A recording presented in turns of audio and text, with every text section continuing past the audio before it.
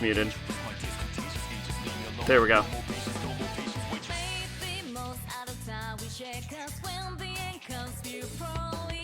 I don't understand. It's almost like there's like too much contrast. Try that.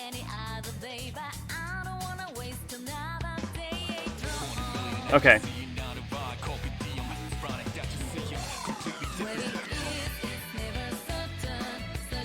Okay. 1, 2, 3. 1, 2, 3.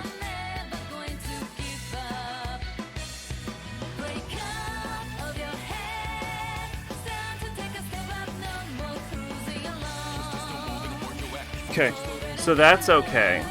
That seems fine. Yeah, the webcam, it's almost like there's too much contrast. Maybe if I had more light?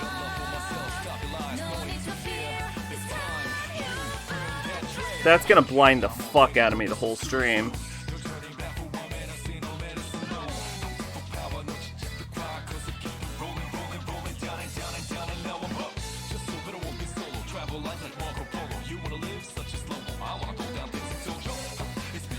That seems a little better. 1, 2, 3. 1, 2, 3.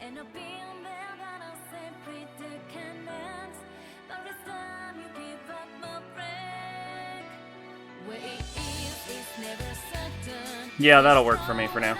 Anyway, welcome, Pache. I haven't really added anything yet, because I was too busy getting ready. But, how are you doing? I haven't actually asked that tonight. Nope, wait, I hit P4A story, but we finished the P4A story.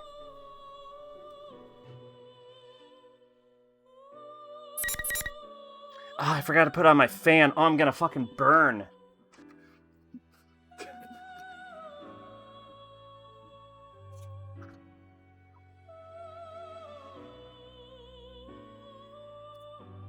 Oh, I'm gonna fucking melt in here if that fan's not on. Doing okay? That's good to hear. Alright, so last time we finished off... Oh yeah, if you think of anything to add to the list, go ahead and let me know. Zach got all the hair off his head so he can have a webcam, unlike his sunny Morley from Friday. It wasn't great. I looked terrible. I was like, I can't appear on camera.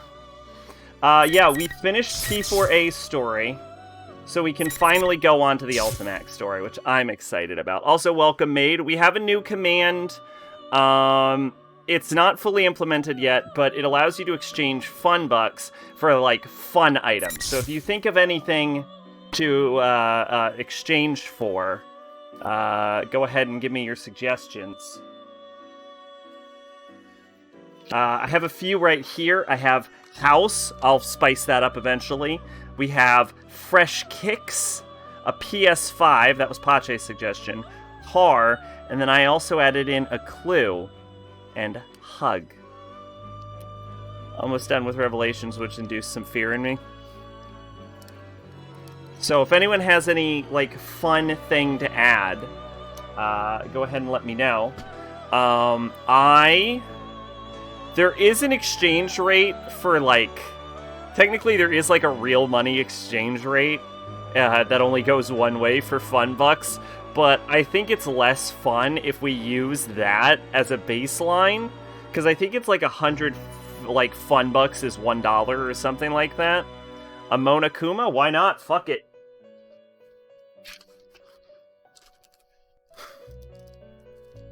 Monokuma.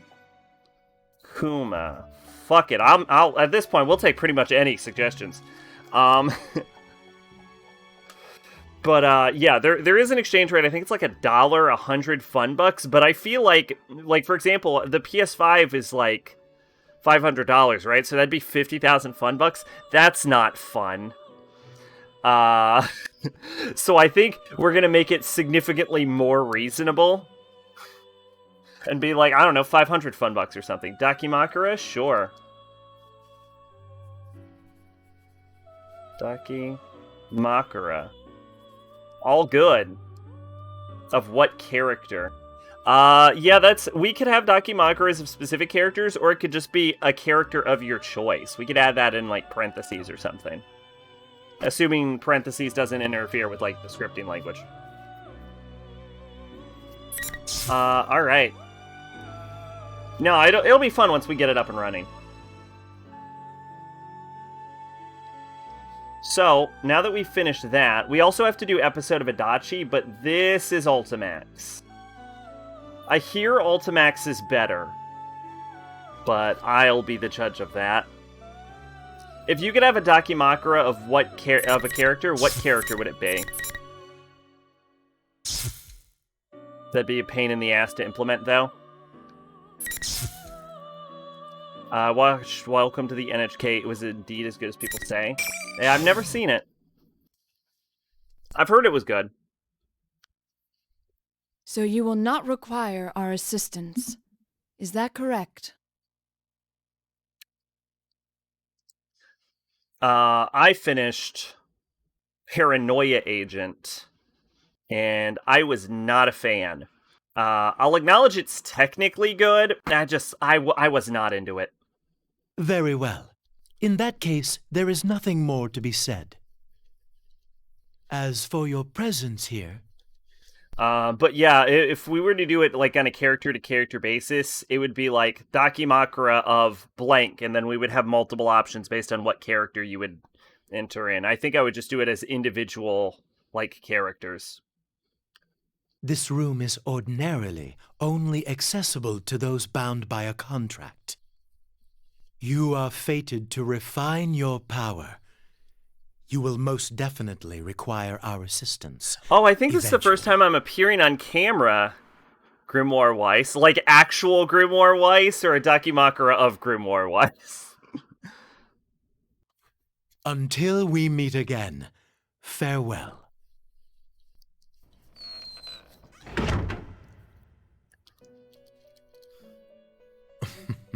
Most intriguing. Both? I was afraid this happened because Paranoia Agent was made out of scrapped ideas. Satoshi Kon had other movies and he didn't want to go to waste. Yeah, I mean, like, it was technically sound. I can't hate it on a technical level. I just, like, I'm not a really big Satoshi Kon fan in the first place, and it felt, like, really disjointed and uncomfortable at times. Like, I can't say it was bad. I just didn't like it. However, you giving it a lower score than Miru Tights is shameful. Again, I mean, it's better than Miru Tights, but I would rather rewatch Miru Tights than Paranoia Agent. It's definitely my least favorite Satoshi Kon thing. The way I made the bind system, we can have lots of items, just disable them if we don't want to sell them at the moment. Oh yeah, we can disable them, right. If an item is disabled, will it still show up in the stuff section?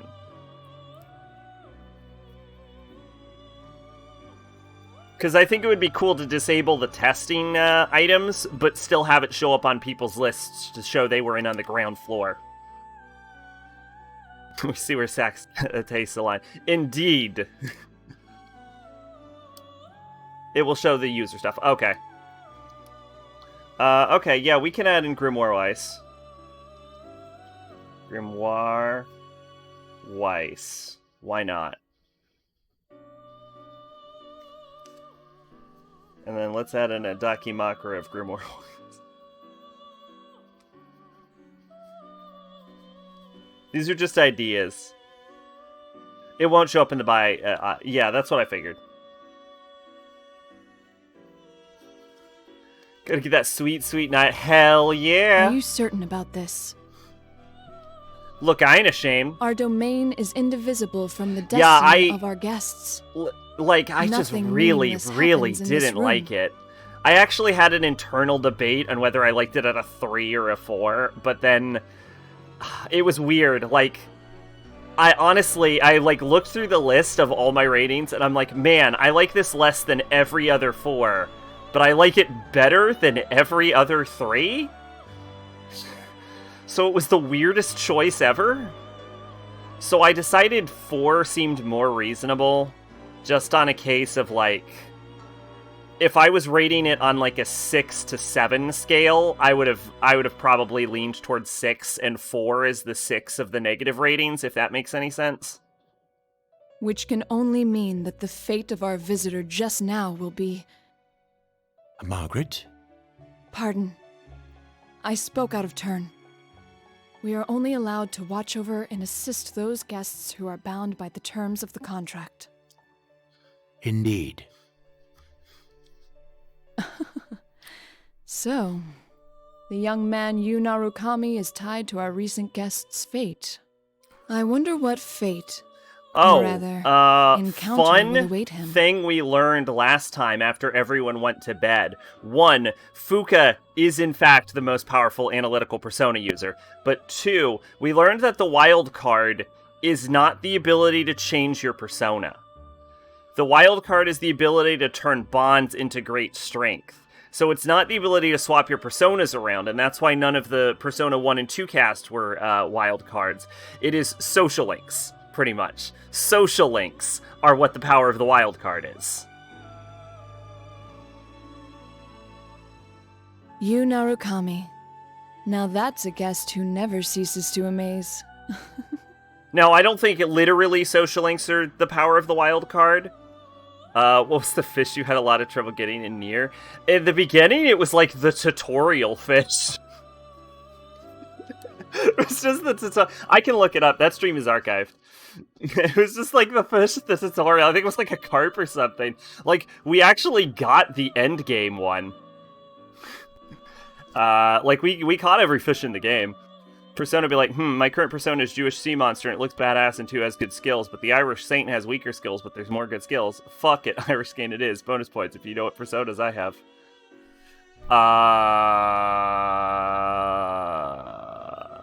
Jewish sea monster, I think Leviathan, but I don't think there's a Leviathan persona. There was one that you spent like 2 streams trying to get.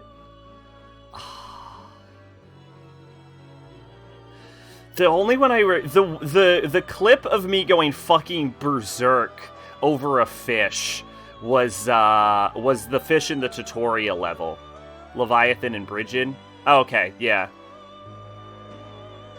I'm unfamiliar with Bridget as a persona.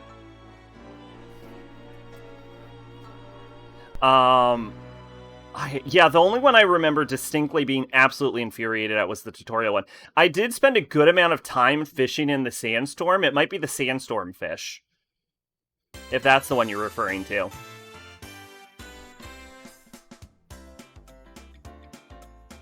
Bisects a little more. Oh shit! Should we get Tiny Umbrella? I'll add Tiny Umbrella. I like that you added a script for what if something's not in stock. That's cute. It's May 5th, day after we saw Labrys and stuff. Oh my god, it's literally the next day. We're in the corner in the chaotic as usual Junes food court. I had a hunch this was gonna happen. Well, your hunch isn't getting us anywhere. What are we supposed to do? That's because Bridget is There's mostly not an a single SMC. open You seat. did a lot of it clearly. That's just how it goes at Junes during Golden Week. And on Children's Day at that. Yeah, I'll tell you if something goes wrong. Everything seems to be working right now, but it has not been implemented very long. If it wasn't this busy, we'd be out of business by now. Today's Children's Day? Huh? I should have brought Nanako. That's what you're worried about? What is this? Oh, is this Bridget? Okay, interesting. I'm actually not familiar with St. Bridget either. It's a, country in Fire Emblem Three Houses, though. Watching kids run around, I think back to Nanako's face when I told her I'd be going out. She looked like she wanted to say something. I feel bad I didn't ask her. But given we came to talk about, I couldn't take her with me. I wonder if she's watching TV alone like she usually does. Yo, Senpai! I got us some seats. This is her persona design? Is she only in the early ones or something? Oh, yeah, she's only in the early ones. No, but I'm excited. This is gonna be fun. Ooh, good job, Kanji! That's pretty impressive, Kanji, especially for you. Damn it, Ted. Leave the especially for you part out next time. All right, break it up. No fighting, guys. Let's go. She's Yukon. only in Revelations. That explains it. I feel like I fused as little as Right. possible in that. Man, I hate fusion mechanics. Yukiko spurring us on. We move to seats Kanji saved. There's a table for 4 with 6 chairs found somewhere. After waiting for everyone to be seated, Yosuke clears his throat to drive away all the noise. So it's a great day out, and, So what I appreciate about Ultimax already is that there seems to be a lot more dialogue and a lot less me reading random bullshit I don't give a fuck about. Dude, I don't think this is the time for that. It's like they could afford the voice actors this well, time. how else should I start off? Look at the size of Bridges this was crowd. an Irish mother goddess. When Christians took over Ireland, I'd say I Irish made the refused right to give her call up and showing gave up her the like title of this. saint. Ah, yes, the If classic. I came in my usual costume, the little kids would be The swarming classic, my we take your adorable religion and bod. turn it into a I'd be demon. mobbed. / saint. Oh, yes, I've seen how the children tear off your fur from time to time. Wow! Are you being nice to me, Yuki-chan? Has our love finally blossomed? Fuck you, Ted. Huh? Of course it hasn't. Yeah! Oh, shit! That was brutal. Shot down as always. It's because you never learn. Oh, man. Well, let's get down to business. Anyway, yeah, We I didn't think get to this is the talk much first stream yesterday since after my all. waxing. So this is excited. My face is all smooth. I'm planning to do my like whole head on like Tuesday, Wednesday. I nod to Chie. We gathered here yesterday after seeing Labras off, but there wasn't time to calm down and talk about what happened. In the end, we agreed to leave details to tomorrow, which Don't is worry now about today. the crowd. Let's start the investigation team meeting anyway. Yeah, though we are missing 2 people. It's just not the same without our full roster Oh my of god, pretty we've been going girls. for 17 minutes. I feel like I was Oh, fucking around too Not much in only the early parts of Rise-chan, this. but now Chan couldn't be here either. Well, it's not like the other day, where we just lost contact with Rise. She seems really busy. She said she had work during the holidays, too. Yeah, Nato-kun's job is keeping her busy too. I guess it's the same old for them. Naoto-kun knew things about what happened that not even we did. Apparently, she knew about Mitsuru-san and her friends from the start. Oh wow, Naoto knew something you didn't. Wow. Thanks to her, though, Crazy. we got some good information. Well then, let's get everyone up to speed on what happened using that info. Oh no. Oh no. Okay, there we go. We're fine. Anyway, pardon me. American Demons. I had tacos today. What was everyone else's lunch? Yosuke's right. So much happened these past few days that none of us has a good grasp on it at all. We need to sort through what we learned again. What was it that started it all? Midnight Channel again, I guess. I thought I was dreaming for a good chunk of it, so it's not really hitting me. The Midnight Channel, that TV world we helped to restore peace in. Oh, exciting information! Exciting information. Ground floor release. Grandma Sack has defeated her first video game. Fish stew? Okay, alright. Not a big fish person myself.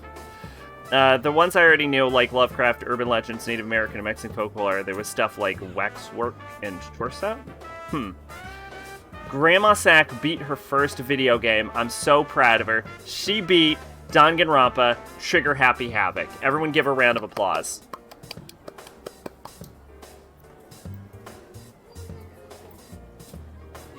You're not doing your job in video. You're supposed to filter out my clapping. The Midnight Channel, that TV world we helped to restore peace in. It ended up being used by someone else in the Labras incident. Labras is the 5th generation anti-shadow suppression weapon. Shut up, I can read, you can't. A girl with a mechanical body was stolen from the Kirijo Group, one of Japan's biggest conglomerates. Someone threw her into the TV world. I'd show you them, but they have naps. Oh, do not show me them then. But Labras faced her other suppressed self there, and by accepting it, she awoke to her persona. That mostly wrapped things up. However... So who exactly was it that put Labras inside the TV? And why? At first, I thought the culprit was jealous of my popularity and tried to break us friends up. Fuck you, Teddy. Mm-hmm. But that wasn't it. Their goal was to disrupt our hearts by making us fight each other, and then steal our personas after they returned to being shadows. Naoto said as much too. I don't know. Turning them back to shadows and stealing them. That doesn't sound like something just anyone could pull off. Maybe not, but we know for certain that the culprit was using that method to try and gather powerful shadows. Gathering shadows, huh? That's definitely not something any normal person would do. Waxwork's design pretty cool. Woman in a white dress, parts of her body crumble away and looks like a corpse underneath it, all based off of wax museums. Okay. Based on that one movie starring Paris Hilton. Wax Museum. House of Wax. The atmosphere darkens after Yosuke's remark. During the silence, I recall the events leading up to yesterday.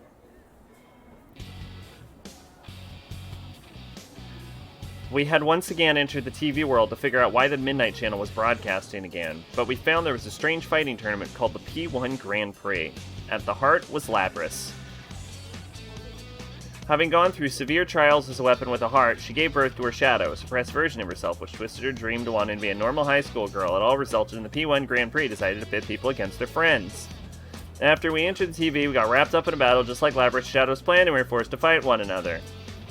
But we also met members of the mysterious organization known as Shadow Operatives who were in search of Labris and their leader, Mitsuru Kirijo, who is the CEO of the Kirijo Group, and with our help, we conquered the tournament.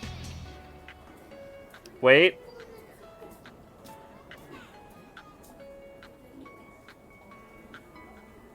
No, with their help, we conquered the tournament. Well, that doesn't fucking mean anything. Torso's dismembered woman based off of a serial murder case. Which one? Like... Let's say Black Dahlia, but I think her head's actually still attached. Also, it wasn't a serial murder, so... they were using the power of personas before we were. It was reassuring in a way to meet people who deal with shadows in day out. But the case isn't over. We couldn't find the culprit, but Lapras and TV to begin with. We don't even know who did it, and Mitsuru-san seemed to have some idea, but it doesn't mean we can ignore what happened in our town. So we made the case to investigate the case on our own, too. That reminds me. So I have like a little... I have a inside the sore TV? on my nose right here, and it really fucking bugs me, and I've been using like a little piece of toilet paper to like reduce the irritation to it. But it didn't play well with the green screen, so I took it off. But it's like already bugging me. So I'm gonna put it back. And you're now just gonna see my like nose fade into the velvet room.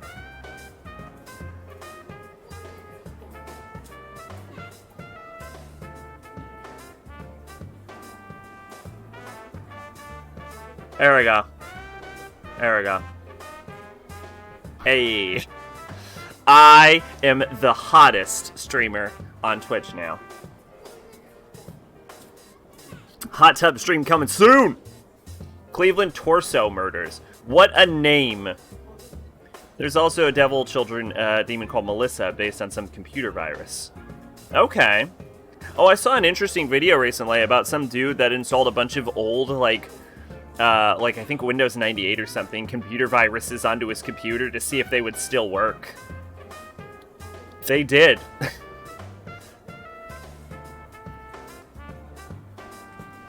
The thought suddenly crosses my mind, so I ask Teddy. After we settled the first case, the TV world turned into a beautiful place, but it wasn't that way anymore during the P1 Grand Prix. I wonder what happened there after we saved Labras. Still the same. It should go back to normal. What did they eventually, do? But the P1 Grand Prix had well, such some an of the effect that viruses it's were a still lot more noisy now. benign, like it would make like a horse run across your screen occasionally or something. Like, he had a lot of effort getting them into his computer. He had to like use DOSBox, and even then some of them just did not work at all. But he basically tried to install, I think, like 100,000 viruses, and over time, they just, like, the computer just bricked. Like, there were so many, like, conflicting viruses that were attacking each other that I don't even think he got, like, near the amount he was trying to install. I think he only got, like, 1,000 or so in, or a few hundred in, before the computer was like, you have broken me. I'm broken. Don't install 100 simultaneously viruses. Oh, but, But he had to, like, actually try to install them to his computer, so if it makes you feel any better, it seems like it would be a lot harder to contract an old-school virus. Huh? But what? Like, he had to, like, Mumbling and just specifically spit it load out. them into DOS. Look what Atlas did. Oh, no. Is this good or bad? That chick's got me simping pretty... Damn it, Atlas! It's hard to say for sure, but I sense these weird presences. That is not They feel gonna kinda age like well. shadows, but not really. No one's gonna know what that means in, like, 10 years. Weird presences? You mean there's something strange in there? I don't really know. What could it be? The He's culprit, talking about maybe? Mother Harlot. Oh, that's fair. That's fair. The Whore of Babylon. Maybe, but Which is maybe just not. Rome, by the way. If you read Revelations, it's just Rome. Look at each other after hearing Teddy's elusive answer. If someone in the TV world, it can only be a shadow. Someone besides us who knows about that world, or someone who can use a persona. Huh? How would that make sense? The culprit wasn't a persona user, right? He did say that he used Labrys because he couldn't enter the TV world himself. That's right. The only people who can enter the TV world are persona users. For a normal person to get in, they have to enter alongside the persona user. If someone who doesn't have a persona falls in for whatever reason, they're in serious danger. Either the shadows are already dwelling there on their own, or the shadow might end up killing them. So, wouldn't that mean this weird thing Ted's talking about can't be our bad guy? Man, I can't help but hope that this gets better once this fucking prologue is over. Or maybe the culprit can shove Guido, people how do you into feel a seeing TV, this? Revelations even though he's pause not for a the camera. persona user. I can understand Kanji's doubts, but unfortunately we don't have enough information right now to say There's either one way. more thing that bothers me.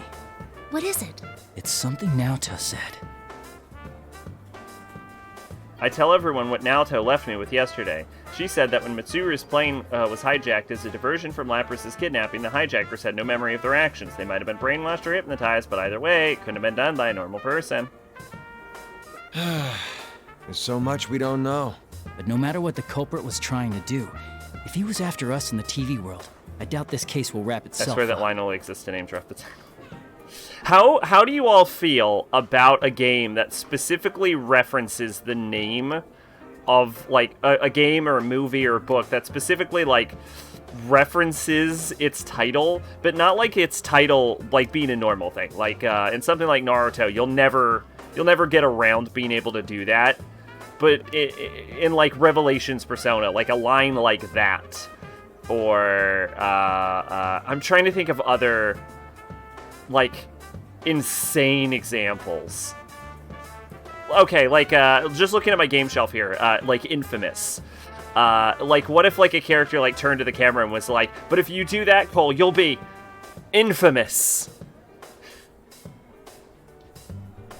Oh, an even better example is Devil May Cry, where I think it was, like, Trish's line, where she says something like, something, something, something, even a devil may cry, or some bullshit. I agree. Title drops. Oh, then does that mean... Too bad for Mitsuru-san, but we're gonna ignore her request not to get involved. When Mitsuru-san and her people left, they told us not to get involved any further with this case. They also didn't actually believe you. We knew when they said that, of course, they were worried about our safety. Still. So the investigation team's back in business. Yep. Feel a little bad doing this to Mitsuru-san, but we can't just leave this be. We can fight too. And heck, this is our town, so it's practically our duty to do this. I'm in too. After all, I am Labby-chan's knight. Plus, I can't sit on the sidelines after seeing what this culprit did to my world. It had gotten so peaceful thanks to you guys. I knew they felt this way, but I nod firmly after seeing everyone still in agreement. Okay, so I think this is from Yu's So perspective. it's decided. We have to return the favor of getting stuck with those Once on strange eBay posted epithets, for Revelations too. Persona for 15. I wanted to get it, but it was gone. I found a picture of it yesterday. I really wish I got it because it looks cool. Everyone looks away briefly after hearing this. The nonsense nicknames that got broadcast during the P1 Grand Prix made no small stir in our daily lives, although personally... About that makes me so mad! What was that carnivore whose discarded womanhood stuff all about? I could swear people cross the street now when they see me! Ichigo, you jerk, I told you not to bleach my... Yeah, like that. Really? I was actually pretty impressed. I found out that, like, the Japanese name for, like, bleach is, like, soul cleanser or some bullshit, and not bleach, and I'm just very disappointed in reality. Huh? Is that how you think of me, Yukon? No, that's not what I meant. That reminds me. You seem to like that Sister Complex Kingpin of Steel nickname. Did he? Sensei, have you awakened to a new name? Should I call you Kingpin from now on? Yes. I wonder if it's just my imagination that what Yosuke said just now hurt worse than the nickname. All I meant was that those nicknames weren't that bad. Still, I admit I was honestly impressed at how precise each of those taunts were in striking each of our hang-ups. Wait, you has a hang-up about being a sister... about having a sister complex? Fatal Frame is called Zero in Japan because Zero can also be written as Ghost, which means calling it Project Zero makes even less sense. This sure has turned out to be some Golden Week. Project Ghost you makes took the sense time to to me, come see just us, like too. Fear. No kidding. Shit got stirred up the day you came back, like someone planned it that way. Shout out to Fear, by the way. Ugh. Everyone nods at Kanji's words. Everyone except Yosuke. Unlike the others, he just shoots me a slightly bleak glance. I know what it means, but I'll let him say it. That actually does still bother me a bit. Fatal Frame sounds spooky. What do you mean? Oh, I guess the timing? It's like whoever did this was waiting for you to come back. Oh shit, I thought of something. What about a nice watch? Let's add watch. Watch.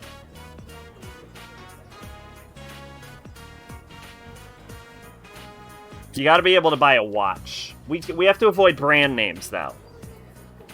I agree with him. The incident with Lapras happened right when I returned to Inaba for Golden Week. It was timed as if whoever set this up was just waiting for me to get back in town. Well, I guess there's no need to think about that now. Oh yeah, where's Marie-chan? By the way, I want to apologize to everyone. I really thought Persona 4 Arena would be a short game. I didn't realize we would be like 6 streams in. She's elusive as always.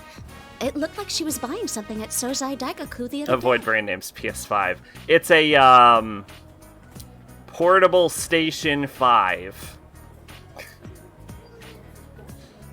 What?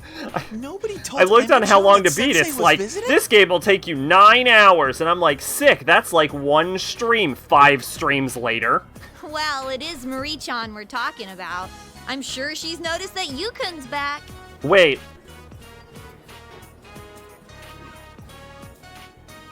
Oh shit, Marie's canon. Polystation 5. Perfect.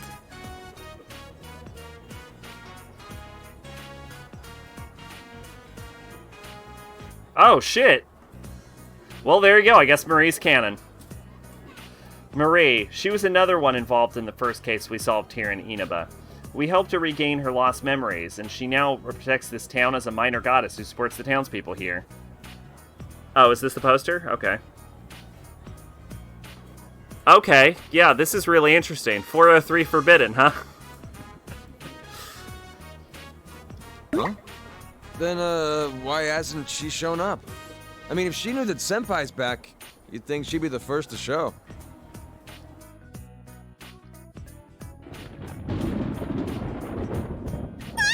What the? Where'd that lightning come from all of a sudden? Whoa, look at those insane rain clouds. Well, this is gonna be start great, because I pouring have no soon for idea who sure. Marie is, so... That's when I noticed that a thick crowd of customers here had gotten pretty sparse. As if following the families hurrying back inside, we also get up from our Jeez, seats. the weather report has been way off the mark lately. Oh, sorry, that's mine. Hello? Oh, Kasai-san. Move away from Yukiko a little to give her some space to talk. I mean, it takes place in the timeline. That reminds me, Labris is a robot, right? Would she rust if she got caught out in the rain? Nah, I doubt it. The Kirijo group developed her after all, and they wouldn't be that cheap. Michan's group sure is amazing. Her stuff is way better than Junes brand electronics. Shut up!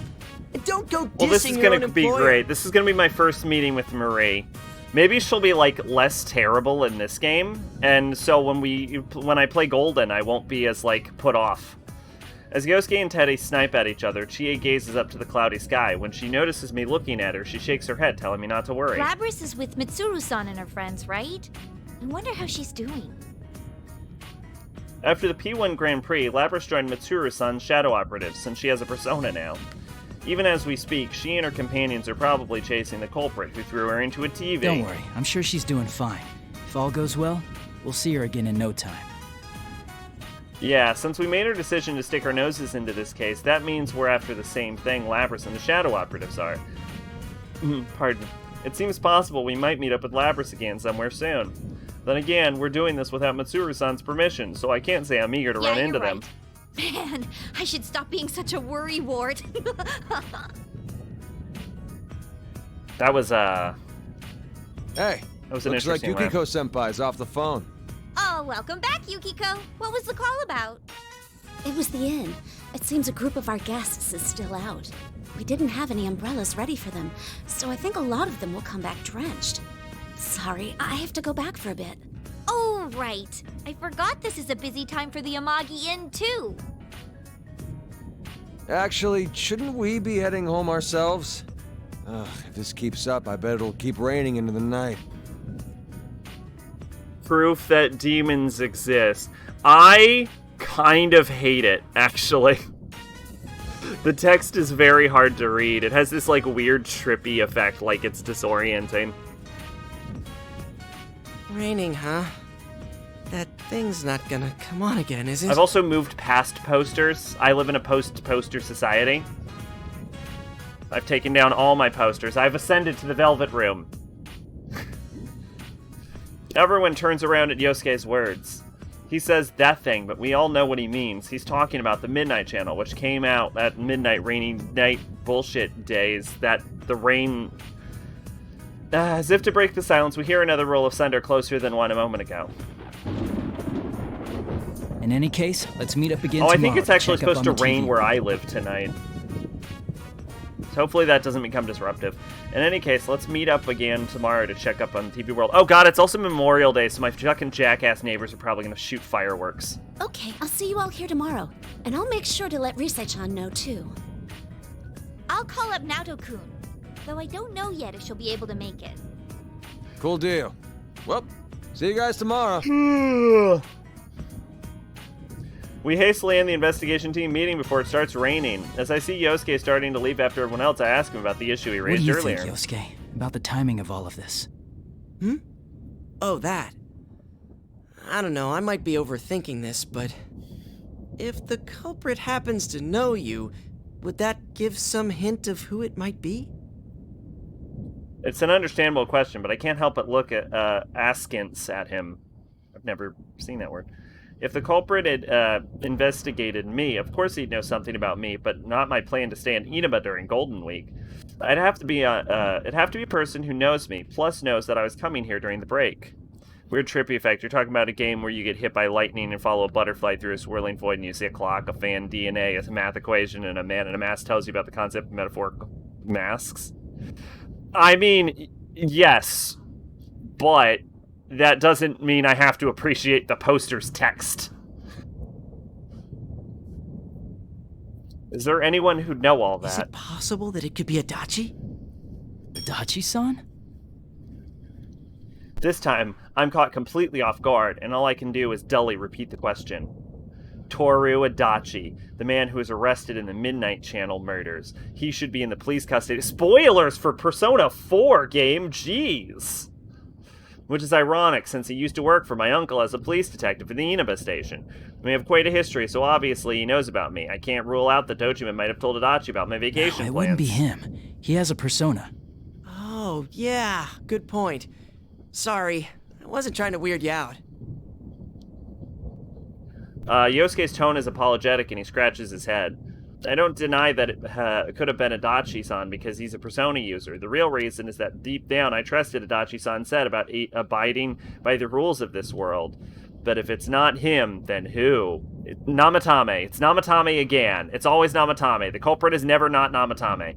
The gray clouds filled the sky over our heads, mirroring the confused anxiety we shared. Oh yeah, I had the weirdest fucking thing. Like, lately, whenever I try to boot up Strikers, my game just, like, turns black and my graphics card starts stuttering and both of my monitors turn off and I have to restart my whole computer. And then Dad came up here I, like, today, so think I I made sure to might raise have my hand fixed to it by answer all the teacher's uninstalling the questions. game and reinstalling it. It's weird. Like, sometimes it works and sometimes it doesn't. I'm not sure what's causing it. Oh, and I also started replaying Cyberpunk, but I might stop replaying Cyberpunk. I have so much...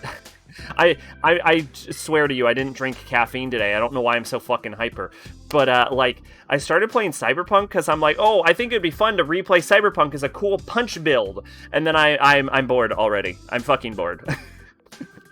It's just like the same game twice.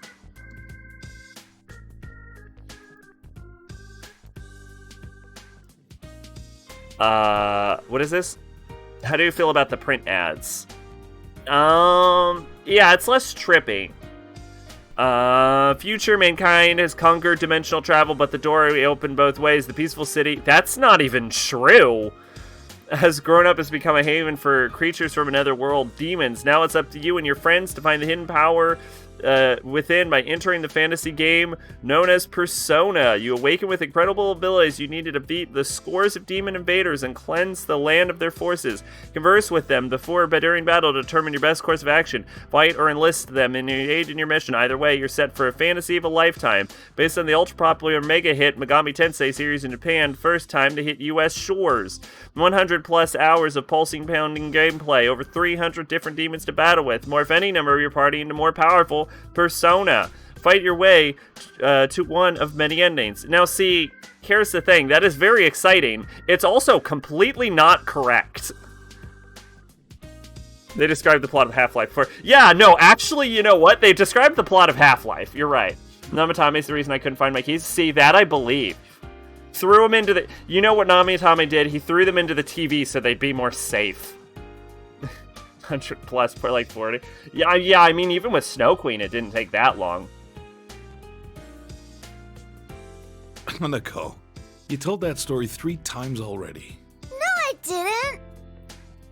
Nanako, talking nonstop through at dinner, sulks at Dojima pointing that out. Whether or not she'll admit it, though, I've definitely heard that story several times. Well, whatever it is, Nanako's happy, so I don't mind. And guess what? I saw a really long car yesterday. A really long car? That rings a bell. She must be talking about the extravagant black limousine that Mitsuru-san and her shadow operatives drive You mean in. the limo that was driving around town?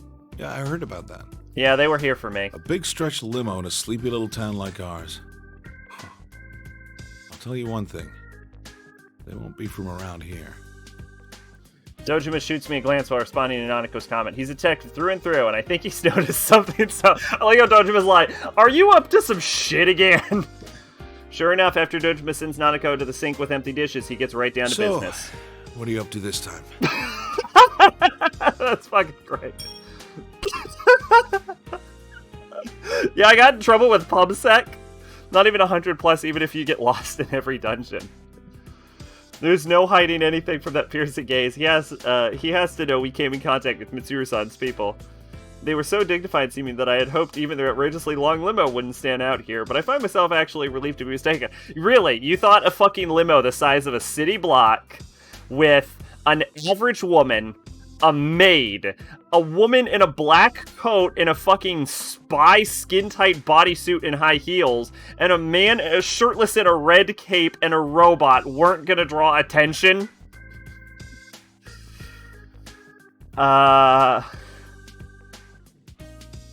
Let's see. The day you were due back, a detective You have those from weird the cards in your room Metropolitan again? Police Fuck you Department doing? suddenly rang me up to ask about the details of that case. Not only that, but I saw that Shirogane kid at the station several times these past couple of days. Was this all just a coincidence? No, I'm up to some dumb bullshit again, Dad. That's... Can't answer, huh? Well, that's fine. Dojima gives a deep sigh and closes his eyes. That's odd. Normally he'd grill me for information and yell at me while doing it. Look, I trust you, but this is different. Don't stick your head into the lion's den. You do understand that I'm a detective and pretty much your guardian while you're here, right? It's totally cool, Uncle Dojima. I'm just into Crowley and shit right now. His strict and honest gaze asks me to promise that much in return for not probing me further. I say yes, but in my mind, I'm apologizing for fucking lying. We're heading into dangerous waters, but it's the same as the situation when I lived here. We have to be the ones to do this. So long as you understand that, then do whatever you want. I can't help but smile at seeing Dojima-san look away and sigh. I'm sure he has a million questions about everything I'm doing, but he's not asking them. It's because he trusts me. Hey, you're picking on Big Bro again, Dad. Oh, no, not at all. We were just talking. Really, Big Bro? Yeah, there's nothing to worry about. I'll always be on your side, okay? Aww, Nanako's the cutest. I'm glad she didn't die. When I answer her with a smile, Nanako looks up at me with a worried expression, but her reply is earnest. Out of the corner of my eye, I see Dojima-san looking uncomfortable, and I can't help but laugh again.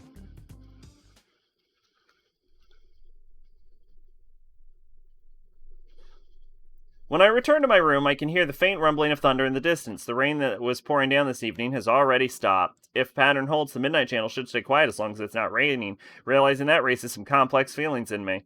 Do we ever figure out why the Midnight Channel only shows up when it's raining? Like, do we know? I don't remember why I don't remember anything to do with the Midnight Channel specifically. Like, I know Izanami was behind everything, and she, like, created the TV world with, like, Amono Sagiri and shit, but, like, what the fuck was the Midnight Channel's deal? Dojima could point a gun at you, and he'd be like, nah, we were just talking. Thank Lucifer, I mean Teddy. He made her his godslayer. I have to go back home tomorrow, and as much as I hope nothing happens, I want to resolve this mystery while I'm still here. But wishing to solve the case means wishing for something to happen. Make up your mind, you. I inadvertently glance towards the TV screen reflective surface and catch myself with an odd smile on my face.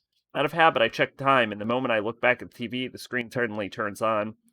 Part of me wants to, like, play Persona 4 off-stream, but another part of me promised I would play Persona 4 Golden on-stream, and I'm like, well, shit, I don't have time to play it on-stream. But I also kind of want to replay it, so I'm not... I don't know what to do. P1 fans, are you ready? Are you ready? Time to let Teddy, get the fuck off my girl. The contestants in the previous P1 Grand Prix have returned for another tournament, right on the heels of the last one. These warriors will create another legend here at the world-shattering P1 Ring! These are battles of honor, battles of will. Sparks will fly. Some fight for pride, some fight for glory. Will this be decided by pure muscle, or will a battle of wits determine the outcome? Who even is the narrator? Things are heating up! Kuma? Wait, Teddy's Japanese name is just Who will Kuma? win the title of champion? Who will be crowned with the winner's ring? Hey, Labrys is in this one. Whose tale of glory will resound for generations! All that remains are the dreams of the warriors. As the Grand Prix plunges into its final chapter, the P1 climax is... No, I mean, like, who is it in universe?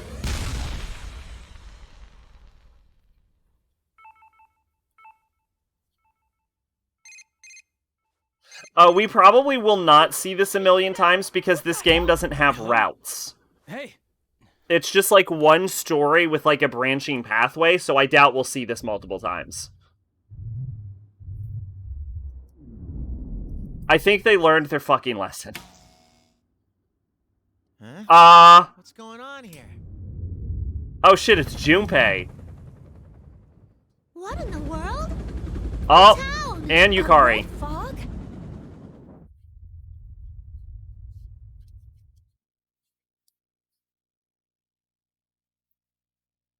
What the? Wow, Mitsuru really did bring... When I joked that the other members were in the fucking van, in the limo, but no, she really brought everyone to town, didn't she?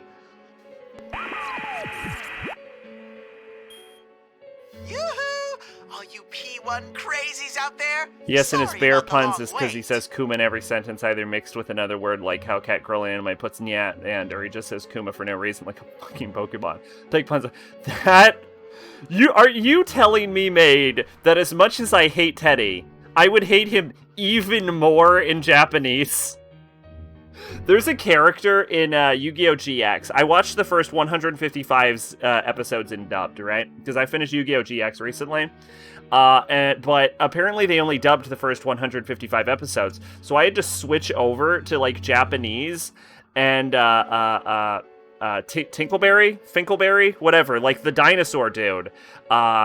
He was like, I found out that in Japanese, he ends every sentence either with dawn or by adding the word asaurus to the end of his sentences.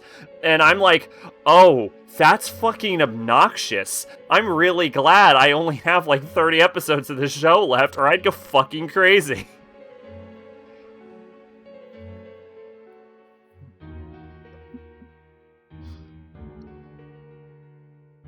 Japanese Teddy and Rise are awful. Oh, God. The TV show... The idea that I would that I would hate P4 more in Japanese is kind of funny, though. The TV show is a familiar classroom. I should mention, I don't hate P4. It's just easily my least favorite Persona game until right now. No, actually, I think I liked P1 less. I'm not sure. Anyway, regardless, this game is worse than both of those. This is the fucking worst Persona game I've ever played. The TV shows a familiar classroom. If I remember right, the announcement room at the school library is created inside the TV world during the P1 Grand Prix. Standing in that announcement room is General Teddy, actually just his head, chortling away. The P1 climax! It's the end of the world! And I played the dancing games. Worthy of the name Climax! And best of all, if you don't win the one-on-one Teddy, because of what I tournament to the just said, and finish Risa, within because the she does her hour, little the idol voice, which world pretty much will all the time, end. it can only be No described as punches pulled over-the-top this baby talk. time. I'll make Yes. myself clear so that no one misunderstands. This will not be taking place within the TV world. It will, in fact, take place in the reality which you occupy. Enjoy it while you can. This isn't good. Alrighty then. Time to show off how that special stage is going. You know when a demon can bleed into, like, the real world? That's when you're fucked. That's when things have gotten out of hand. Oh my god, they're crucified. Again.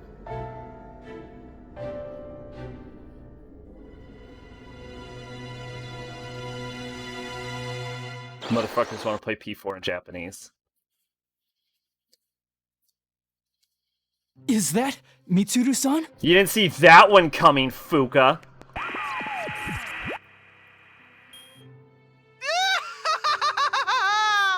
What will be the fate of That's our like every captured SMT queen game. and her And that's loyal why in every minions? SMT game, you're fucked. The point of Persona is to make sure you take out the enemy before it gets that far. Then again, if we don't have a champion, everyone's a goner anyway. So she'll be in good company. Best of luck to all of you.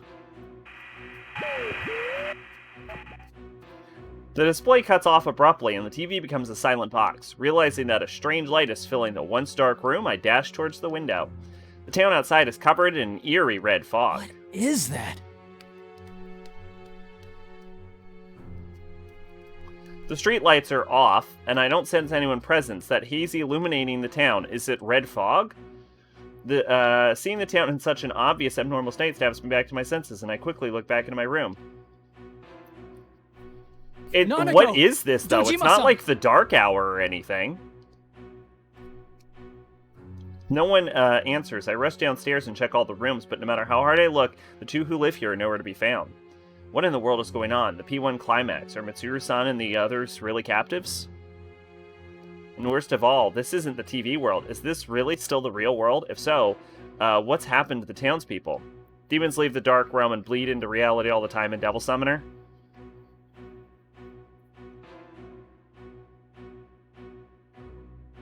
Okay. That's fair? Allow me to clarify. When a demon enters into the real world and then starts physically changing the properties of the real world, that's when you're fucked. Like Narlithotep, or Yeldabaoth, or Nyx. Nyx? Yeah, I guess Nyx created the... Although technically the reason Nyx created the Dark Hour is because the fucking Kirijo group fucked up, not because Nyx herself did anything. But yeah. Or Nyx, or whatever this fucking thing is, apparently. I don't think there was anyone in Persona 1, though.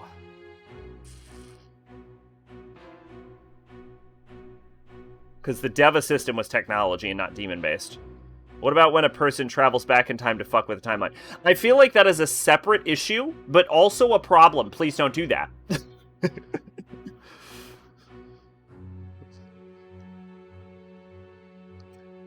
Well, I guess it's okay to do that, provided the world ended. Wave of confusion and fear crashes over me as I sort through the information in hand. My cell phone won't even turn on, like it's suddenly broken. It's happening again. Food court. That's right. Whenever we had a case, that's where we'd always gather. If Yosuke, Chie, and Yukiko notice this too, then they'll definitely be headed there. Teddy should be with Yosuke, so there's no need to worry about him. Kanji, though, he might head straight into the TV. I chuckle at myself at the thought, a rare moment of humor in this looming crisis. I know where I need to be, so I quickly prepare myself. To think that I'd be wearing it so soon. It's with a sense of trepidation that I open the front door. Oh yeah, fucking... He calls it his battle uniform. Like, he doesn't even go to this school, but he'll just put on a fucking... He'll just put on his school uniform.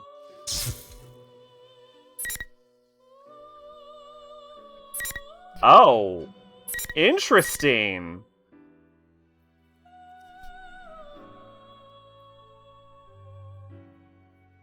Okay. Y'all want to do Naoto or Risei? We're gonna do Naoto.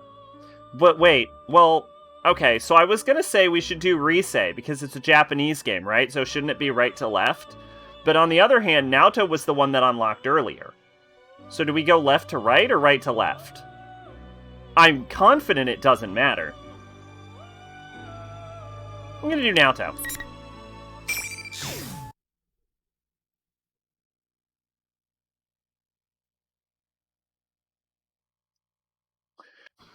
The clock's ticking echoes through the room, and I look up the file I hold. It seems I yearn for some mental stimulation to distract me from the sheer volume of information I'm attempting to process. But when I look up, all that's before me are tall stacks of files I brought in from the reference room. Even when I cooperated with the investigation as a detective, I'd only been in this room a few times. They must have ushered me into the drawing room on the highest floor of Inaba Station in order to send a message. Don't draw attention to yourself. I lower my hat to rest my eyes and spend some time thinking back on the conversation I had a short while ago. Please tell me the game is smart enough to know that because there is mandatory routes, I shouldn't have to reread a recap of the previous game. Current Kirijo group. Correct. There are no factors that would necessitate detouring Mitsuru Kirijo or the Shadow Operatives. Fuck out of here, you. This is putting on a battle uniform. That is a battle uniform. The man holding my, I'm gonna be honest, I was expecting a Demonomica. The man holding my report falls silent, pondering something. His reaction shows he most likely foresaw what sort of report I'd hand in.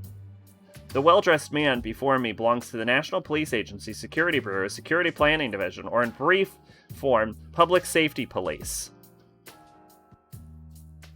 It was he who requested the undercover investigation into Mitsuru-san's shadow operatives. Kirijo seemed to have some idea who stole her cargo, yes?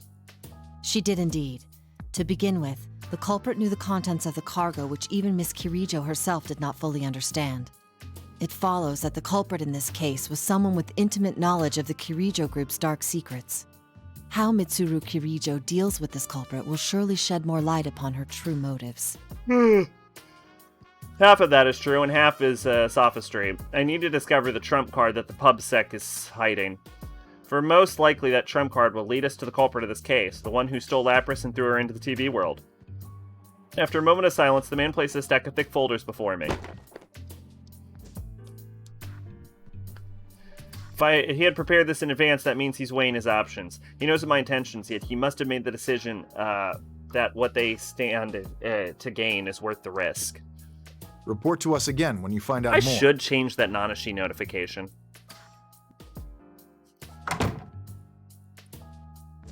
With that, the man leaves the room. It seems my gamble has paid off. Whether I find out more or not, it's certain that something will happen.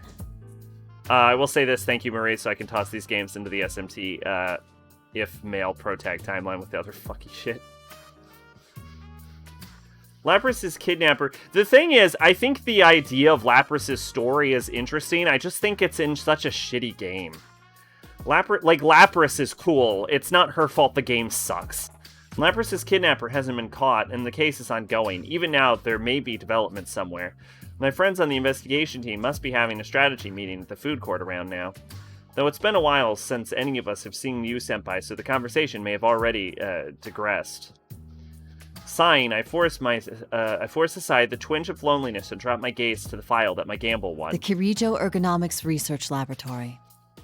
An organization specializing in research upon shadows.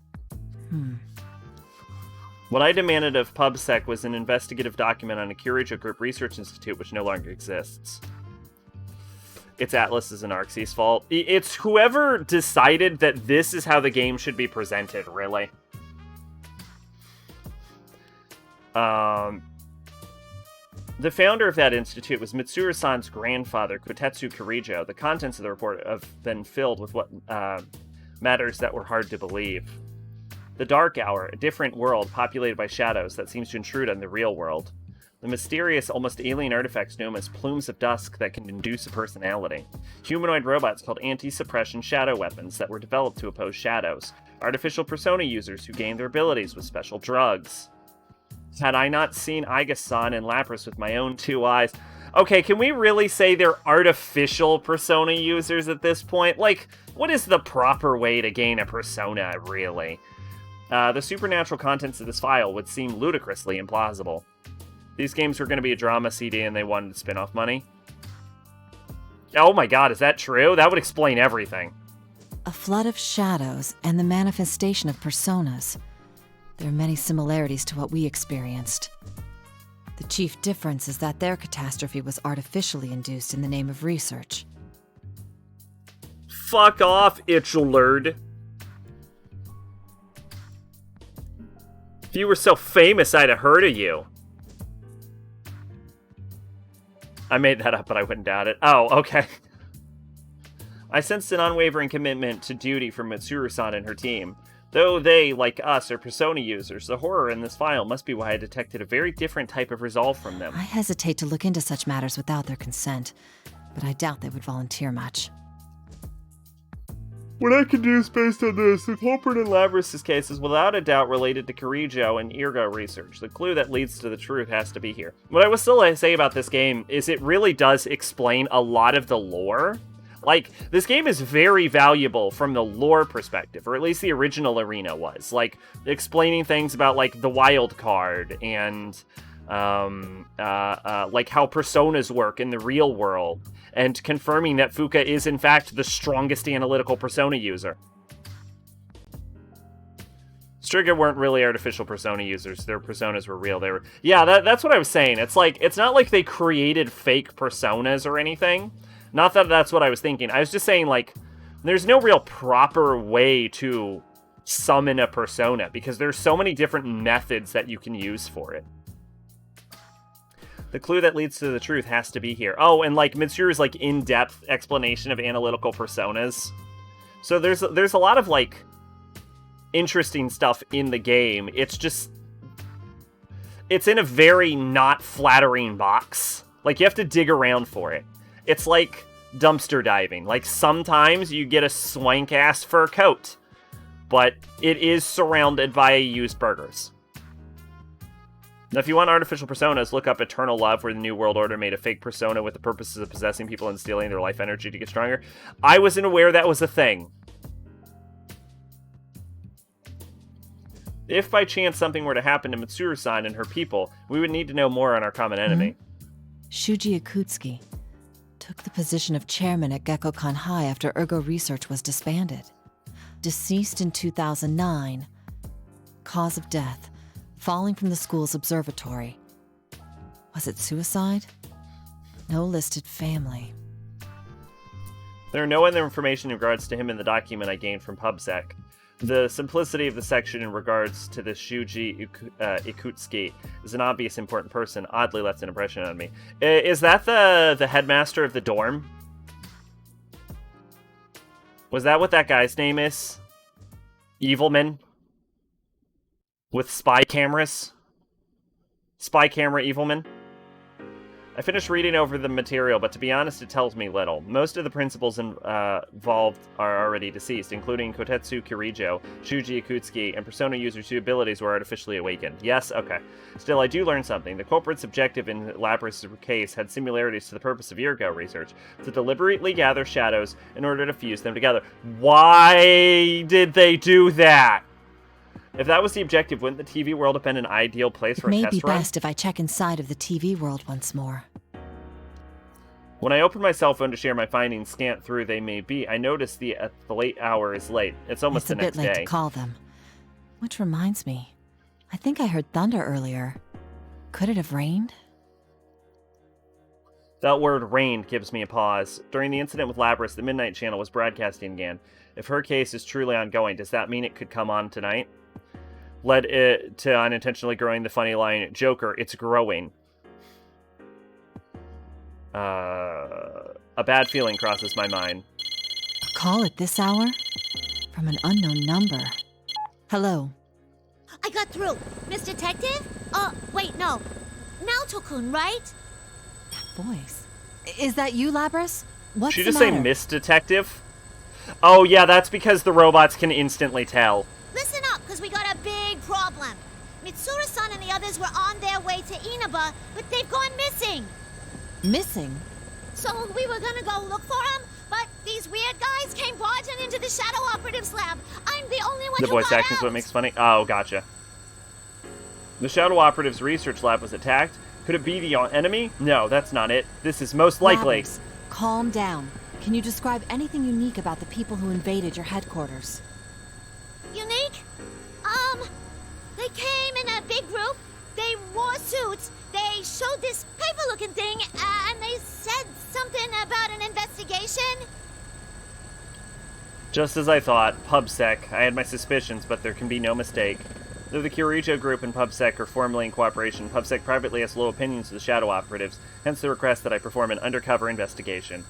They must have found out Mitsuru-san's disappearance and used it as an opportunity to launch a compulsory investigation. Safety move? Lapras said a moment ago that Mitsuru-san and people were headed to Inaba. Why?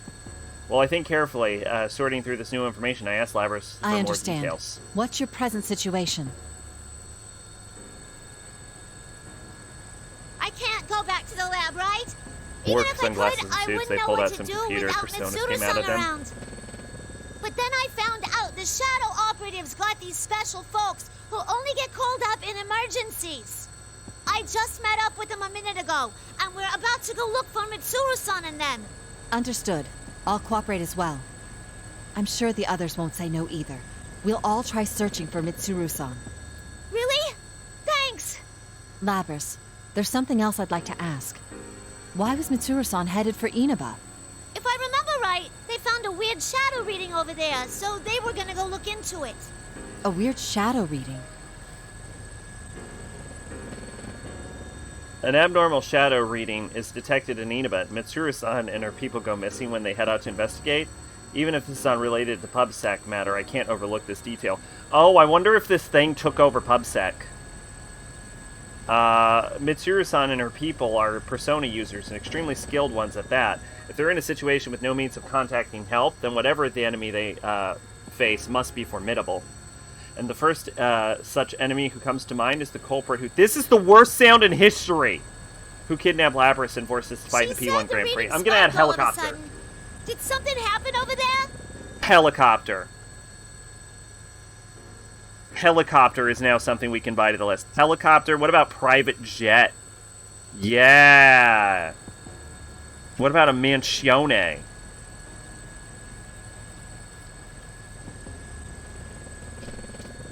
There we go. We get some flex money.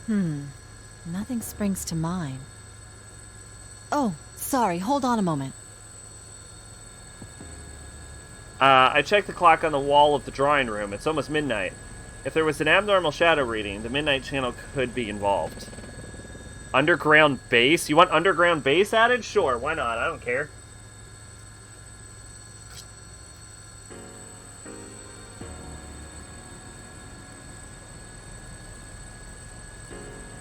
Underground base. I need to find a room with a TV. I'm sorry, but let's continue this on the move. We should meet up at the very least. Actually, is that a helicopter I hear in the background? Yeah, I'm surprised you can tell. We have a maid piloting one right now. It was a joke, don't waste your time. Too bad, it's already on the list. We have a maid piloting one right now. A personal helicopter and a maid piloting it? I never thought of my family as poor, but thinking back to the limousine in the Kudiri joke land seems to be on a completely different level. Let me think of a place where a helicopter could land around here.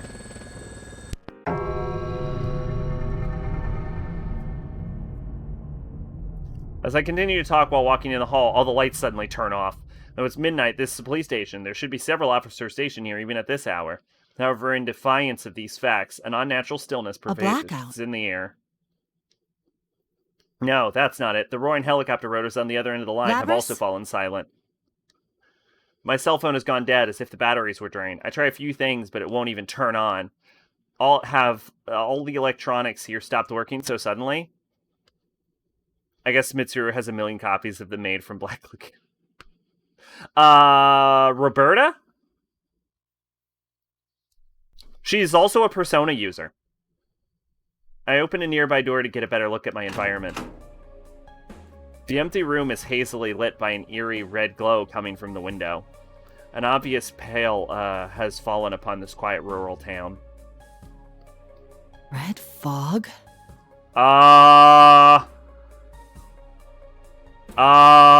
That's not Tartarus, right? That's a different tower? Seeing the town enveloped in the fog, I can't help but remember last year's case. With the foreboding feeling that the situation has taken a turn for the worse, I quickly leave the strangely empty Inaba station.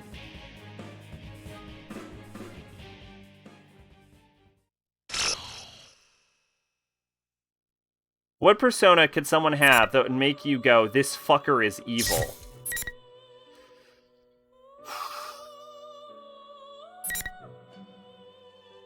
Jack the Ripper.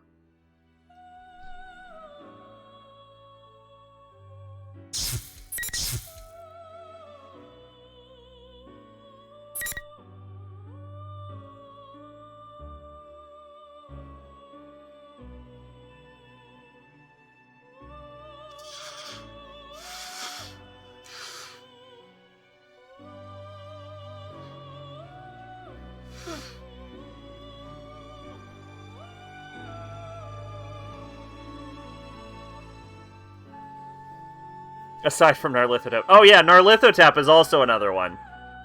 Lucifer. Someone pulls out Lucifer, I'll be like, oh, that fucker's... Yeah, they found the bad guy. Found him.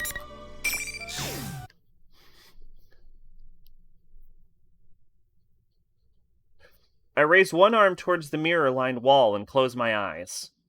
In my mind, I see a stage and hazy shadow of a band. Glow sticks of all different colors shine in packed seats. But he's so cute, though. Oh, yeah, I forgot about that.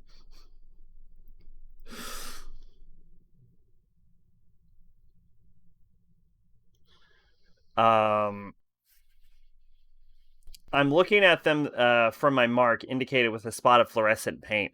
Who is the Greek god of murder? Hang on. Greek god... isn't it...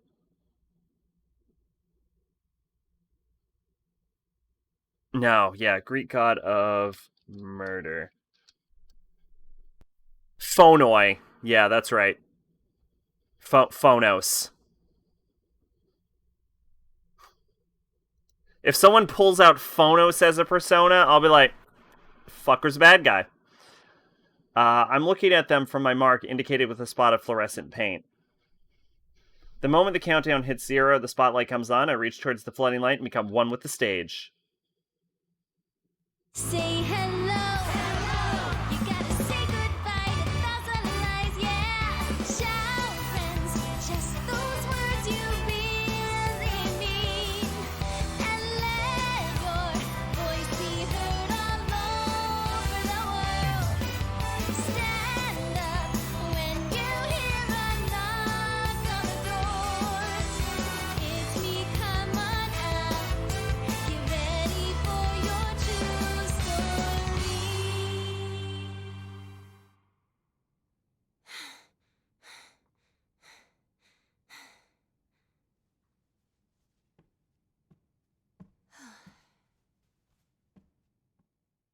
Hey, give her a break. Not everyone can be a catchy.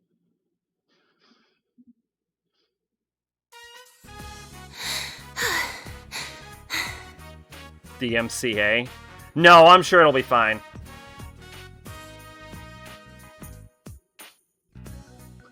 Yeah, I'm sure it'll be fine, Pache. If it's in the game, it's usually okay. But I'll have to put it on the Forbidden Archives YouTube channel rather than the main YouTube channel, but I already put all of my Persona games on that channel anyway. So, just because fucking Persona gets pinged all the goddamn time, like every cutscene. Persona 6, you can now use the analysis skill like SMT. The Kirijo group found a way to take Futaba DNA and Fuka DNA, and they fused them to create the world's most perfect navigator. Unfortunately, the new navigator no longer requires a party.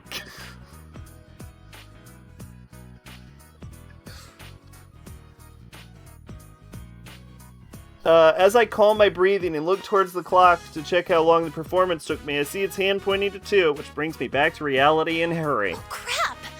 I didn't take my bike today. I wonder if I can make the last train. Night, everyone! I'm off for They today. make demi fiends.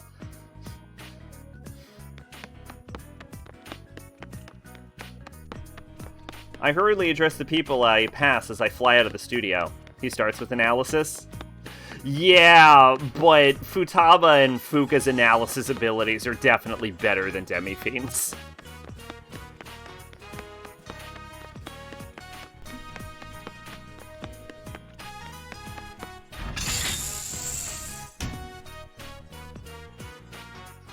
Made it. I take a breather as the train slowly pulls out. The last train on holiday is usually pretty empty, so I sit in an open seat and get my tunes from my bag. There's a new song on here they just gave me this afternoon. Today felt so long for some reason. His analysis is basically the same as Final Fantasy. It's gotten a lot later than we expected. Are you still okay on time? You didn't have to give me a lift, you know. I'd have been fine. I feel like if I remember correctly, I didn't use analysis very often. I just looked up the weaknesses on the wiki. I didn't want to waste a turn. That's not the issue. Come on, I'm your manager. The reason Inoue seems happy is because of the news we got earlier. When our president called us back to the office from the shoot today, we were greeted with a new song for me and, detailed plan for my Still, comeback. I had no idea that the boss was putting together such a detailed plan for your comeback. Well, I'm grateful and all, but I just don't think I'm ready yet. That's not true. We've all seen how hard you've been working. You're much stronger than you were. I think the boss is making the right decision. Are you just flattering me, Inoue-san? Never intentionally. You sang that new song we gave you today after just a short lesson. You even memorized the dance steps in record time. I wasn't any good, though. I got distracted by the steps and kept going off key. And I wasn't hitting the turns cleanly. I've still got a long way to go. It's true. Even as far as discussion of my comeback goes, if Inoue-san hadn't come up with an excuse for why he couldn't get in contact with me until yesterday, the plans could have been sunk. Rise-chan, did something happen? This is going to be pre-Tokyo Mirage sessions. Huh? I know that there's a part of your life you won't let me into, and that's okay.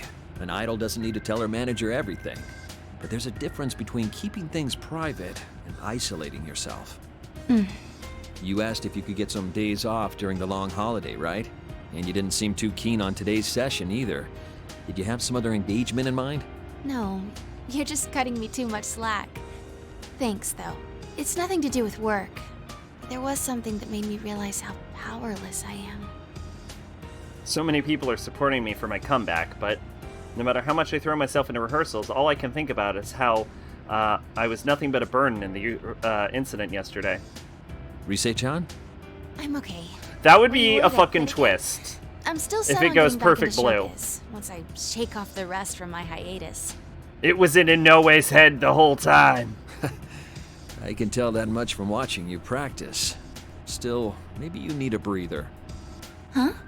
The publisher consulted me about maybe rescheduling the photo shoot. When I told them doing it later would be problematic since you're still a student, what was that, I decided to reschedule for another time. What was that show where everything was in a snow globe, St. Elsewhere? So, take a nice break tomorrow. Inoue-san. But things will be busy after the long holiday. The success of your comeback project is on the line here. I really appreciate it. Can you let me off at Okina Station today? If I have tomorrow off, I want to stop by the studio and practice a little more. Huh? But wouldn't it be late by the time you're done? Why don't I take you straight home? There's not enough room at home. Please? I'll go straight home after I practice a little. Well, alright. But don't push yourself too hard, okay? I won't. Actually, though, you shouldn't coddle me so much either. Okay, Inoue-san?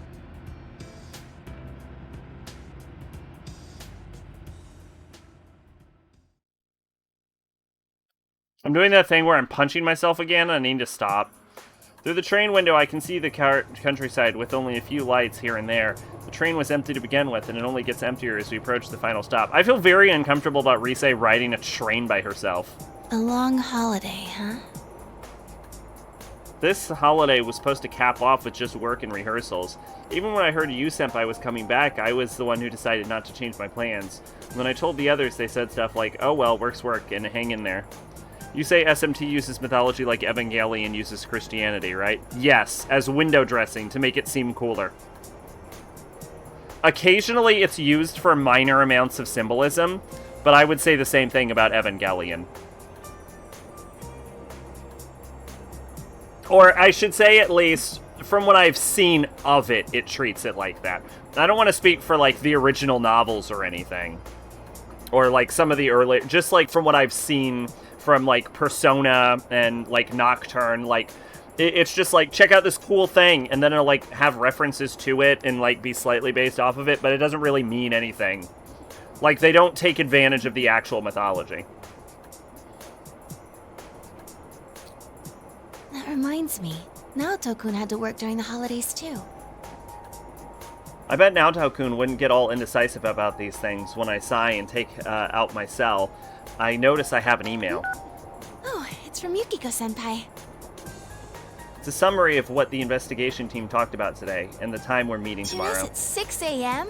That's early. I bet some of those guys are gonna be late for sure. Now say it again louder for the SMT bloggers, whose reason for not liking the newer game is because they liked the mythological aspect. Don't they still have the mythological aspect? The novels don't give flying shit about mythology. Well, see, there you go then. Don't they still have the mythological aspect? I mean, as well as anything else does, right? I laugh, but it quickly turns into a sigh. I have tomorrow off thanks to Noe-san, and I'm happy to get to see everyone. I'm a little bummed out, too. I couldn't do anything during that incident. I don't remember anything else about that day after I finished shopping for for dinner at Juness. When I came to, I was already in the announcement room in the TV world under the surveillance of General Teddy. In the end, it turned out General Teddy was Labrys' shadow, taking on Teddy's form. You had me for a minute, game. They claim it uses it incorrectly. They never used it right in the first place. The Shadow was holding this event called P1 Grand Prix and forcing our senpai to fight each other in it. Since then I was captured, they used my voice and likeness to goad everyone into hurting each other.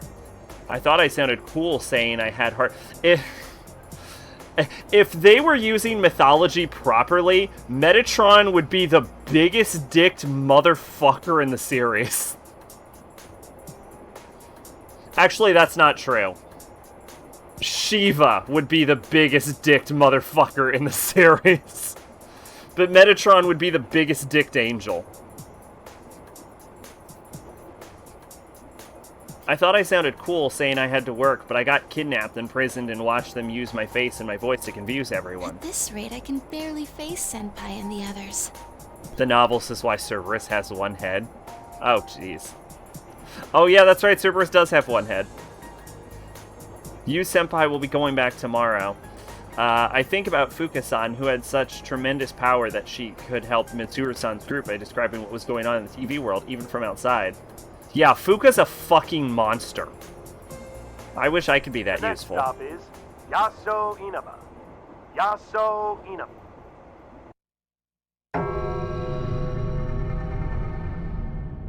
If there's anything to take away from from Persona 4 Arena, it's that Fuka is a monster.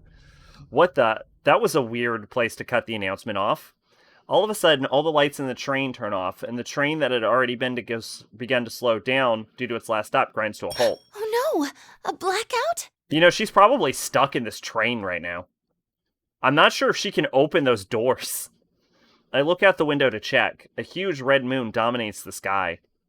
And in the direction of the train was heading, there looks to be a giant red cocoon. Is that fog? What is that? Inaba's that way. I turn around. There's no one in the train. They've all disappeared. The train car was pretty empty, but I'm positive I wasn't the only passenger before. Hey, what's going on? Oh, right, my cell. Thinking I might be able to find something out, I contact someone. I look at the phone I'm still holding after checking my email, but it seems to have apparently I can read better if I yell. Turned off by itself since the screen remains black. No matter how many times I press the power button, it won't turn on. Broken? Of all the times. Guys, you senpai. Apart from the confusion, a sensation I know all too well starts to rise in me. I can't believe it, but there's no mistake. That would almost sound fun, like ranking mythological figures. Can't be. It's like I'm inside the based TV. On their actual mythology. I'm moving before I can think twice. I yank open the door using the emergency lever and jump out onto the tracks. I begin running towards the Yasuinaba train station. Now's not the time to stay and cower here.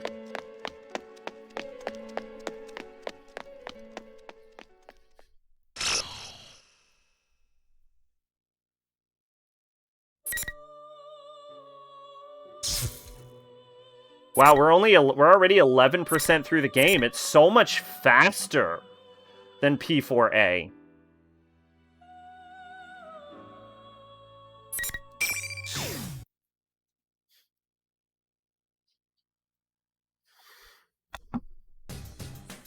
Damn it, it's not turning and on. yet still no fights. Streetlights are all out too. We're an hour and a What the half world's into this going game and I on have here? fought absolutely nothing. Oh my god. The first novel's about an angry loner boy who summons Loki with a computer who murders his bullies and then possesses and tries to sacrifice a new girl until he gets tentacle rapes and then lasers out of her eyes. And then the moment he learns she's his wife from his past life, and then immediately goes crazy to ask Soldier. I must say, for the first novel's cheesy 80s OVA anime as fuck science fiction novel, or it wasn't great. I don't think it was trying to be. Second novel, he fights Seth in space. Third, they all die in the end. Yeah, I think, who was it, Marsh or someone made a video about it, and I watched it. The Midnight Channel came on again. I called up you, and all of a sudden, my cell's gone completely dead. What in the world is happening now?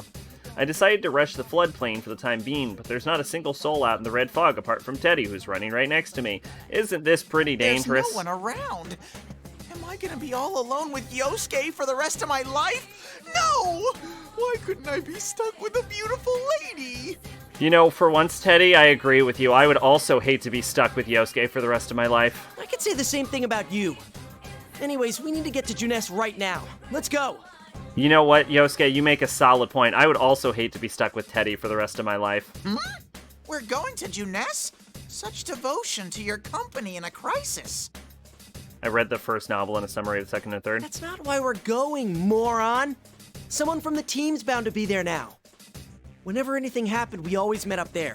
So if we can't get in contact with anyone, that's the first place to go, right? Oh, I see. Then Sensei, Chie-chan, Yuki-chan, and even Kanji are probably on their way right now. Actually, I could imagine Kanji going straight into the TV world instead. I mean, that guy went into the TV while he was half asleep. It wouldn't surprise me. I don't remember Kanji being this stupid. Am I crazy? This game treats Kanji like he's completely retarded. It wouldn't surprise me if the first thing you thought was, I better go into the TV right away. What was up with that Midnight Channel earlier? I've never heard of it starting before midnight. And what's up with the countdown? Did these guys just This isn't appear? New Year's Eve? Apparently everyone who isn't the Persona users are gone. It's a good thing we were in front of the TV. If we missed it, the world could have ended without us even knowing. Although what you say probably makes more sense. I think it makes more sense that they disappeared and they got dropped into a different level. Like a different realm, rather than the entire town got dropped into a different realm. Like the midnight, the dark hour. I think it's more like the dark hour. I think they're in the different location and everyone else is at home. But according to them, everyone else is gone. Do the people on the street just see them disappear? Probably. God will beat your head in until you become retarded to even think of such things. Dude, don't even say stuff like that! If I'm remembering, he said something about a one-on-one battle within an hour. And then there was a short shot of Mitsuru-san and her people up on Is that crosses. video for real? I doubt Mitsuru-san's bunch would get caught that easily.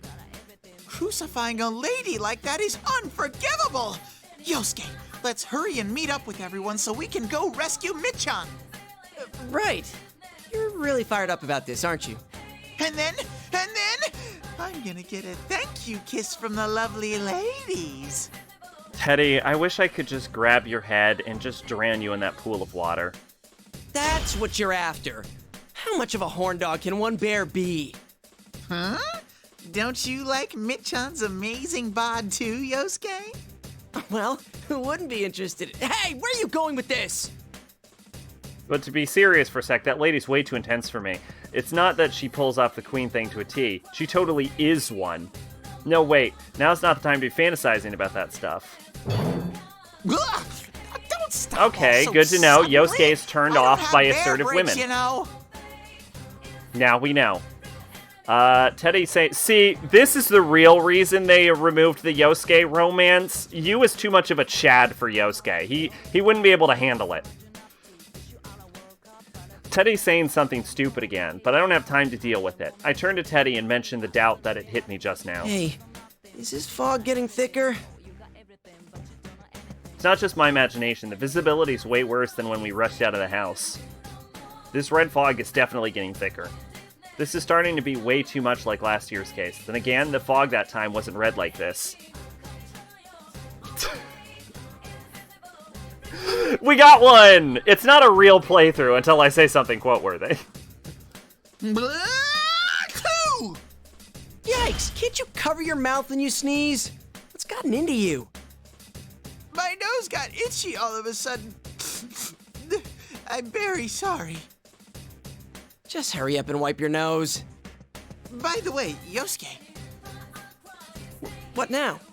I hope it's just my imagination, but was this road always this long? Huh? In spite of myself, I take a quick look around. I was so caught up in the moment that I didn't notice, but why are we running down on the floodplain? I can't see too well through the fog, but I don't remember the floodplain going on this long.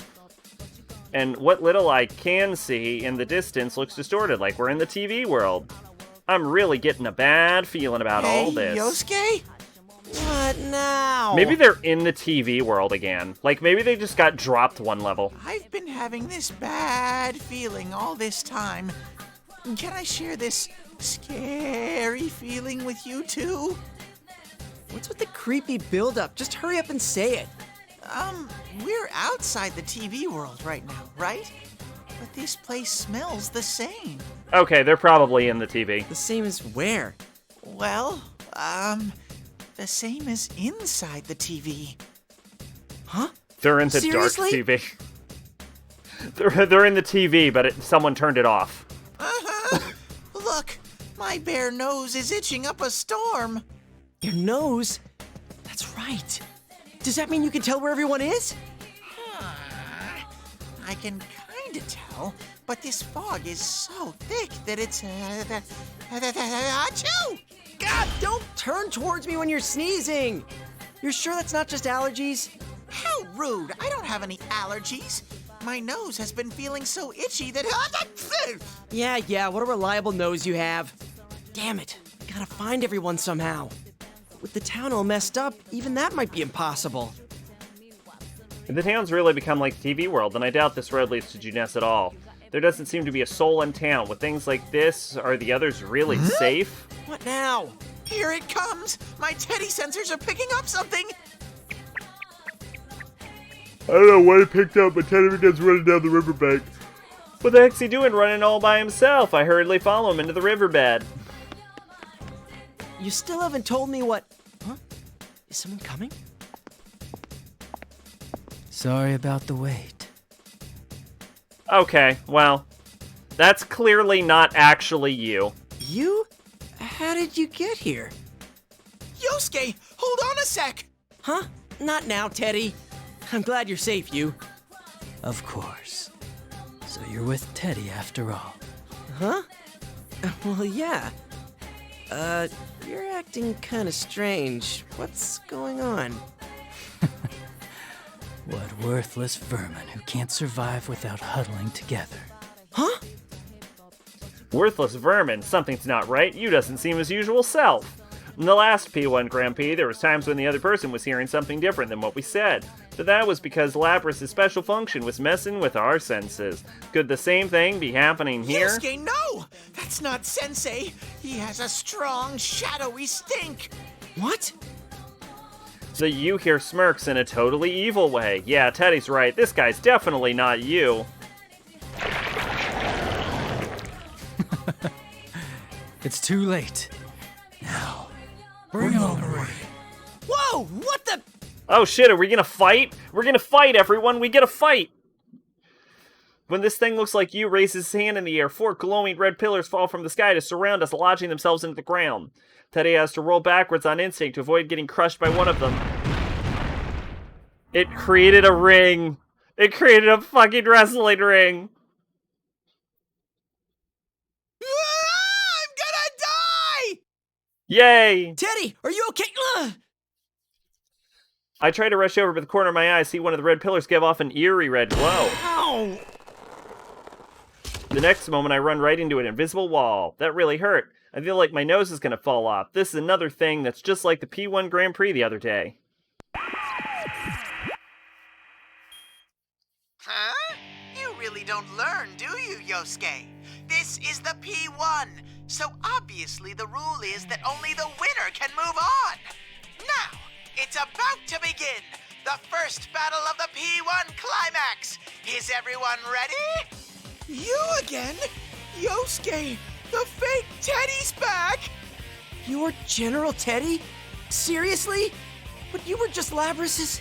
What are you talking about? You're such a grown ranger, Yosuke. It doesn't matter who I am. A grown ranger? Continue this idle speculation, and you'll lose your life rather quickly. What? This isn't good. I sensed something and instinctively died to the side. After I do a quick roll on the hard ground, I hurry to get back on my feet. I look back to where I was standing to see the sword you swung hitting that exact spot. Holy shit, if it had hit me, I would have just been practically Bastard! dead. What was that for? There's only one thing that happens in the P1, so hurry and draw your weapon, Yosuke. What are you saying? You seem a lot like you. I can't tell if you're being tricked or not. Ah, Yosuke, there's no need to worry. What you're looking at now isn't Sensei. It's a complete fake that I made. So now that there's no need to hold back, go fight it! A fake? That's right! What really draws in the crowds at a fighting tournament are chaotic, intense, neck-and-neck battles! So the great General Teddy went to the trouble of ginning up shadows to settle things with you guys. He made this thing? Yikes, the you here looks exactly like the real deal. Where did General Teddy learn that trick? Wait a sec, even before that, wasn't General Teddy just another form of Labrys' shadow? The Labrys already accepted her shadow and made it her persona. This doesn't make any sense. What's the matter? You're supposed to be all about fair and square fights. Why won't you hurry up and start this mano-a-mano rumble? As General Teddy speaks, the fake you readies his sword. Damn, he really is just like the real one. You're seriously a fake? You're pretty well made. Of course I am. I was born from your data. Oh no! Skills are the same. Not data! They are superior. Or are you incapable of doing anything without your friends, Captain Misanto? Oh, you just had to take a jab at my painful memories, didn't you? I also definitely don't believe this thing is stronger than you. But I get it now. Since I know you're a fake, there's no need to hold back. You'll regret acting all gallant like that. Persona. What You're in the seriously world? fake. I mean, you're not seeing the How did a otherwise. fake sensei summon a real persona? Or the fact that the thing created him said, yeah, I made a fake one. Whoa, for real? Dude, this is so not fair. Aren't you supposed to be limited to summoning a persona in the TV world? I have a sharp retort all prepared, but no matter how I look at it, I'm at a disadvantage here. Wait, but hold on. Teddy just said this place sells the same as inside the TV. Could that mean? Yosuke, you have to run! Hurry! You can't run, he's in a box, Teddy. Pay attention. Stay back, Teddy. If this seriously is a P1, then we won't be able to go on unless I win. With what's happened to the town, this is no time for hesitating. I'm gonna take a chance and go for it. I close my eyes and concentrate on my feelings. There's no doubt about it. I sense a large power somewhere inside me and hone it with my senses. There's a part of me somewhere that's determined not to run anymore. I will defeat this guy and go tell everyone what's going on.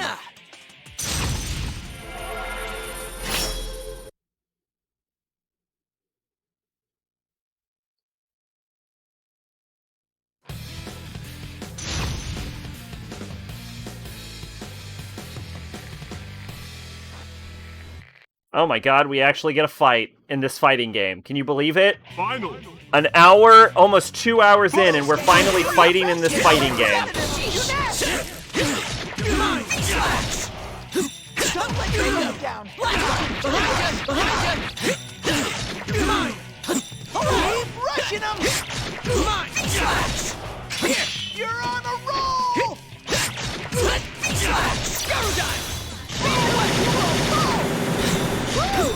You landed that perfectly! Too slow! No way, Jose! You're mine! Just a little more! Here goes! That was a great match! It's like a glorified visual novel. Yeah. Ha-ha! I win! Haha! The moment I declare victory over the fake, the pillars surrounding us shatter with a twinkling noise. If the P1 rules still apply, that must mean the invisible walls are gone now. But man, even though he's a fake, it was pretty tiring to fight another Persona user. Every time I clashed with him, my muscles were burning up, and my eyes still feel like they're prickling. Am I out of shape? Yosuke! I believed in you! I wonder if we're gonna get another rampage of Yosuke in a fighting game. You know, where he becomes a god and can beat everyone, because fuck you. As if pushing away from the red fog, Teddy comes rushing towards me with a tear-stained face and a drippy nose. I open my arms and reflexively dodge him. No! Yosuke? Dude, what did you expect? You're practically soaking in fog and tears and snot. I pretend not to notice his offended look and try to come up with something else to talk about. Well, fake you. Are you... Ah! Whoa! It's a good bubbling sound effect. Yo, what? When I turn around, the fake you starts to melt into black goo before my eyes. The surreal sight leaves me at a loss for words, but not Teddy. Ah! Sensei's melted like butter! Dude, that wasn't the real you. Though this is kind of a gross way to prove it. Even as we speak, the fake you bubbles up and continuously melts away. I guess they weren't lying when they said this fake was made up with a shadow. Still, just because it's a fake doesn't change the fact that it's like you. Seeing it dissolved like that makes me feel a little sick. Once the fake you completely loses its shape, becoming just a black puddle, these particles of light float up from into the sky. Hey, Yosuke, and that was a shadow, not Sensei, right? Yeah, I'm more worried about that fucking light thing also. God, yes, Teddy, it's a fucking shadow. Pay attention. Yeah, seems like. The real you, I'm pretty sure, wouldn't melt into goo like that. You don't know, you haven't tried. That's true, but, What is it? You're being really cagey today. Labby-chan's kidnapper said he wanted to steal our personas and make them into shadows, right? Do you think Sensei's persona got stolen and became that thing you fought? What? Like hell that would happen. Wait, it wouldn't, right? Don't ask me, I asked you first! No, that's impossible. There's no way he could have gone down so fast. But that fake was really strong, and the way it fought did seem a lot like the real Hey, you. We gotta hurry and find the others. This whole thing is making me more and more nervous. And man, suddenly I can use my persona in the real world? What's happening to this town? Huh? What's up? I smell the real Sensei! And from the other direction, I'm sniffing... Oh, it's Yuki-chan! Really? Can you smell the other guys too? No, just those two. Actually, this might not be good. I sense shadows real close to both of them. What? Damn it. Oh well, we're gonna have to split up. We need to make sure everyone's safe first. After that, we can meet up at Juness. I'm sure you won't get lost with that nose of yours. Alrighty then. In that case, it's time to fully open up my bare nostrils. Wait, did Yosuke just say we're gonna split up? Teddy is coming for you! No! That's God! Fuck! Why would you split up, you idiots? Oh God. Hey, you wait! really are the You stupidest didn't tell me Persona where you crew. is. Roar! Yuki-chan! Damn it, you perverted bear! You are so getting a pay cut for this!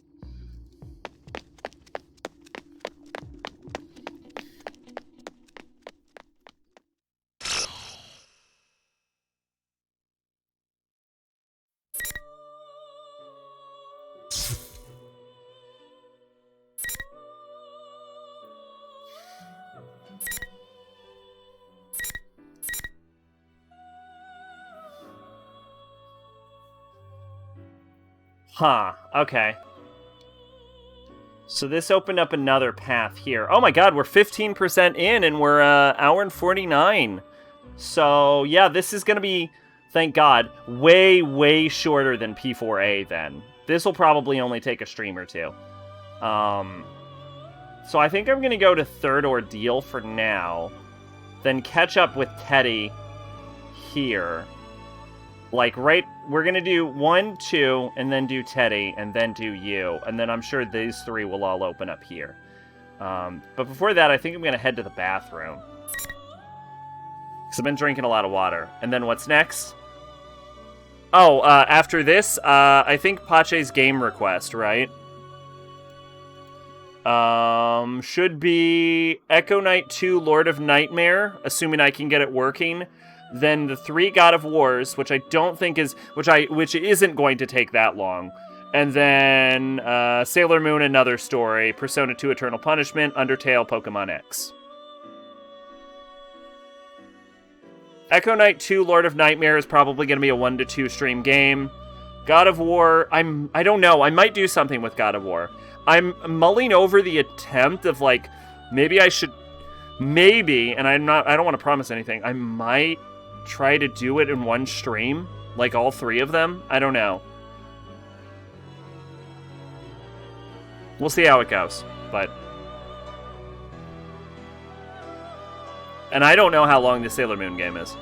But I am going to go to the bathroom, and then when I come back, we'll head over to use Third Ideal or whatever.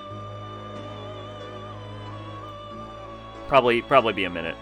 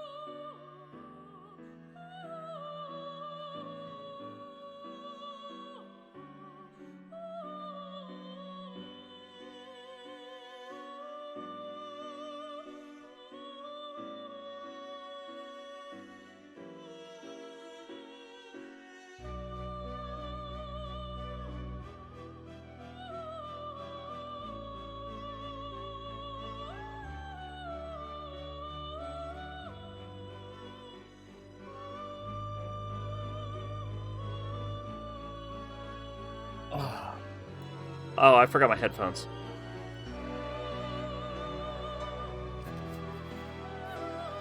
Alright, I'm back. 24-hour stream. Maybe. I don't know. We'll see. We'll see. I don't want to make any promises.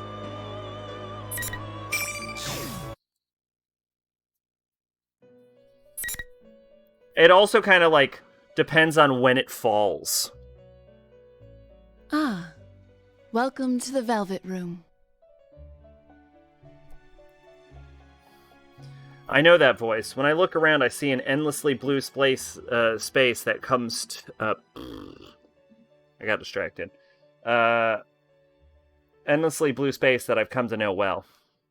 It's the Velvet Room, a place where the ceiling, floor, and even the walls are a deep azure. It exists between mind and matter, and not far away from me sit 2 figures. Did I startle you? Gonna stream all day long. Got my piss bottle in my shit. No, but... Obviously, bathroom breaks are gonna be inevitable. I'm sure that I opened the front door to leave for Juness. I don't remember if it ever connecting to the Velvet Room before. Here's what I remember about God of War. If I can beat God of War 1, then we're fine.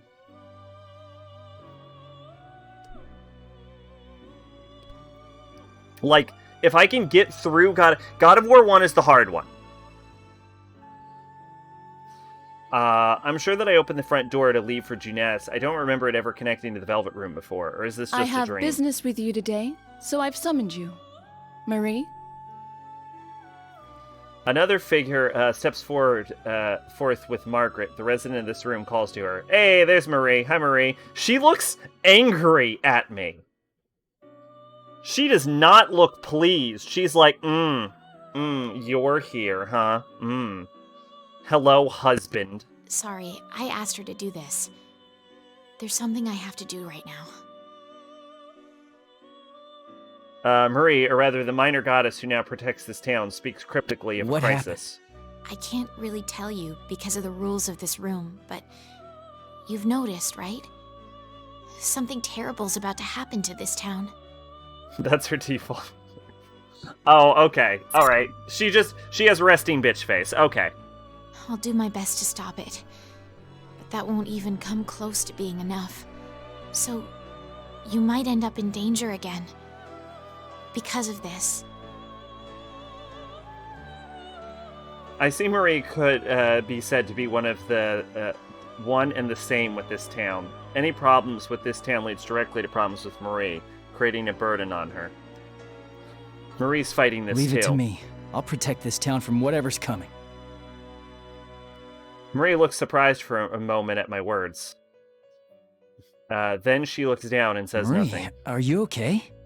You stupid goody-goody womanizing lame-o. Just hurry and get out of here. What? That didn't seem in any way relate? Okay. That's a mean thing to say to a person worried about you. Well, that is like her. Still, she may be toughing it out, but I can tell this abnormality is eating away at Marie. It seems you still have a lot to learn. You may have noticed, but your precious town faces an even greater threat than before. Someone is attempting to merge Inaba with the other world, which you once called the Midnight Channel. That's Marie for you? Oh, I see where the controversy comes in. I was like, that did not seem warranted or led into at all. What? Fortunately, again? Marie's powers are currently protecting the townspeople, but that will not last long. What do you mean? A town that's become a labyrinth choked by fog and silence. Inaba exists in a unique time. I was right, now. they were called labyrinths. Only persona users who have accepted their suppressed egos are able to freely move about through the evil red fog. What's that supposed to mean? Shut up, tight block head dwarp. Shut up, I hate you, you stupid jerk. Don't snoop on me. Oh, she sounds delightful. But at this rate, the fog will thicken, and those who cannot use such powers will be swallowed into this world. So that's what General Teddy meant by within the hour. This will be the third ordeal thrust upon you. Or perhaps it is the continuation When you fall of in the love with second. Marie, you're not stupid and I don't hate you, but you're still a jerk. Lovely. Will you overcome it with aplomb this time as well? Tsunderes are very hard to do well, and I've seen very few examples of tsunderes that aren't the most hateable thing ever. Go. You can do this. And as for the culprit in this case... It's a very precise balance. Like, you have to have enough dere to offset the Soon, or it just goes to shit. Like, if you have too much Soon, it becomes a real problem, and then you just become a bitch. That's odd. Marie's voice is starting to sound lazy. And this sensation, I felt it before. It's the feeling I get when I leave the Velvet Room. Wait, no, Marie's not done yet. The culprit in this case. Before I hear the most crucial part of Marie's message, my consciousness is slowly swallowed by darkness.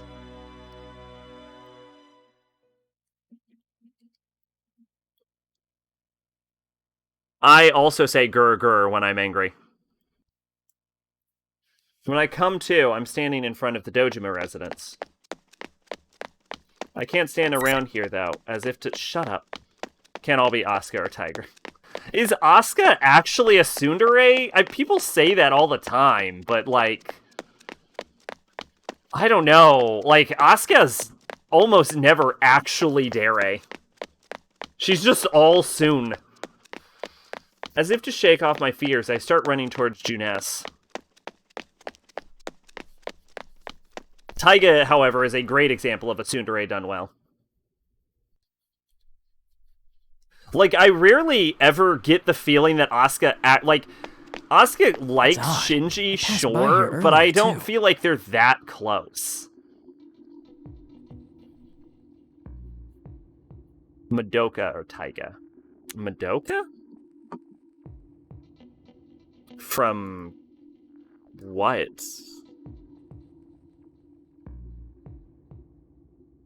From Beyblade Metal Fusion?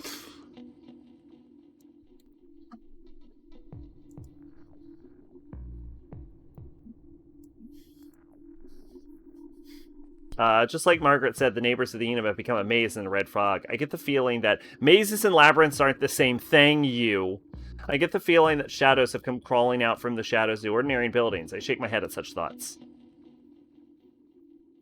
Is this anxiety because of the Margaret fog, too? called this a continuation of what happened the other day.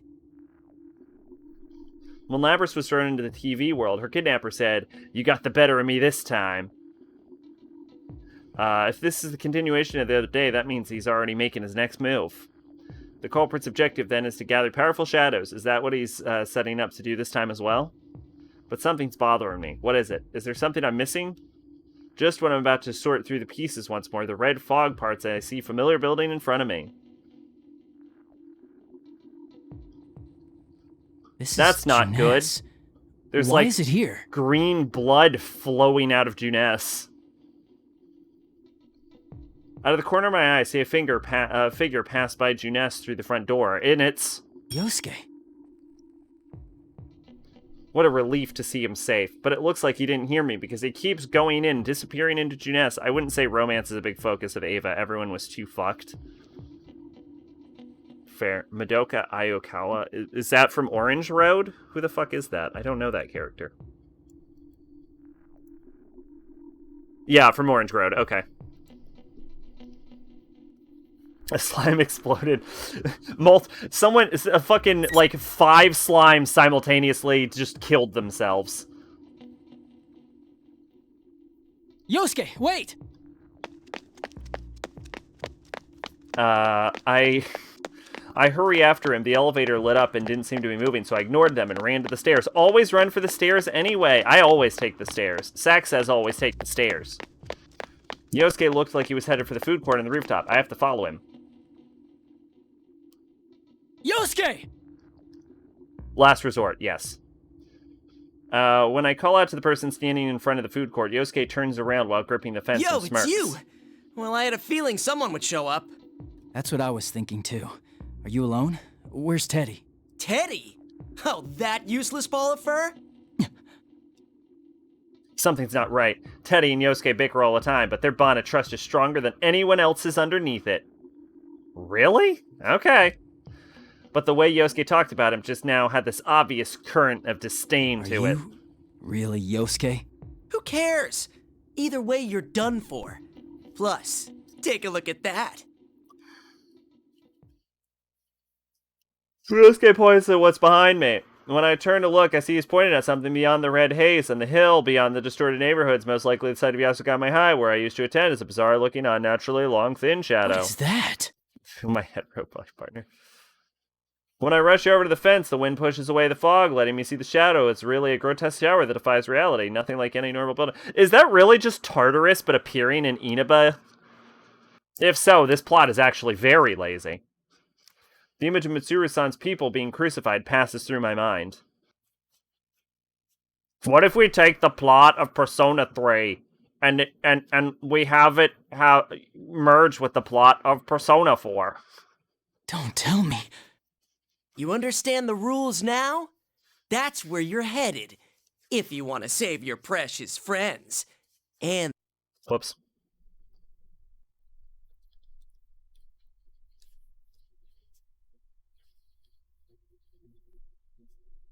What if Persona 4 was Persona 3? Squint and try to get a better look at the tower and the fence, but the fog blows and conceals that abomination. Oh, and this world. Okay. As I continue to stare at it, hoping the wind will change, I sense Yosuke move. Persona. Look out, you! I react to Yosuke's move. Yosuke's persona comes charging in with tremendous speed, gouging the fence with its arms. What is going on here? Persona! And 2 Yosuke's! Don't be fooled! That's a fake me!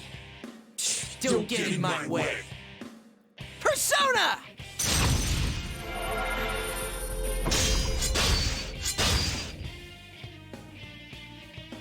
The 2 Jiraiya's clash fiercely and an immense shockwave shakes the surrounding air. As if the personas cross swords, none of them are using swords. What looks like sparks scatter across the darkened food court. The 2 Yosuke summon their personas before my eyes. This guy's not me or my shadow. It's a fake that was made with a chunk of a shadow. Chunk of a shadow? Persona 5 Arena. What if Persona 5 was Persona 4, but also Persona 3 with little Persona 1 and 2 in the Vortex world for night? General Teddy set this up. He supposedly made these things to P1 force us Arena to fight. number 3. Thing is, we can summon our personas here too. We have to beat them all and move on.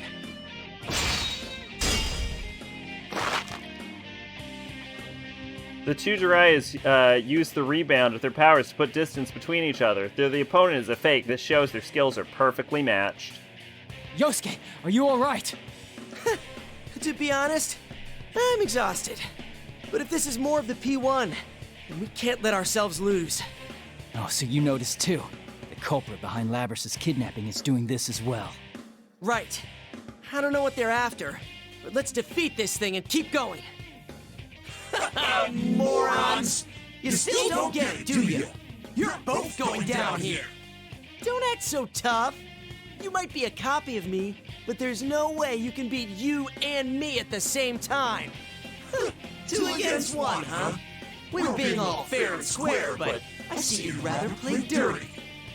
useless vermin who can't do anything unless you're huddled together.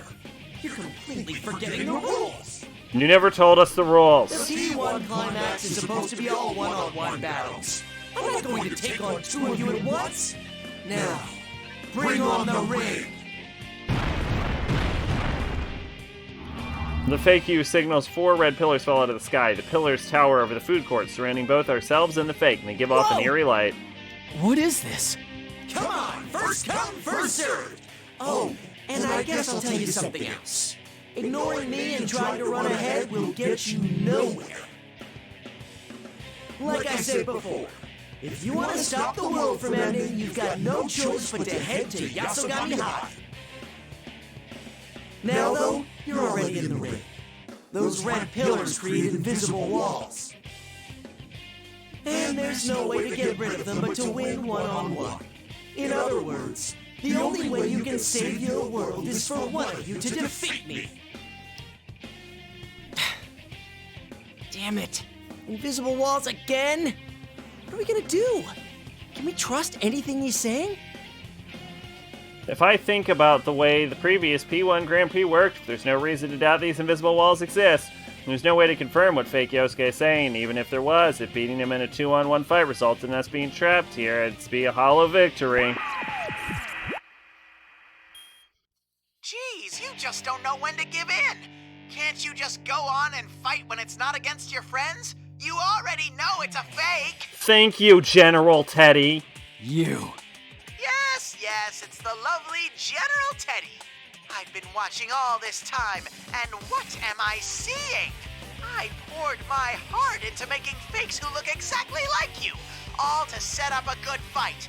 What more do Fucking you General want? Teddy is the real hero of this game. Can it? With all that fair and square stuff you were saying, were we somehow not supposed to think something's going on with all this? Yosuke, how cruel. I just want to feel your fighting spirit. Though, this is fine with me, you know. At such a leisurely pace, the world really will be destroyed. Now, hurry up and fight to the death.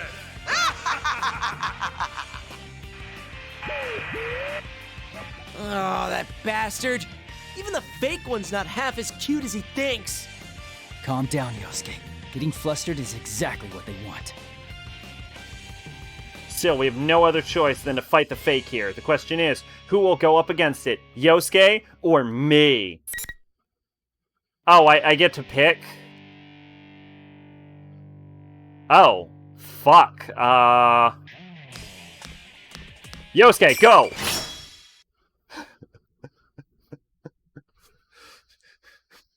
We need to save Yu's strength for the important fights. We don't want to drain Yu's SP too early into the dungeon. Finally. Show him your speed, Yosuke. Behind you! Alright! Come get me! Neck to neck. What should we do? Behind you! Come! We're not through Too yet. slow! Too slow! Alright! Short!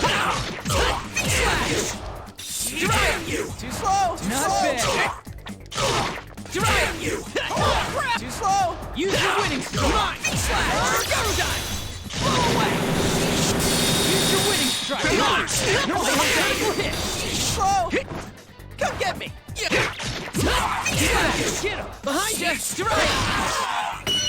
Why did they choose to make Teddy an antagonistic Alright, we character? won. Why didn't they pick a character who doesn't look like a store mascot? Better yet, make a new character. They chose Teddy because he looks like a mascot, I think.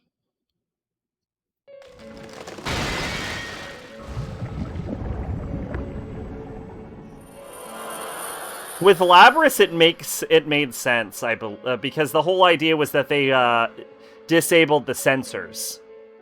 So that's why they took Rise and Teddy, and then Kanji just fell into his own TV.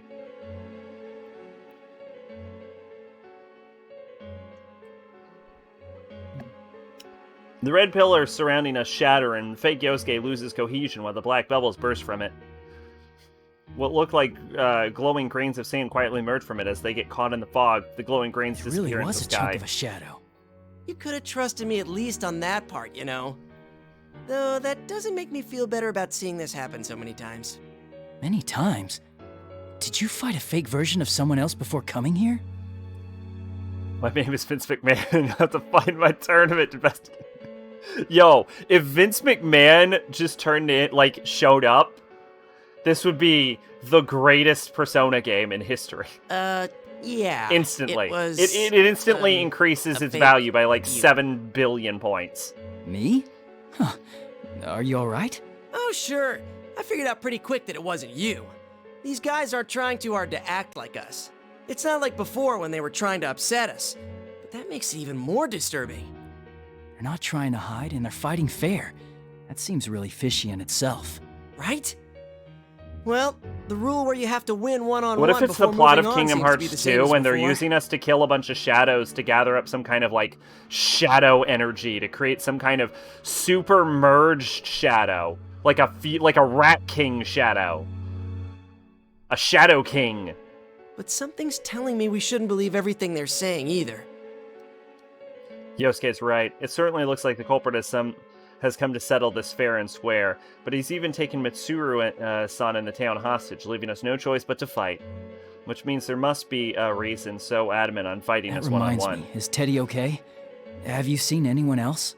Huh? Oh, Teddy sniffed out Yukiko with that nose of his and took off to find her. Some help that guy was. You have no idea how much trouble I had to go through to find you. Well, you showed up just in time to save me. Anyway, I'm relieved to hear Teddy's nose is working. Let's leave the others to him. We need to get to Yasugami High. There's not much time left until this supposed end of the world. Whoa, wait a sec. That fake said the same thing, but why Yasugami High? I don't know why, but it looks like that's where we have to go. See?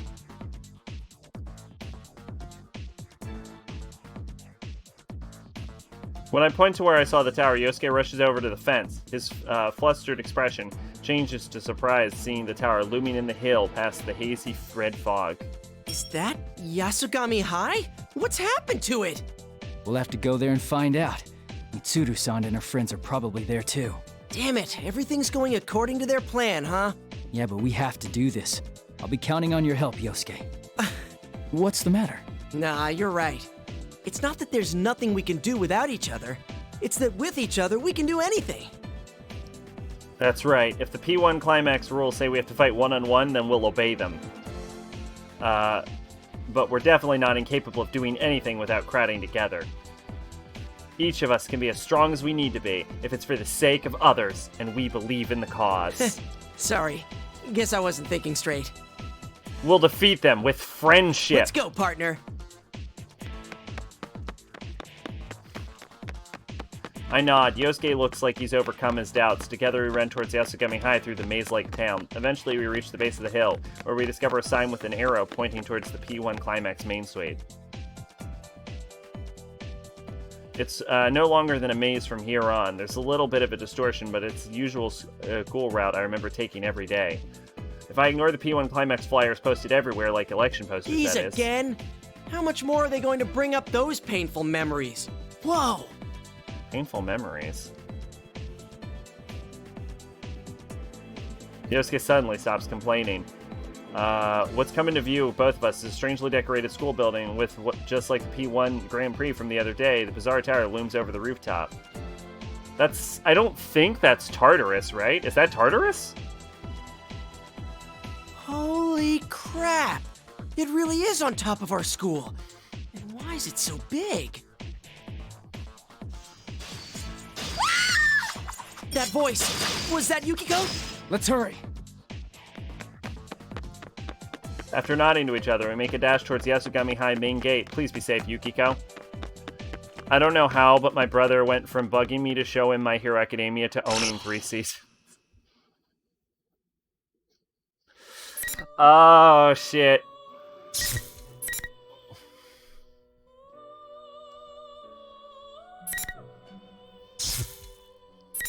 Oh, interesting.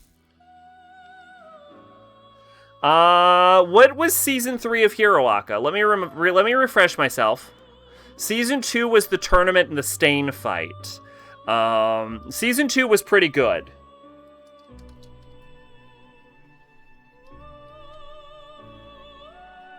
I think Season 2 is the best season. Season 3 is...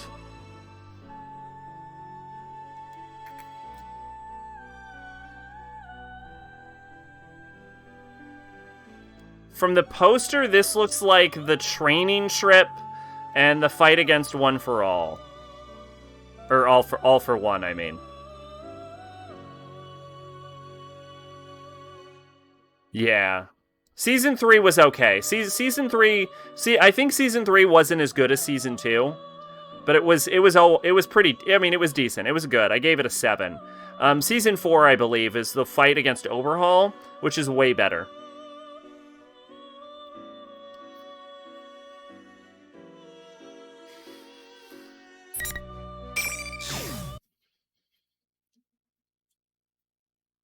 Oh, hey, we're already 20% through the game. Oh my god. I'm coming. Could we actually beat the game tonight? Maybe. Oh, what an exciting prospect. A dead end this time. What's going on here? Oh my god, what a terrifying prospect. Then I need to take notes on how to actually fucking beat that stupid ghost game Pache wants me to play. He's like, will it get a 5th season? Dude, the manga isn't even done. Oh, it'll get a 5th season. Doesn't it have a 5th season? Didn't they already make a 5th season?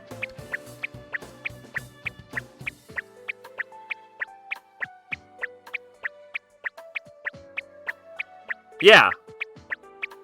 Yeah, there's totally a 5th season. It's already airing. It's airing right now.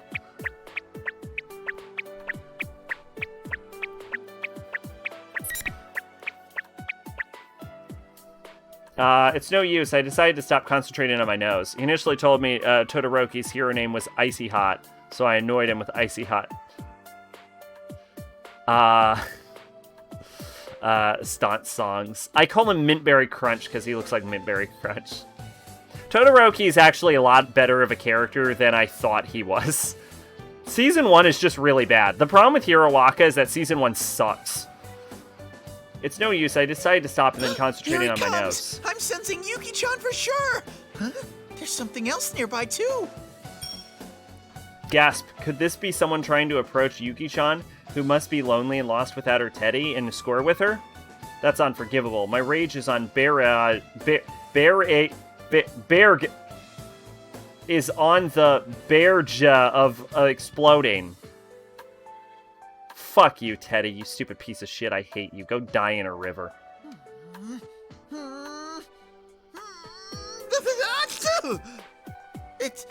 It's no use.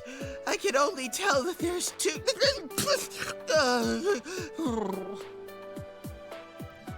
Of the two readings near Yuki-chan, one of them seems a bit weird. How do I put this? It's like that sensei that melted earlier. Could it be someone's fake?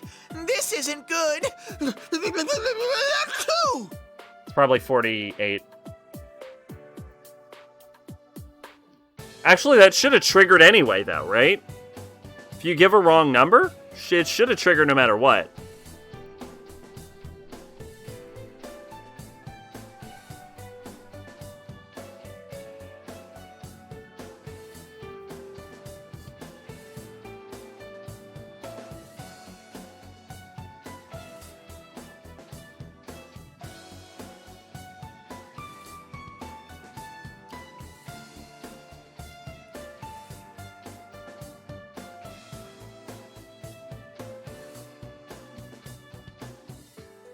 Oh, it's 40. It's 47.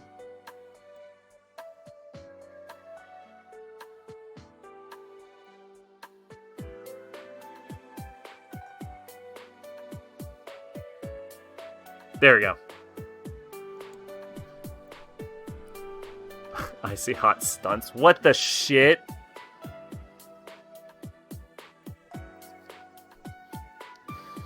Ugh, my nose just won't listen. I mean, work.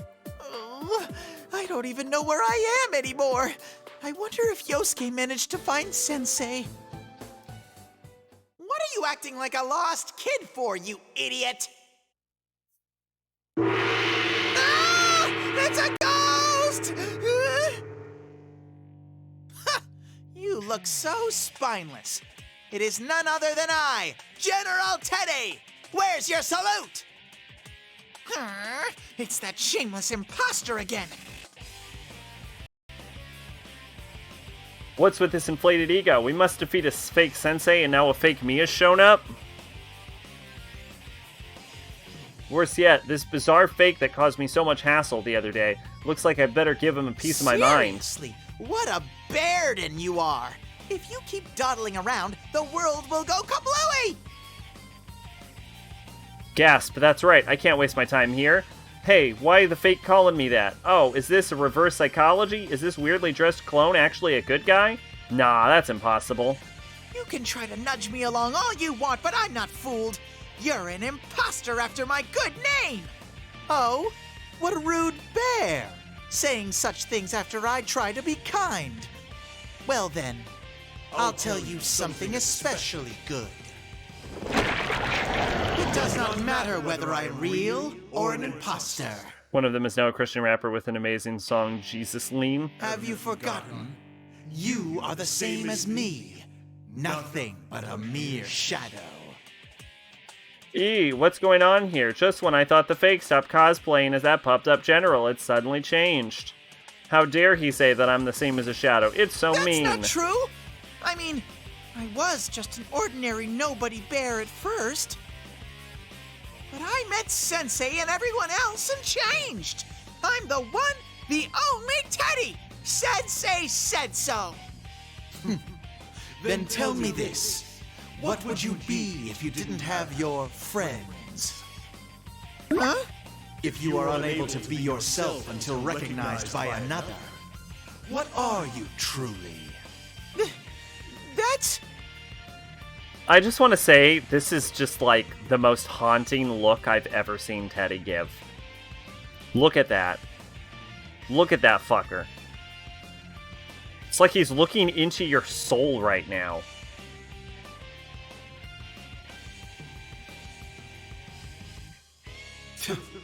Don't worry, it's not only you. All the worthless refuse living in this world is the same. That is the extent of the self. It is a squalid concept espoused by weaklings who cannot see themselves save through comparison to others. You lick each other's wounds, finding peace by herding together. Deep in this rotted intimacy, you avert your eyes from the truth. That's not how it is. I just want to be with my friends. They're not averting their eyes either. Regardless, I will kill you slowly and return you and your persona back to Shadows. Now, bring on the ring! What I want this game to get to is the point where we just hear bring on the ring and then the fight starts. Why is Teddy still wearing that costume outside of work? The scene when he comes out of the suit, he even says he has to get out because it's hot. He also was out of the suit earlier. I think it's because they didn't have... I think it's because they had an in-suit model for Teddy, so it's just easier to keep him in the in-suit model than make a whole out-of-suit Teddy model. When Fake puts his hands up, red pillars go wham into the ground. This is just like when Yosuke fought against the Shadow Warrior. Let me guess, does this Fake want to pick a fight with me? Scared? Well then, how about a wager? Whoever wins is the real one. Like I let that happen! There's no way I can lose this! I'll do whatever it takes to prove I'm the one and only Teddy in the world!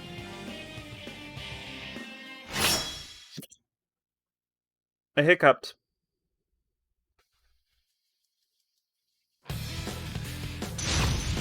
Teddy versus Eddie. In the anime, Yu takes the suit to his daycare job and gets beaten up by kids. Final. Oh, Yu does? Fight!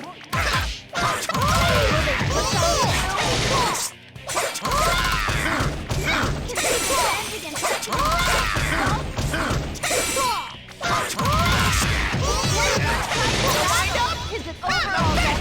We're passing through. The dog pursuit! That looks like it hurt. Bear passing through. Looks like they're Bear finally passing on a roll.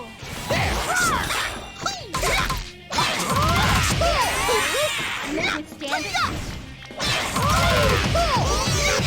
Has the battle been decided? The opponent is still standing.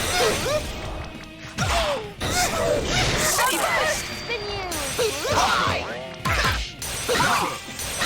Hugely good stamina. Will this feel the power rising? Turn the tide? You're so obvious. Their two and a slim difference was a deciding factor.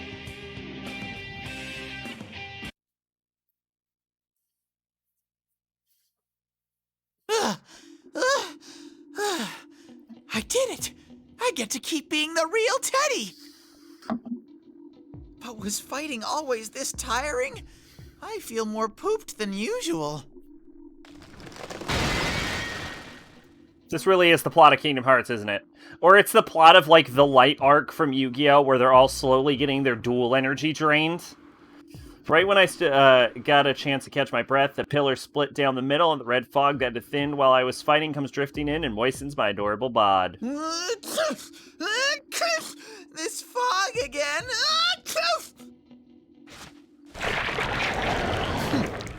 Well, that'll do. This fake was not really a fake. When Yosuke won, the fake went all blur gulp and got melty, so why is this one still standing normally? A shadow with an ego. I thought it could be suitable for my scheme, but it seems I'll have to use the other instead. They opens the palm, you can see shiny thingies in it, and then they go flying into the sky like the wind blew them away. What are those shiny thingies? I think I saw them when Yosuke was fighting too. Come on, what are you staring at? Your friends are already headed to the school. Why aren't you on your way to meet them? Grr! You don't get to boss me around! And what's up with you? You did all this to the town. You keep telling us where we're supposed to go. If you're the enemy, then why aren't you acting more evil? Yeesh! What a noisy bear. Your complaint doesn't make any sense either. Wattpad? What is this? Zen, you're gonna impale Teddy. Yeah! Do it, Zen! Pull the trigger! Anyway, just I still have to hurry play up that and come game. to the I high own it. school. We're gonna settle the score once and for all there. Own the fuck out of that game. I just haven't played it. Wait! Before I stop him, General Teddy disappears into the red fog. But I hear him say that everyone is headed to school. Where are they all going there? As best as I can remember, the school that Sensei went to is the same direction that those shiny thingies flew towards. What is that? There's a huge tower standing where Sensei's I don't know why that high picture was school on should Wattpad, but be. whatever. And what's that red fog? Someone swirling wrote the around? greatest fan fiction ever of what smell happens if he pulled the trigger. Danger from it. I think for a moment, it looks like something bad's happened to Sensei's school, but I promised that Yosuke that I'd find Yuki-chan. My nose is still runny, but Yuki-chan's smell hasn't moved from that spot yet, so I know what I have to If do. the others are headed to the school, then I need to get to Yuki-chan. I'm sure Sensei and the rest can handle everything over there. Rah! Wait for me, Yuki-chan! Your adorable Teddy is rushing to you at once! On. 23%?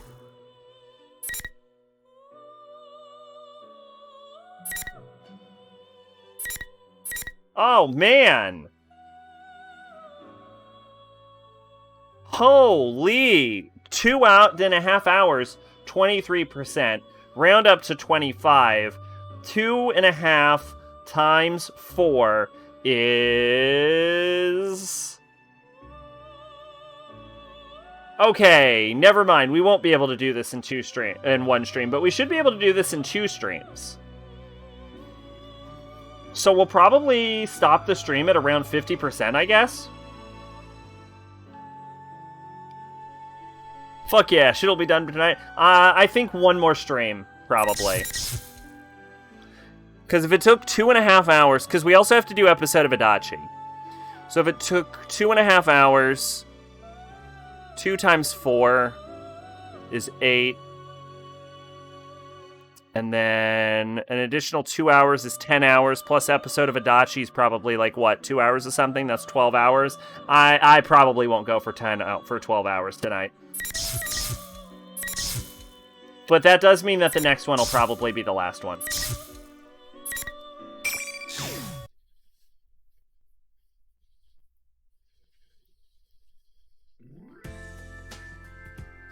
Yikes. It's this late already? When I check my, give or take, I think it depends on the amount of text. I'm not actually sure how accurate that 23% is.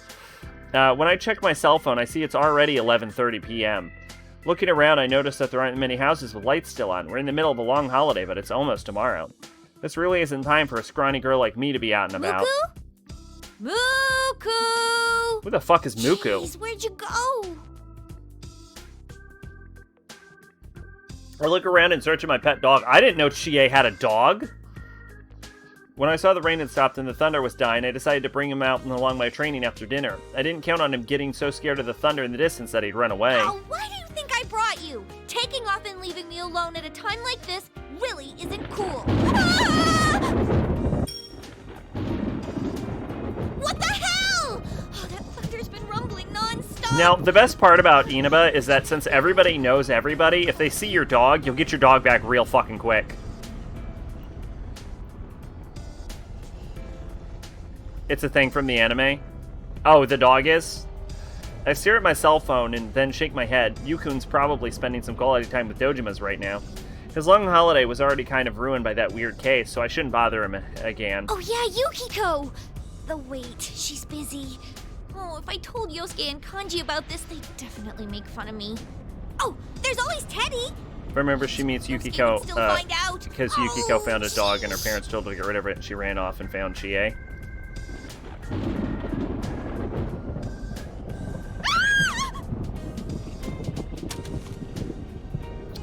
I think that one was pretty close. What should I do? Head back home? And I'm remembering right, that dog have... And I can read. Am I remembering right that dogs have a homing instinct? I don't think so, but dogs are smart enough to know where they live. While I try to figure out what to do and pick up the cell phone I dropped, I happen to notice the phone's clock. Yikes. It's only a few minutes to midnight. When did it get so late? I'm still staring at my phone dumbfounded when the clock's display suddenly disappears. We better get Muku back. I'm now more invested in Muku than the rest of these characters. It's out of batteries! I hurry and check my phone, but then I notice something strange.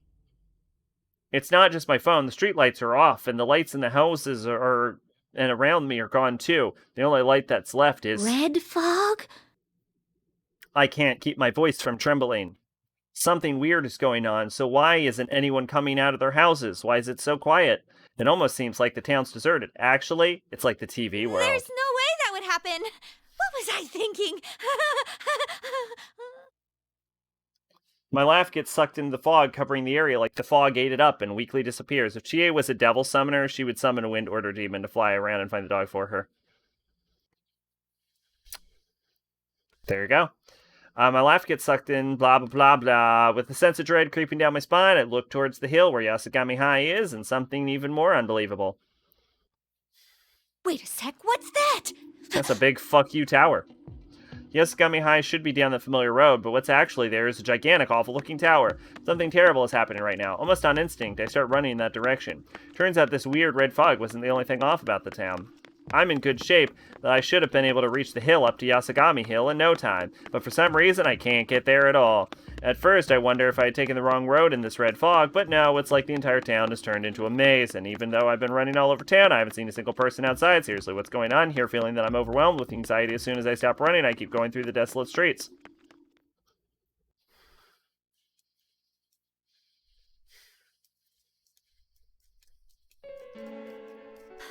So yeah, so Chie is on my level. She also would have thought immediately go to the tower and not the fucking food court. As I make a mad dash pulsing through the red fog, I immediately reach the Yasogami High entrance, but once I'm there, I can only stand in a daze. This... where the P1 Grand Prix took place? Why's the TV world showing up in reality? From stupid posters introducing the participants to the tacky decorations, every last detail is exactly the same as when my friends and I fought to save Lapras, who'd been thrown into the TV world. No, not exactly the same. There's one that's different. This time, there's a bizarre giant tower looming over the school like a pier through the place. I quickly take out my phone, but the screen's black. Oh, yeah. Is someone there? Chie? Is that you, Chie? Yukiko! Oh, thank goodness. My cell isn't working, so I didn't know what to do. I see. I'm glad to hear that. You're probably the best on my list, after all. Huh? My instincts tell me to be on guard. I've always been close to Yukiko and always will be, but I know that she doesn't talk like this. Plus, Yukiko said she'd be busy with a huge group of guests tonight. Yukiko! Who are you? You don't have to worry. I was never intending to deceive you. I mean, you didn't die for me fair and square. Oh, okay. What? Wait a sec! Who are you? Well, if it's a fair and square death. Why? You see, I'm your enemy. I was made to kill you and your friends. Oh, well, that's very honest of you. Thank you. This sounds like a good time for me, General Teddy. I'm picturing this as a normal-sized CRTV, but, like, connected with, like, a pole that's so long, it's just, like, descending from the heavens, and you can't see what it's connected to. General Teddy? Why are you here? I mean, you were Labras's... Blah, so nitpicky. With that level of nagging, I worry that you're already turning into an old maid, Chie-chan. What? Look, it doesn't matter. Anyway, that's not Yuki-chan. It's a total fake that I made. So there's no need to worry at all. You can pulverize By making you fight your friends, it saved us money on designing enemies. Little... There's no need to worry at all. You took the time to make it look like Yukiko, so don't give me that crap! Oh, really? Then hurry up and die. Persona!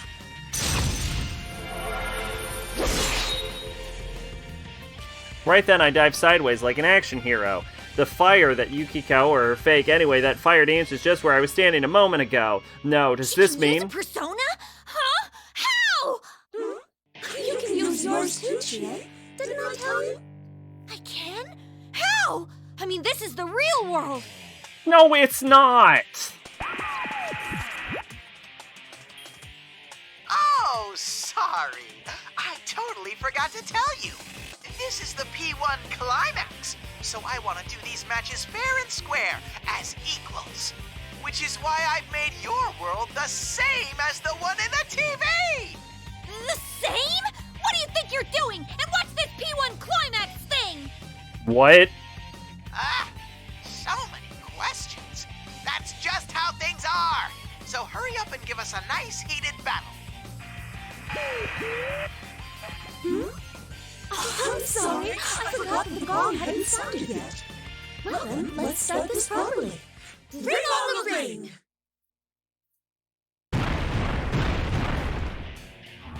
The fake Yukiko raises her hand to the sky. Seems like that was a signal, because red pillars come falling down from the sky and slam into the ground surrounding her and me. Whoa, these are just like the ring posts in martial arts matches. They don't usually use ring posts in martial arts matches. I'm not in the mood to drag this out, so I'll just give a short rundown. The rules are simple. Win and you get to move on. Lose and you're stuck here. By the way, the stupid Kirijo people are captive in the big tower right in front of you, Chie-chan. But never mind that. If you and your friends don't win before time's up, the world ends. Do you get it? What? The world ends? Hold up a second. What are you talking about? It's all up to what you do from here. You understand the situation now, right? Then, shall we begin? How could I understand the situation? This is actually a really nice image, though. I'm sure a lot of Chie fans were happy about this one. But our town is a mess. If it's left like this, there might not be any going back. My town, my school, all the things I want to protect. I make up my mind and take a firm stance. Yeah, I get it now. I get that you're the enemy, and that this is just more of the P1 Grand Prix. Amazing, Chie! It's almost like you're actually a smart girl. But she's not. Well, sorry for my lack of brains. Jeez, this is harder to do when I'm up against Yukiko. But I won't hold back! I take a deep breath, close my eyes, doesn't matter. If it's the TV world or reality, the quiet darkness is the same. Take another deep breath and face myself once more. Persona!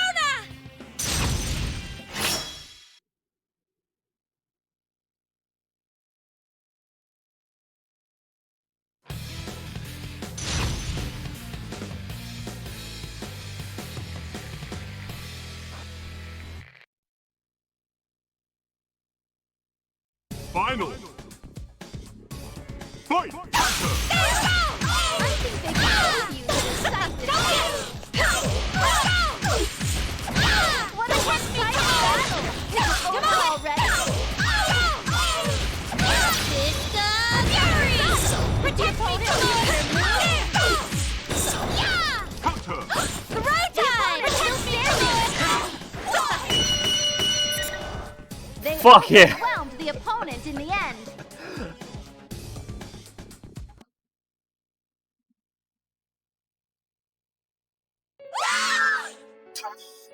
Yeah, that would be my reaction if I got my shit pushed in that hard.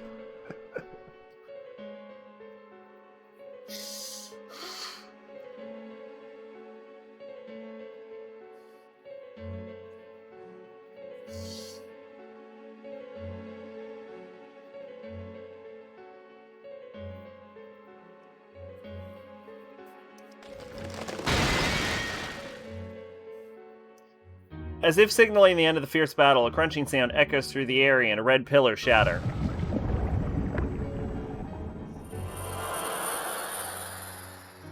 What looks like specks of light come out of fake Yukiko as it melts away without a trace. All I can do is watch stunned as the lights flutter up into the sky, swirling higher towards the bizarre tower. Chie! Are you alright, Chie? Suddenly, do you know about the guy in Strange Journey who keeps falling in love with demons? Jimenez? When I turn around, I see two figures I know very well running towards me through the fog. You mean Yosuke? Oh, no you don't! I reflexively take a fighting stance again when I see them rushing towards me. I mean, you can never tell if they're real or not. Whoa, hold it, calm down! Anthony. No, I don't then. We're the real ones. I'm glad you're safe, Chie. Yukun. His voice carries that unwavering trust. Yep, this one's no fake. It's the real Yukun. Yeah, you sure seem like the real deal, Yukun. What about me? I mean, we've already dealt with our fakes. Huh? So you guys ran into them too? The most memorable is when he falls in love with Mo Shuva. That's the weird hat thing, right?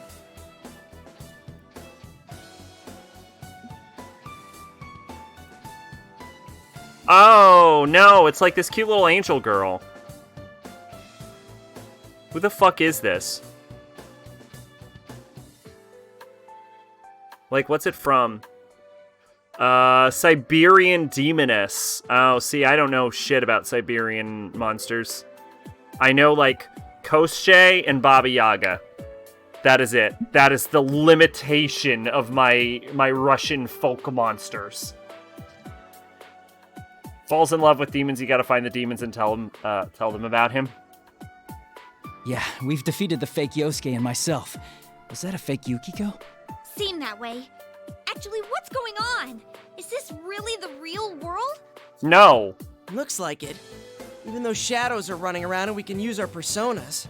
But that might as well be in the TV. What in the world's going on? Calm down, will ya? We don't know anything either. The Midnight Channel came on and General Teddy suddenly declared war on us. Afterwards, the town got swallowed up in that red fog. The Midnight Channel? Then is what happened with Labras really not over? Yosuke and Yukun exchanged a glance after my surprised reaction. Was it something I said? Don't tell me. Did you not see the Midnight Channel? Seriously? I can't believe this. It came up so many times. Why didn't you check? When you tell Mo Shuva, she gets all grossed out and says he shouldn't be swooning over a kid and that falling in love with her is stupid because she eats brains. That's a fair reaction. No one said specifically to watch for it. All this happened suddenly while I was out walking Muku. So I don't know what's going on either. Fine. Anyway, the town's in serious danger right now. That reminds me. General Teddy said something earlier about the world ending. When you tell him, he goes, what the fuck? She's centuries. That's... I mean, that's a fair counterpoint, but also the brain eating is the thing that I think should be really... Right. General Teddy says that if we don't win this tournament within the hour, the world will end. Apparently, he's holding Mitsuru-san and her friends captive in that tower. I really don't think that's the world will end in an hour. What? He is? I look up once again at the creepy tower looming behind me. That General Teddy talked about doing things fair and square, but he's taken hostages and messed up our town. What choice do we have but to fight? I just noticed. Where's Yukiko? And is Kanji-kun okay? Teddy's headed over to Yukiko, and I doubt Kanji will go down that easily. We don't have any time right now. Let's leave those two to the others. We need to go rescue Mitsuru-san's group at once. What should I do? What do I need to do? I understand what you were saying, and I get the situation is bad, but I'm still worried about Yukiko, and I can't make up my mind. She also said Anthony's brain sounds like they taste gross and that she didn't want to eat him. Aww, see a match made in heaven then. Chie, believe in your friends. He's right. If I go off selfishly looking for Yukiko, the world could be in even more danger. Yukiko and Kanji are both good friends who fought alongside me this long. They're not so weak that some fake Teddy could take them down. I'll do what I have to. I'm sure to look back into Yukun's kind eyes before nodding heartily. Let's go, Yukun!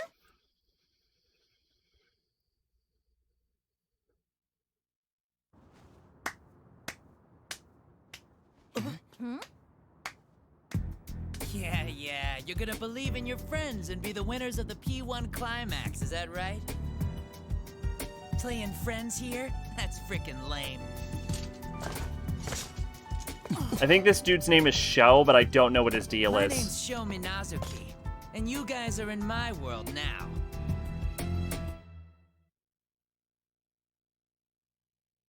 Come on, no need to get all nervous.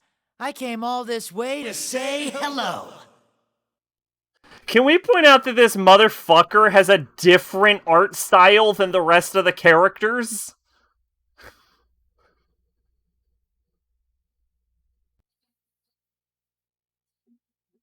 Alright. Suddenly the eyes of the show guy gleam red. I have no idea what's happening. What is this?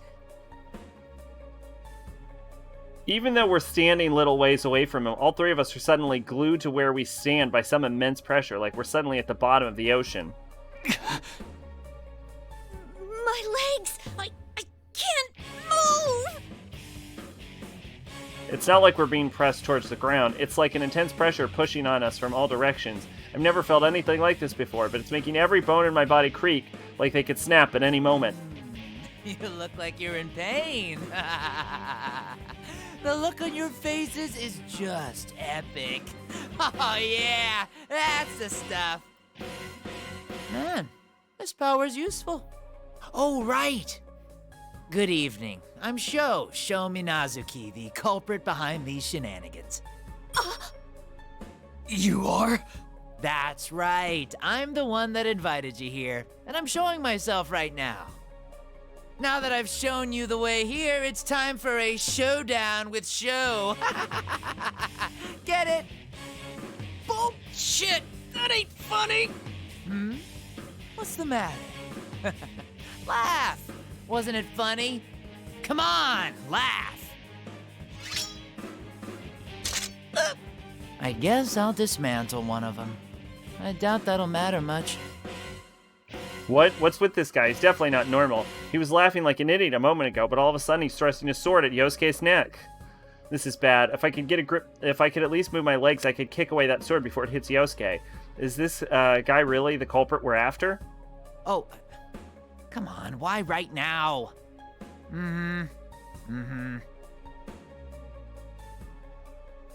Suddenly, this show guy closes his eyes and acts like he's talking to someone. No way, a persona comm? Could he have someone on his side with powers like Rise-chan's? After Sho finishes talking to whoever it is, he turns towards us and laughs like everything's normal. Sorry, we got more guests of honor. You guys are just the ginger on the side of the sushi, so all you get to do is look for your friends in the tower. But we have plenty of fun in store for the investigation team. You'll sure look forward to it. So it's Naoto? What? Another joke? The way he acts definitely isn't normal, and the way he moves is almost inhuman. That show guy slipped past us while we're still paralyzed and then melts into red fog as quickly as he came. It's only once he's completely disappeared that we're finally released from the pressure, gasping for breath. Damn it! What's with that guy? Is he really the culprit? We have to hurry and go after him! He's way too dangerous to leave him be! What exactly is your plan to beat him? No. Teddy, Yukiko, and Kanji are still in town. If Teddy's nose is working, they may have met up already. So we're gonna leave that guy to just Teddy and Kanji? I mean, Naoto and Rise might find their way here, but... No, that show guy said they have more guests of honor now. At the very least, he's not after us for the time being. Oh. Wait, but what's that supposed to mean? Who are these guests of honor? When we watched the Midnight Channel, Labris wasn't one of the captives it showed. The Shadow Operatives are Mitsuru-san's team, but no one said the ones we met are the only members. If their leader is in danger, it's only natural they'd send a rescue squad. Oh, right! Also, after the thing with Labris, Mitsuru-san mentioned something about maybe having some idea who the culprit might have been. If that culprit is the show we met, it wouldn't be strange if he already knew Mitsuru-san and her team from before he met us. So, the guests of honor he mentioned could be the other Shadow Operatives, come to rescue Mitsuru-san's group. That's right. Sho is underestimating us. If Yukiko and the others meet up with the Shadow Operative backup, they won't lose easily, not even to Sho. I'm gonna remind the three of you that you were all immobilized. Wow, you really are smart. All right, if that's the case, we should get up this tower quick and rescue Mitsuru-san's group while he's not around. Yeah. Yukun and Yosuke run on ahead just like usual. This familiar scene, even that scary-looking tower, doesn't seem so bad anymore, now that my friends are with me. Yukiko, Teddy, Kanji, Rise, even now Tokun. No matter what separates us, I'm sure we're all connected. That's what lets me go on. Maybe it's silly to think that way at a time like this, but it cheers me up a little. I follow behind the other two as fast as I can.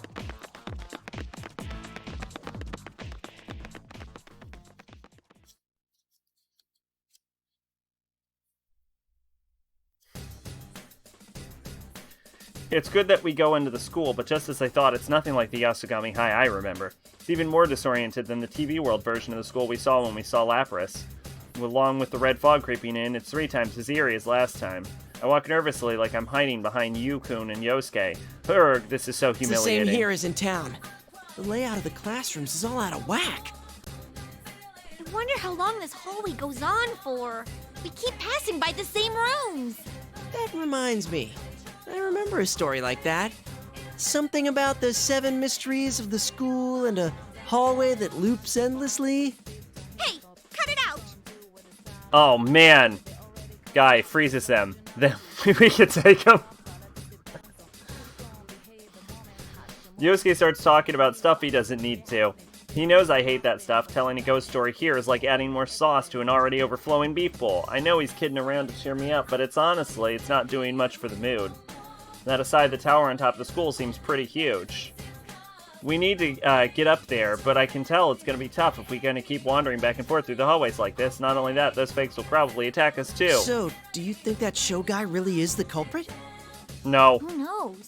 It's pretty suspicious that he's taking credit I for think all he's this working with the culprit, but I don't actually didn't think he's seem like fully an in ordinary control of the guy. situation. When his eyes gleamed red, I lost control over my muscles. Like he commanded them, don't move. If that was a type of hypnosis, it's pretty powerful. If Sho is the culprit, he could have controlled those hijackers the same way. Yukun mentioned at the back of the food court. According to him, there was a hijacking to cover up Lapras' kidnapping, and the hijackers had no memory at all of this happened. I thought we already read that part. It's true that when those red eyes stared at us, I felt a peculiar sense of intimidation that chilled me to the bone. It's such an incredible power that I couldn't believe it came from a person like us. As we remembered and talked over that, we started to sort out the details of that show guy. He had red hair, a big red car, 2 swords. Wait, there was something else I noticed. Wasn't he wearing our school's uniform? Was he? I don't fucking know. Huh? Oh, now that you mention it, it did kind of look like it. I'm sure of it. I've never seen a school uniform like that besides ours. How many school uniforms have you seen? You've never left the fucking city. Then does that mean Sho goes to Yasugami? What? You're serious? Is it possible for us to not know about a guy who sticks out that much? What if he's first here? I did think from last time that the culprit would be someone with ties to Mitsuru-san. What if he's the student council president? Oh, maybe he transferred here. Or it could be his older brother's uniform. Dude, don't go drawing up the culprit's whole family tree just on a hunch. I bet he's just a ghost or something like that. Maybe he has a grudge against our school? The moment I tried to raise a protest about Yosuke swerving the conversation back to ghost stories, I sense a presence of some kind of... There's a fucking... a spook... a ghosty magic man is... Boo! Yukun grips the sword at his side. What is it? Be on guard. Don't leave my side.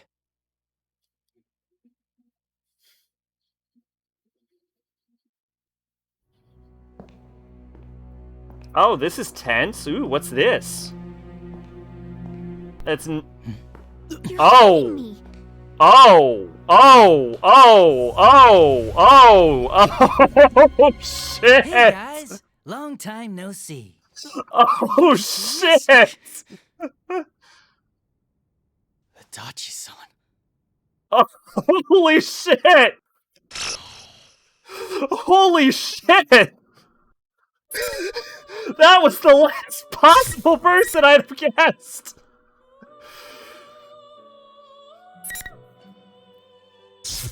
My mom once told me I should get a job as games journalist, and then she tells me my brother, he needs to find balance in other things besides video games. Which is it? I wouldn't want to get a job writing about video games. I'd be forced to write about shit I don't give a fuck about.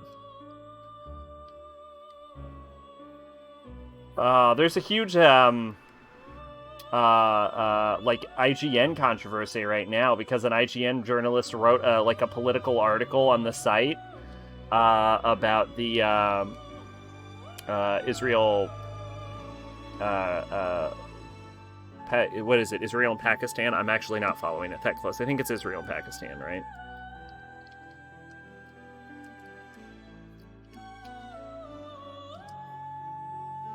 Palestine. Yeah. And the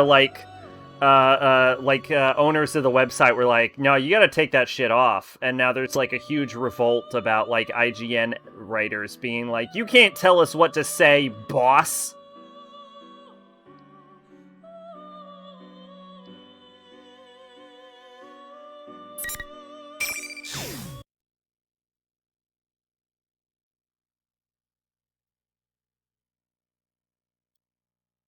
I'm paraphrasing. Like I said, I'm not following the situation that closely. My cell phone remains unresponsive, and the shopping district is still enveloped in red fog. What General Teddy said on the Midnight Channel is true. On a hunch that this is a continuation from last time, I dashed out of the inn and ran to the shopping district. But what I saw there were two kanji-kuns. I dropped my gaze and sighed before looking back to the two kanji-kuns, who seemed to have a silent stare down, if looks could kill. I have to say that Ultimax, I was right, is like... There seems to be a lot less interesting lore in Ultimax so far, but it seems to be an overall more enjoyable experience. Who seem to have having a silent stare down, if looks could kill. Hey, I heard there was issue with something about the Israeli branch of IGN telling main IGN to take it down. Yeah, because IGN has an Israel branch, yeah. And so, like, owners, the stockholders of like IGN, the people who own IGN basically were like, no, you got to take that shit down. Take that shit down. And so they took it down, and then like main branch got super fucking upset about it, and they're like, freedom of the press and stuff. They're not gonna win, for the record. Like, I know they're making a big stink about it. They're just gonna get fired. What's up, Yukiko-senpai? What's up, Yukiko-senpai? I can't help but sigh again at the two kanji-kuns respond in stereo. I think one of them is a fake, but they act so much in unison that I can't tell them apart. What's this sort of thing called again? Synchronized swimming? Look, you bastard, don't go bothering Yukiko-senpai. What? You're the one bothering her, you imposter? What was that? I'm the real one! Bullshit, you don't look anything like me, damn it! Your internet died? Oh, that sucks. The two kanji-kuns start squabbling, whatever you said I missed. I just, like, went over the situation as I understand it. Kanji's in the same situation. Actually, those two look like they're getting along pretty well. I'm starting to think that I could have just left them here. Then try this, goddammit! Tell me exactly how old I was when I last wet the bed! 15! Oh, it was when you were in 2nd grade, right? Why do you know that? Why do Why you do you know that? Hmm? Your mother told me once.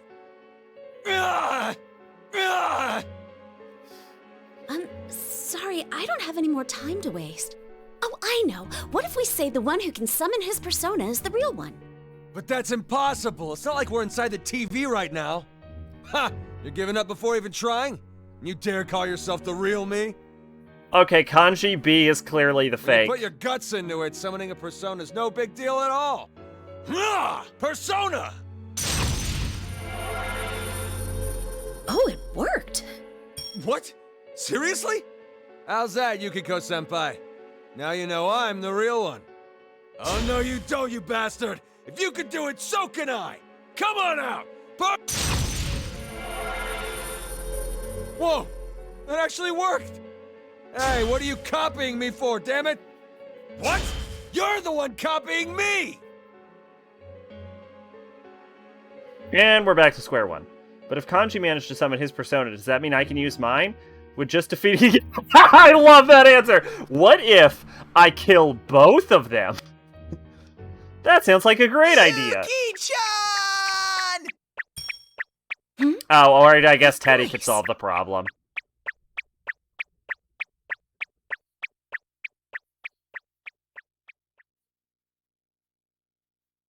I want to eat some peanut butter. When I look around towards the fog where the familiar voice comes from, a familiar-looking round shadow is approaching me. Could that be a shadow? Ah! Why? How cruel! I'm your precious teddy bear! Wait, I just get, like, the strangest craving for peanut butter all of a sudden. He seems exhausted, but this is indeed Teddy, though I can't tell if he's the real one or not. Yuki-chan, Is this peanut butter? I might be an imposter, were you?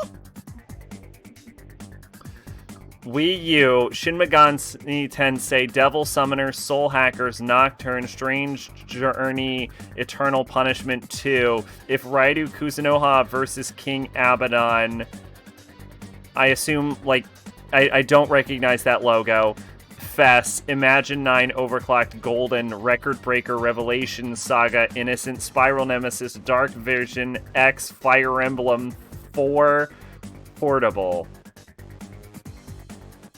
Rated EC for early childhood, encloses a bonus disc, The Animation, the movie by Atlas, featuring Dante from the Devil May Cry series. I don't know, I just have this extreme desire to eat a peanut butter. I don't know why, it just came out of nowhere, and I'm just like, give me some fucking peanut butter. Well, I don't even know if I own peanut butter. So mean! Just take a look at my fur! It's apparent that I'm the real Teddy! See? Teddy goes from staggering around to leaping at me with open arms. I swiftly move out of the way. Versus the Abaddon army. Teddy ends up embracing the ground with an odd groan. I wonder if that was a bit mean. Cruel! Okay, it was Devil Children. I suspected it might be Devil Children, but I didn't know for sure. I mean, I can't tell if you're the real one or not. But I keep telling you I am! I just beat the fake me a minute ago! I want to believe you, but I'm already having a hard time telling which of these two is which. Kanji B is the fake one. You just need to use the power of love to tell them apart. Huh? You can tell the difference? Of course I can! My love for you would never, ever be fooled by a fake. Then can I leave this to you? Huh? Leave what to me? She's gotta fucking leave, isn't she? Ted, perfect timing. You know I'm the real one, right? Ah! A double serving of kanji? So these were the two things I was sensing near Yuki-chan. That's why I'll leave it to your love to tell them apart. Impossible! I'm completely, totally vetoing this idea! I mean, there's no love involved! The hell did you just say? You should be able to at least tell the difference, damn it! Ah! Both of those sound like things Kanji would say! It's B. So that's the limit of your love for Kanji-kun. I love fucking Yukiko putting the coals to him. Can we just say that they're both fake? They might be, but B is definitely That's what fake. it comes down to in the end, right? What? Why are you listening to him? Would that be bad? Of course it would. Assuming that from the start is pretty messed up. Oh, I know. Could you use your nose to figure this out, Teddy? I wish I could, but this red fog is getting in the way. My nose is no use right now. Wait, does that mean you're a fake after all? Not at all! There's a good, complicated reason for it! Hey, Ted, just do something and tell us apart, damn it! Yeah, you moron, I'm disappointed in you. Two kanjis are worse than one. Okay, Teddy, stay still, concentrate, and... Oh, whoops! My nose got stuffed up. What? Even Teddy can't tell them apart. We'll never make any progress at this rate. What else could we try? Jeez, what a useless bear. You say that, but I bet you're actually pretty relieved. What did you say? You're the one breathing easier, asshole. What was that? I'll take your punk ass down! As they continue their endless squabbling, I think desperately for a plan. As soon as I get an idea, I whisper to Teddy, this might work. Good idea, Yuki-chan. Well then, let's bring it on! People Oh of look, Inaba, Naoto in a bathing welcome. suit. It's time for Who's the Best Inaba Resident? Huh? What the? Question number 1. How many stories is Yasogami High School's classroom building? 3? We're really doing this? It's 3 stories. You bastard! It was my turn to answer! Correct! Now on to question number 2. Every day is Customer Appreciation Day at the supermarket June S. How many stories does it have?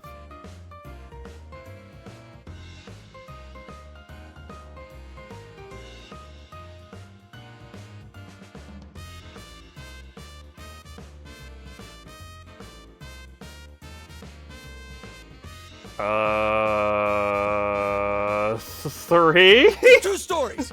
2 stories? Correct!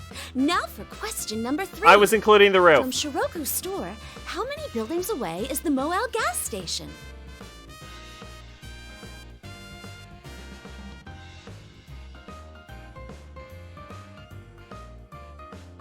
Five? It's 4 buildings. Correct! I chose the 4. wrong building. Take the sum of the numbers in the answer so far, multiply by 8, and divide that by 3. What do you get?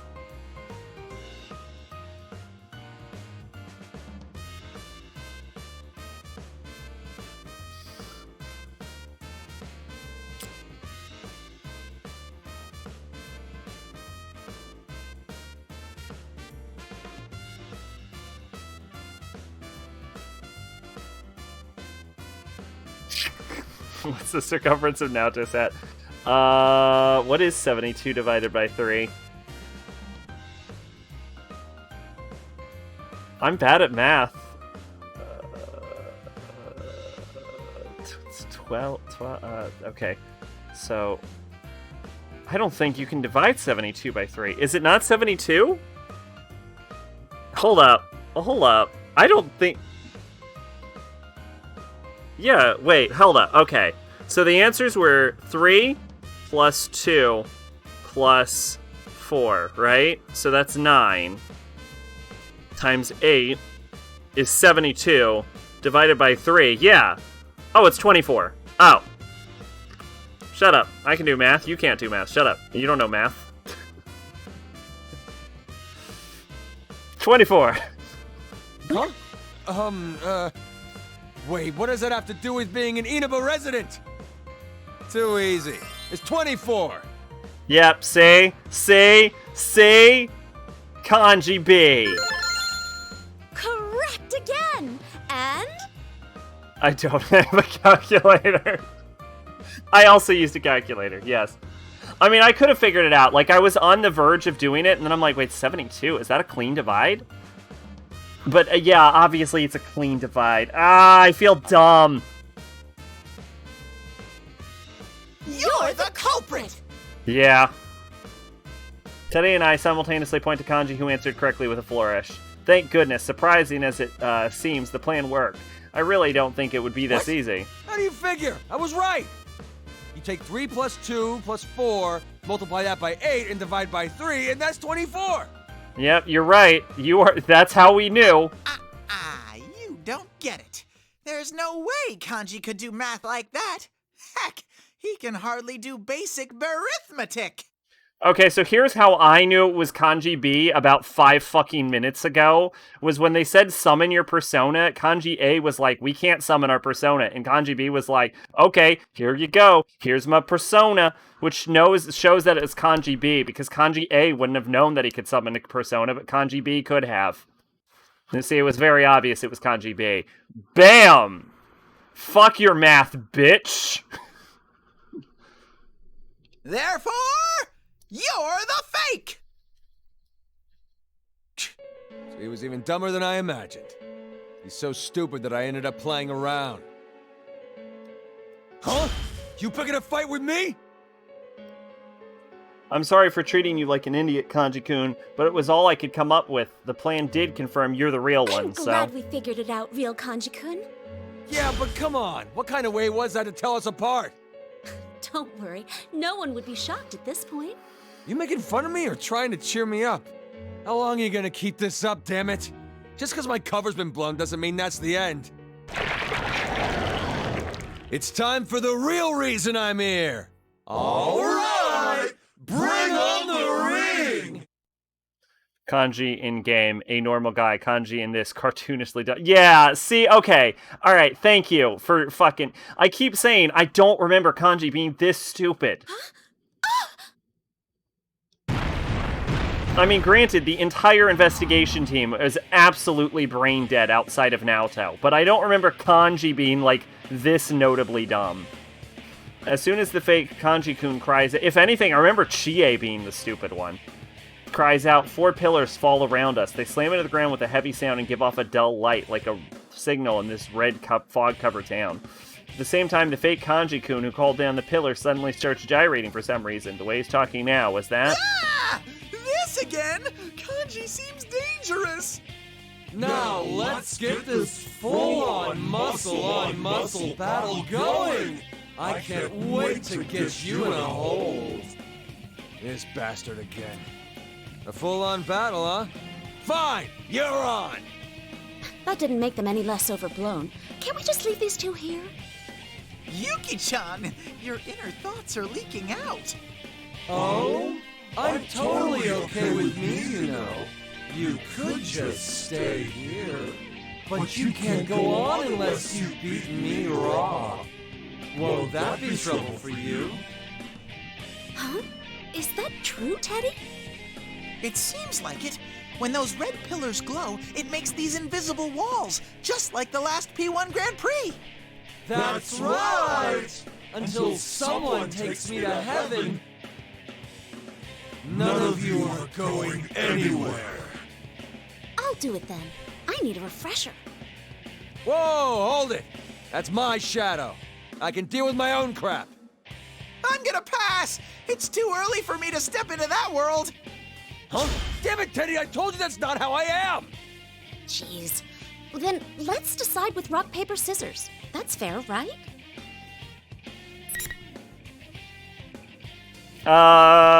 Yukiko makes the most sense, because she can heal herself. Oh, but I should have chose Teddy so he could get his ass kicked. Aww.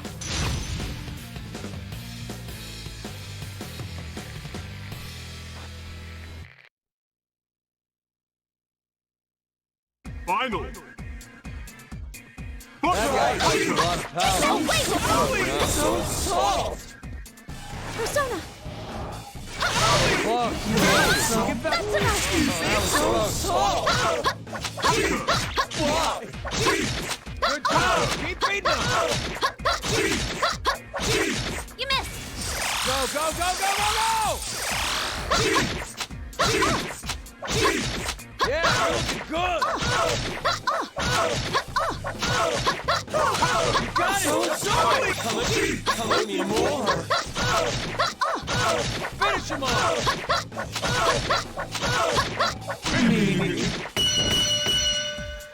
There's nothing for me to say!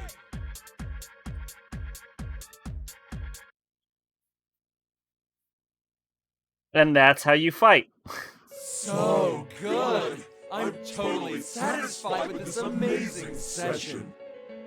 'Cause it's too late now. You've totally fallen for our plan!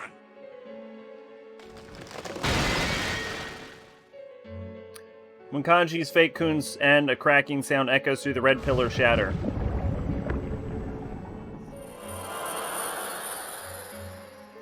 As the red fog suddenly thickens, the fake Kanji-kun begins to melt like chocolate put over a flame. Whoa, what the hell?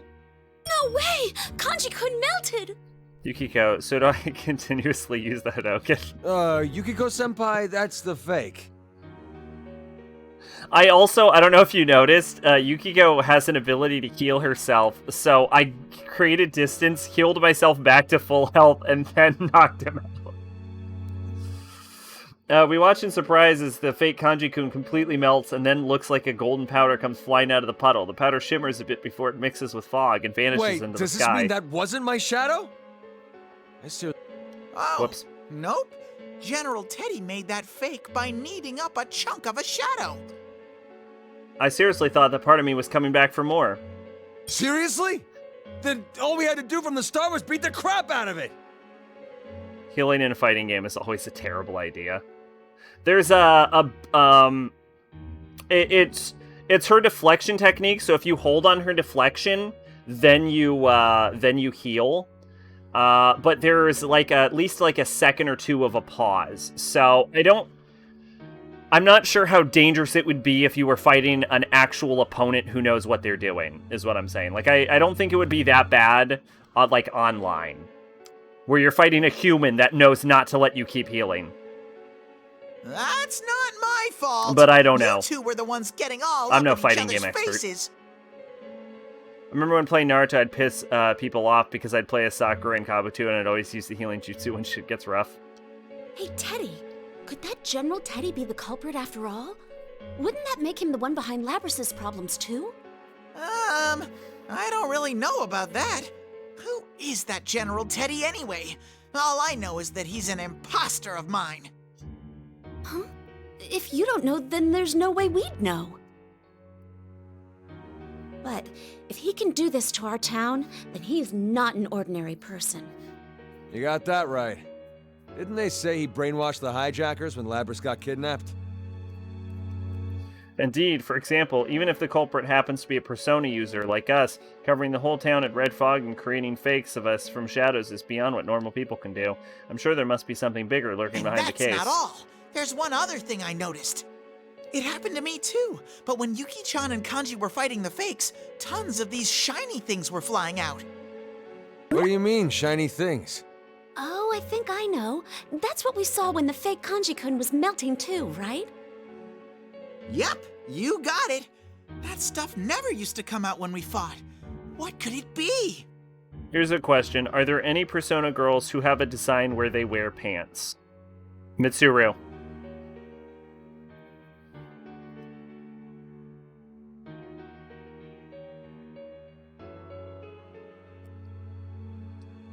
Or, no, not Mitsuru, sorry. Makoto. I don't know why I said Mitsuru. Good question. Yukino Also, and Persona 2? Yeah, there are a few. It seems like fighting in this fog is tiring everyone out faster than usual. Huh? Yeah, now that you mention it. It's like when we would go into the TV world without Teddy's glasses. Although, if you count a full-body cat suit, That Mitsuru. reminds me, we haven't tested out the glasses. If you need them, I have some right here. No, that's okay. It's true that I can't see very far, but I can still see where I'm going. And the exhaustion comes more when the fighting ends, not during the battle. I really don't know why you don't just put on the fucking glasses. So, what does I that think mean? they just didn't want to make other When those versions of them shiny with things glasses come out on. after a fight, we get really tired? Yukari's summer outfit? Yeah, there's definitely several. Jeez, you really are stupid, aren't you, Kanji? The shiny things and getting tired are two separate things. I'm assuming we're only talking about party members, or the list, like, expands quickly. So what then? This is all because you suck at explaining shit. Teddy and Kanji begin their usual squabbling. They really are good friends, aren't they? But something Kanji-kun said catches my attention, and I start to conjecture a few things. Kanji-kun and conjecturing. No, now's not the time for this now. Hold on a second. Ern Winter as well, yeah. Sorry. What did you just...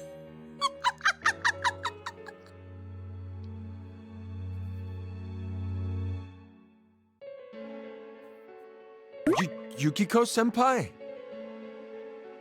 Has Yuki-chan lost it? I tried to look up, I figured Chie would've, but I can't... You're right. Sorry. There's, like, not a very good gallery of her on the wiki.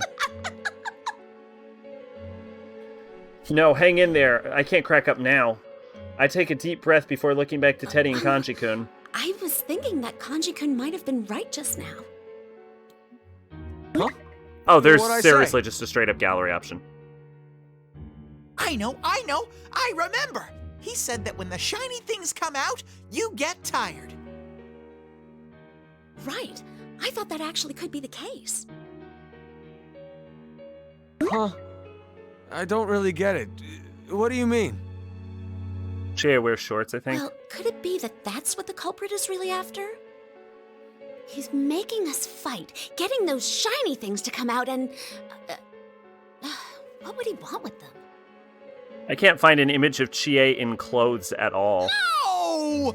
You totally had us going, Yuki-chan.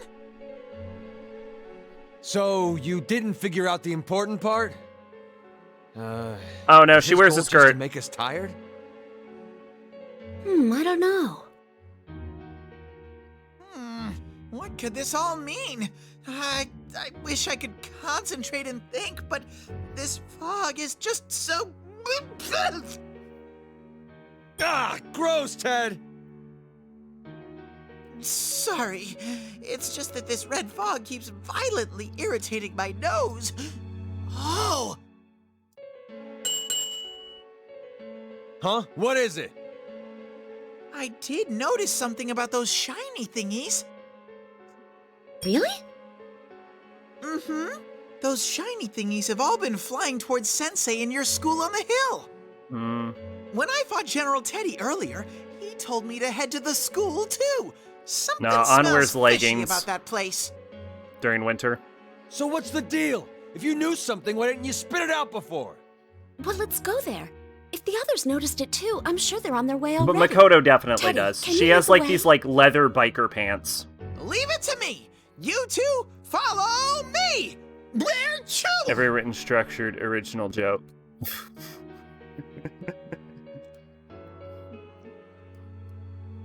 As Teddy tries to lead the way, he gives an especially loud sneeze. Should we really be following him? But we all have to trust him for now. He did find Kanji-kun and me, after all. I let Teddy take the lead, sneezing like a foghorn all the way as we run towards Yasugami High. Also, Naoto almost exclusively wears pants, but I'm not sure how well that counts.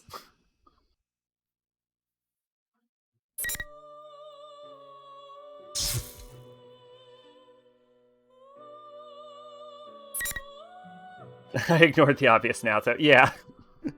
Naoto seemed like cheating, so...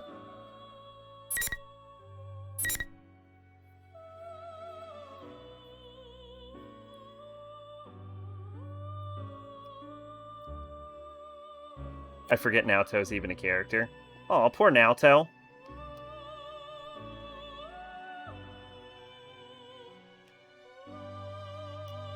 Alright, so I'm trying to go timeline-wise. So it actually looks like we're going to start with Risei, and then Risei will probably end here, and then that'll bring us over to Naoto.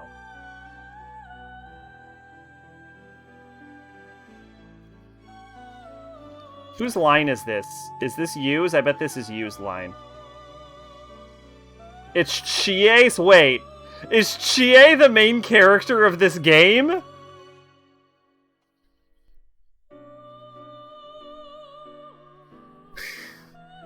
Yeah, because this is the U world. Like, look, everyone has their own line. So this is the Naoto line.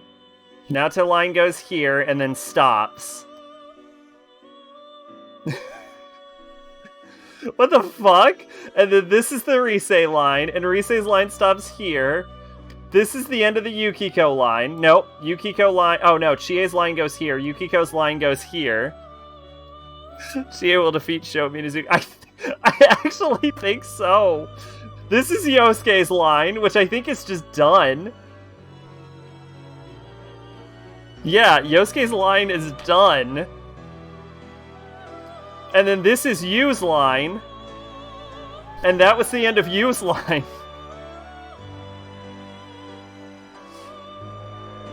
And then this is the Chie line, which extends all the way down here. This is the furthest point anyone else gets to. And then keeps fucking going for like another 5 hours. Little known fact, Chie, secretly the strongest character in Persona 4. Who knew? I'm gonna pop into the bathroom, but I'm excited for the Chie rampage.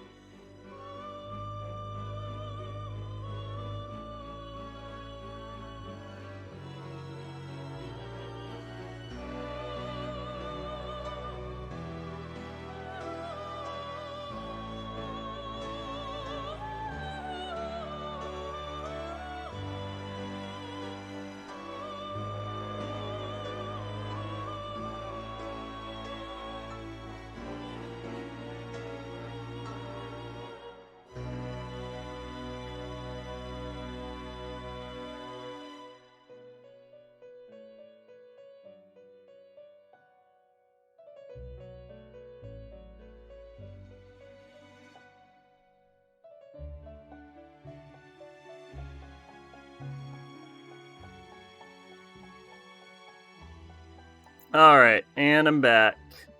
Let's see. Was it Naoto or Teddy who texted exclusively, "Hello, can we meet up this weekend?" I don't know. Rise, I can fight too. Can you? Can you, Rise? Can you fight too? Usually analytical personas are very bad in combat. What is this? It's What's happened fucking here? God's way of balancing your bullshit powers. When I finally reached Yasuinaba Station with eerily distorted building in a town that had turned into a maze, I kept walking for a while and eventually made it to the floodplain, but I don't see any people around at all. And that feeling I've had ever since the train stopped so suddenly. By the time I reach Inaba, that twinge has changed into certainty. Like the TV world. Like, I think the only If that's true, analytical personas I can think of, like, analytical persona users I can think of that can fight are Mitsuru and Akechi. And maybe Morgana and Teddy. They're a little dicier on whether they're, like, analytical at all. I don't know what's going on, but if this is the same as the TV world, then there's nothing I can do. I concentrate hard and speak to the presence sleeping inside me, the way I've gotten so used to doing. Philemon, when he made analytical personas, this shit is too broken. Igor, fuck this up for me. And Igor's like, got it, they can't fight. That's the weakness. I concentrate hard to speak to the presence sleeping inside me, the way I've gotten so used to doing. Persona! I knew it! I can use my persona. I don't know what's going on, but I might be able to find everyone. I concentrate once again and search for presences. My senses slowly sharpen. At first, I can only feel out what's near me, but then it extends further and further out. Eventually, my senses spread all across town, like I'm reaching my arms out wide. The readings are faint and hazy, probably because of the red fog everywhere, but I still pick up several familiar presences. But it doesn't really feel like my attempts to reach them are working. Really no use after all. That's okay. Not everyone can be Fuka. Even though we have the same type of power, I wonder if things would be different if Fuka was doing this. Yes! She's a fucking monster! Just the other day, Fuka saved everyone from a bad situation from much further away than I could manage. You were 3 feet away and you couldn't do it! If she were here, she could probably support her companions even through this The fog. power to fight? I can't even give proper Fuka is the first analytical persona. It literally just enclosed her inside. Igor said, "Ha! See, boss, now they can't move." Look, Fuka needs to be nerfed somehow. My concentration breaks, and what readings I had sleep into the fog. Just as I'm about to fall to my knees in despair, a strong reading I can sense even without focusing appears in the sky. What? It's a bird? It's a plane? No, it's Elizabeth! Oh, shit. I bet this is the newly upgraded Elizabeth, too. Down from the sky with a loud declaration came a woman in blue. The lady descends lightly and gazes at the dumbstruck look on my face with a slightly cocked head. Please excuse my raucous entrance. If I recall correctly, you are everyone's Rosette. I wonder the if this is announcer of the before or P1 after Grand Prix, no? she becomes a wild card. That wasn't really me. Wait, who are you? Because Elizabeth's epilogue doesn't actually say if she acquired the Fool, like, the same day, or if she acquired it later. You know, I remember those blue clothes from the P1 Grand Prix. She's the one with tremendous power that General Teddy was mad at calling her an intruder. I don't think she's an enemy. Granted, I have no idea who she is. Oh, pardon me. I am Elizabeth, the wandering elevator attendant who has presently totally abandoned her duties. I once presided over a certain power in a certain room, but for opaque reasons I am currently on a wandering journey. You presided over power? Okay. Greatestly, exactly. It feels odd to bring this up, but it was okay for you to abandon your duties? No, my older sister is pissed. Oh? Can you explain the question? I guess I kind of abandoned my duties once too. I ran away from where I was. But now that I'm trying to make a comeback, it's been really tough. This news of a comeback concert isn't grabbing me either. desert, you say? I know of such things. It is a mysterious ritual that only chosen ones can perform. Elizabeth be like, I came prepared this time. I only brought Thanatos with me last time, but now I brought with me Thanatos, Vishnu, Apollo, Artemis, and Messiah. As you humans may call strapped. So you probably missed the end, but at the end of Elizabeth's route, she beats the fuck out of you, and then Yu's friends get, like, really pissed at them. And Yu, like, is like, no, I'm not gonna give up. And he, like, power of friendships up against her. And Elizabeth gets scared and, like, falls over, but Igus catches her. And Elizabeth realizes that there's only so much power she can have by herself. And she needs the power of friendship if she's ever gonna free Dorkun. So she goes to the, like, very bottom level of, like, the Sea of Souls. And she, like, looks at the door, and she's like, door, I know how to save you. I need friendship. And then, like, at the very end, like, a single, like, card, like the Fool, appears before her, and she acquires the wild card. Well, they didn't say she acquires the wild card. I'm interpreting that. But she did acquire the Arcana of the Fool. Within the flood of sound that tempts people, the crowd repeats a chaotic dance to their heart's content, eventually achieving a state of rapture. It's not like that. By the way, Miss Rosette, are you sure that you should be reposing in a place like this? Huh? I have been observing this town state for some time now, and it seems this red fog has completely enveloped it. If left as is, I do believe that matters will take a turn in an unfavorable direction for you and your friends. What? Elizabeth, do you know something? Is you, Senpai? Is everyone okay? My, why are you asking me? When it comes to searching for your friends, I recall your power being uniquely suited to the task. I can't find anything in all this fog. It's no use. I see. In other words, you are grieving for your powerlessness. Then Philemon is like, hey, stop that. You can't unleash literal Greek death on my lovely humans. Be absorbed into me. And rip best attendant. No. She doesn't want to just, like, peel him off the door. His idea is, what she wants to do is make it so that Erebus does not reform. Like, that's her goal.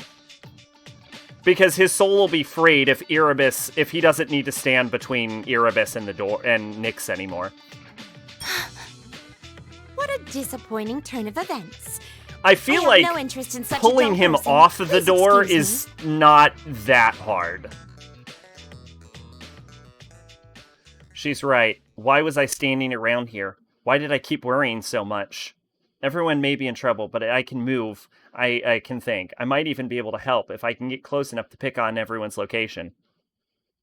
Until I've run around so much, I can't take another step. Searched as hard as I can and done everything in my power. I have no right to whine. It's Elizabeth! no use. What seems to be the matter?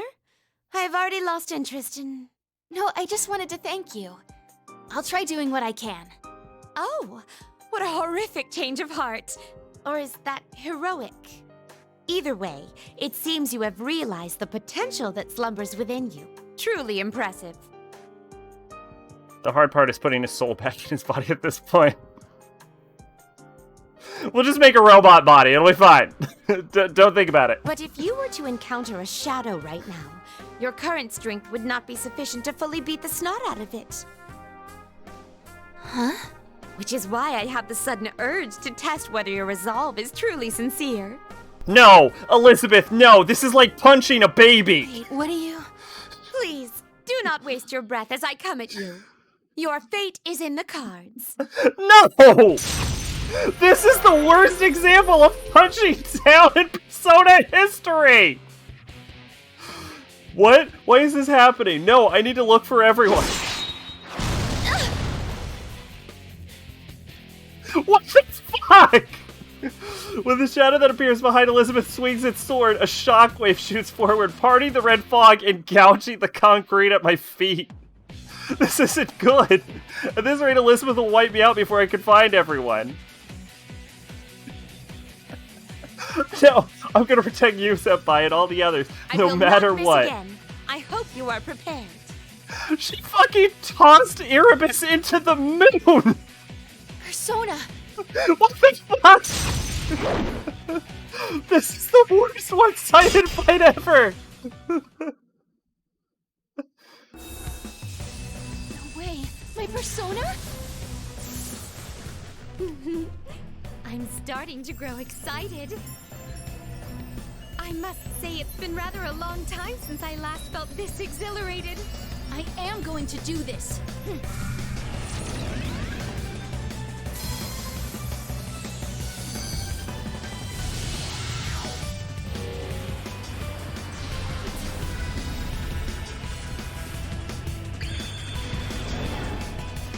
What the fuck?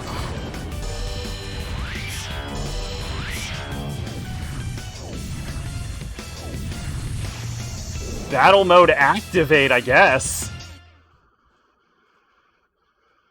Rise has a little satellite dish analysis persona I can do that's this been now. using Kriegspirit. From here on out, I've made my decision. I'm going to stay and protect everyone. Now, show me the transformation of the potential within you. Burn it into my memory.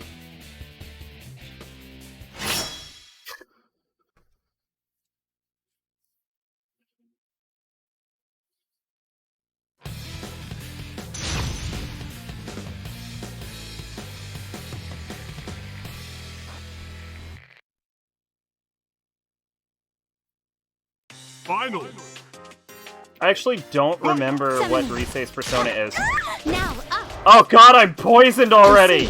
Remarkable killer move. Okay, let's change things up. Check it out. Oh god, she's so slow! This one will hurt. Don't touch me. I see your every Quite move. Electrifying. Check it out. Let's roll. Now, Impressive. Oh, how about that? From this moment forward, don't touch me. Come on, my killer. Don't touch me. Don't touch me. Pardon now, Himiko. Don't touch me. Hey! Hey! Did not. Opening my quite electrifying. Up. Oh no. Oopsie daisy. Check it out. Impressive. Huh? Now killer move. Philomena was like, this is a little unfair. My friend, have a temporary upgrade. I won?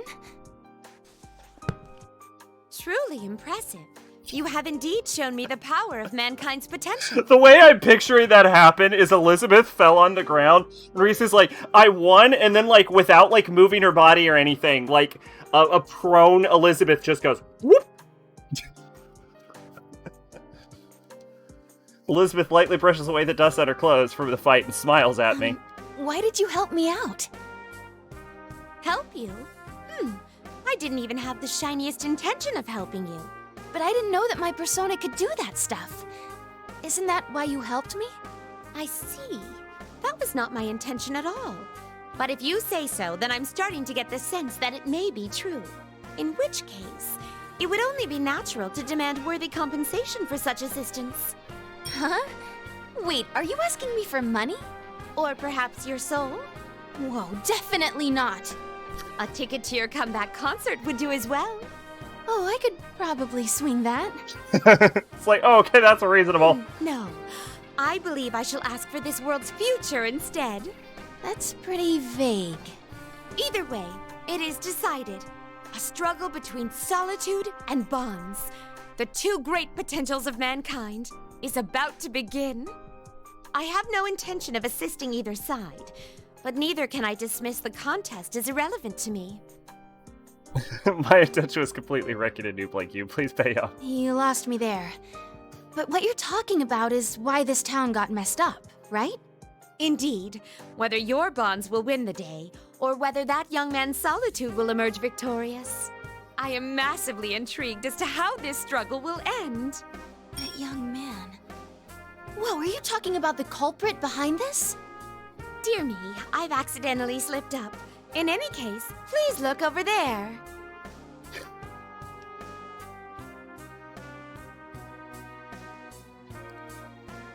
Elizabeth points past the fog as if judging her own words. Well, I'm not letting her off that easily. She probably won't tell me anything more. I'm a little puzzled, but I go ahead and look at where she's pointing, and then I can't help but lean forward in utter shock. Out there on the hill, where Yasugami High should be, is this weird, huge tower. It looks like some kind of evil villain's lair. I believe that is where the final battle will take place. It seems a number of your friends are already headed that way. What will you do, Miss Rosette? I'll go too, so I can fight with them. Yeah. A perfect answer. I give you a gold star. I feel like Elizabeth has a collection of gold stars. Like, in my head, when she says that, she, like, reaches into her pocket, pulls out a real gold star, and then just, like, sticks it like a sticker, just, like, sticks it to her. Welcome to the Velvet Room. Congratulations, you're eligible for our wildcard package, which will cost 7,455,892 human souls. But thanks to your sponsor, we'll lower it down to 3. She draws a large star with one hand and goes directly into an elegant bow. She's headed off somewhere now. I really can't figure her I out. bid you good luck, Miss Rosette. As I see her off, she vanishes in the fog. I look up, but I've got to get to Yasugami High. I'll help everyone this time for sure. Senpai, everyone, wait for me. Now, that said, with the ending of Persona 4 Arena, the fact that we don't have an Elizabeth spin-off is, like, the worst wasted potential ever. Like, get on it, Atlas.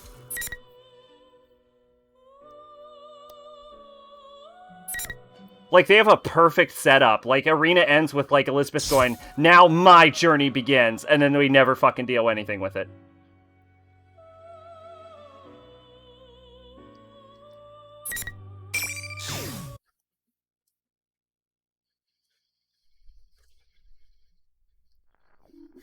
The town becomes a labyrinth as the clock strikes midnight. It's just like the dark hour described in those documents. Elizabeth can just summon every ultimate persona.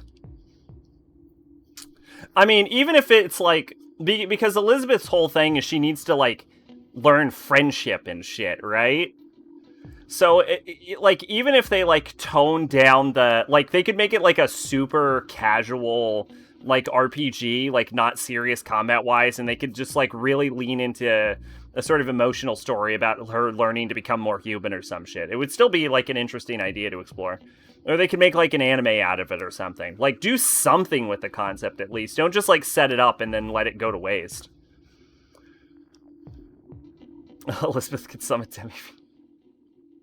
I'm not even sure how that would work, but that might not be impossible.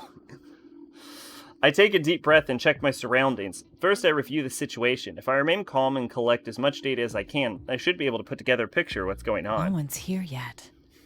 I'd have thought someone would have come straight to Junes. From what I could tell on my way, the town is utterly empty. Are you, Senpai, and the others all right?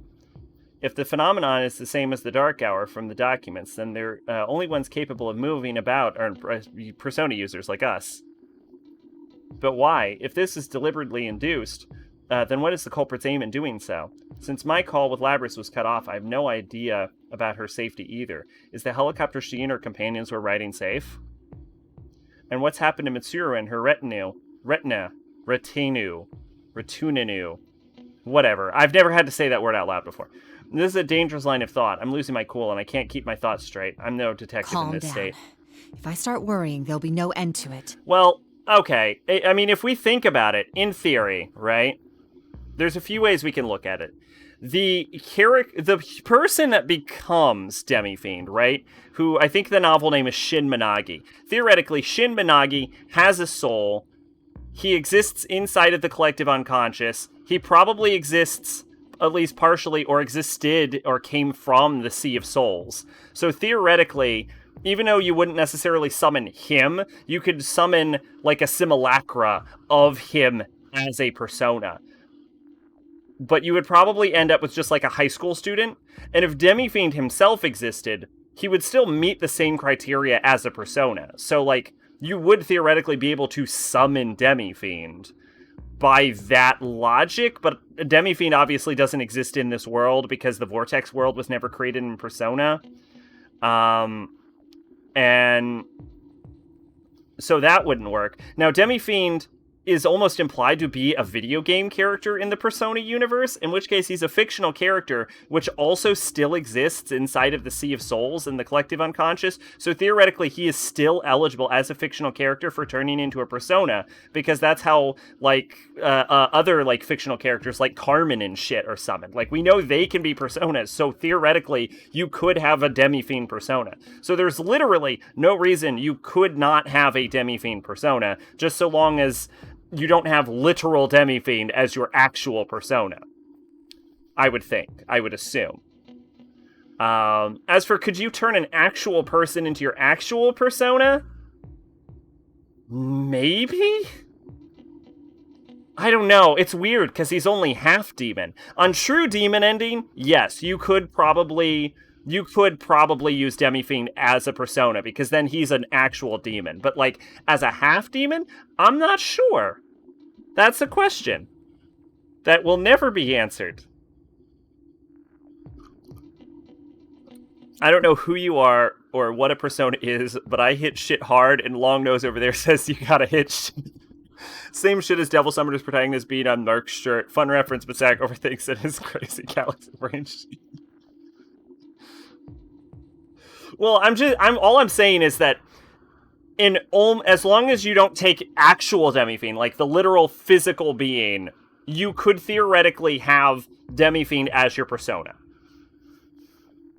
I don't know what kind of fucked up human you have to have Demi-Fiend as your persona. Like, I don't know what that would say as you as a person if you're like, persona, Demi-Fiend. But it's theoretically possible.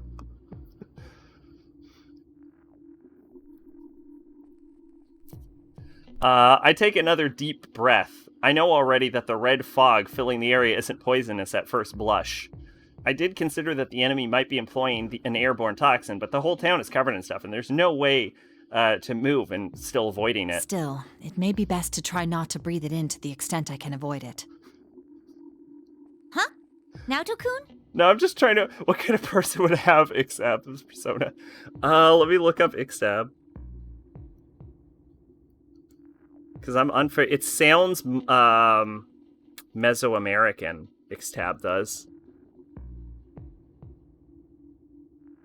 Yeah, it's Mayan.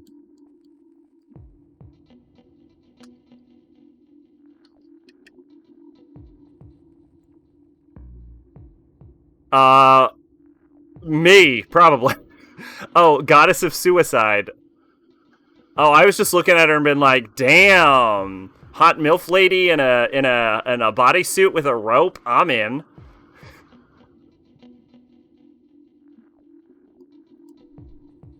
Huh? I've thrown for a loop at being called out of the blue. I lost in thought. My reaction is slightly delayed. Chie-senpai, is that you? Uh-huh. Why? Thank goodness you're safe. What about the others? How should I know? They've got nothing to do with Probably me. like Marianne from Fire Emblem.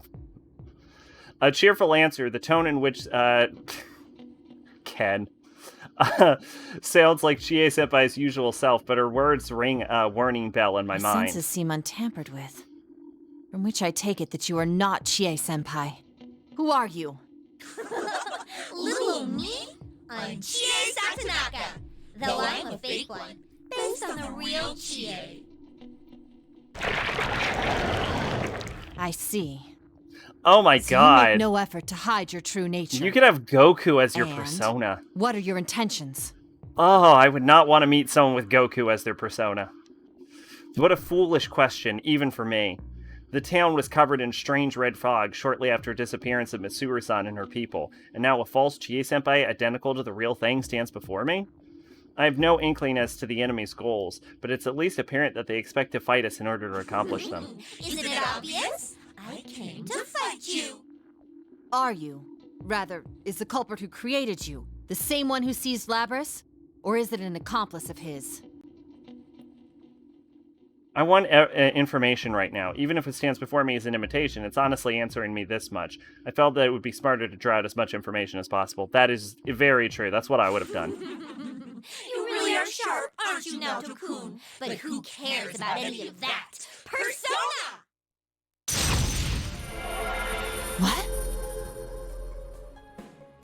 A familiar shadow takes form behind the fake Chie-senpai. Impossible. As close as these fakes are, they're not the genuine article. Yet not only was this one able to summon the same persona that Chie-senpai uses, it did so in the real world. What in the world is going on here? After dodging the attack, I jump back and draw the gun at my side. This is no illusion. That was a heavy strike with considerable weight behind it. I'd like to see a Persona game give a person a persona the opposite gender. It happened, Ellen's ultimate persona is St. Michael, but I feel like they'd make a fucking joke out of it. Did I surprise you? Sorry. See, that's what I would do in Persona 6. I'd lean, like, really heavily into the anima animus concept. It seems the circumstances are different from before. What sort of scheme is unfolding now? Solving that's supposed to be the detective's job. If you don't hurry and get ready, you'll get yourself hurt. So you have no intention of providing answers. Fair. Whoops. Whenever someone pauses for a second, like, specifically 1 second of pause, I immediately just hit the button because I think it's over, and I'm not actually reading, and then I realize, oopsie, they weren't done talking and they just paused for a long time. I started thinking about this after I realized Lisa's Eros and Femce's Orpheus were gender swapped. Is that General Teddy? You understand without me having to explain, right? Thanks for participating in the P1 climax. Now then, on to what's Naoto's Naoto's? first round. Obviously, this is a serious battle with nowhere to run. Oh, by the way, Mitchan and the others you're looking for were smushed and captured by me, General Teddy. In other words, if you keep winning in the tournament, you might be able to save them.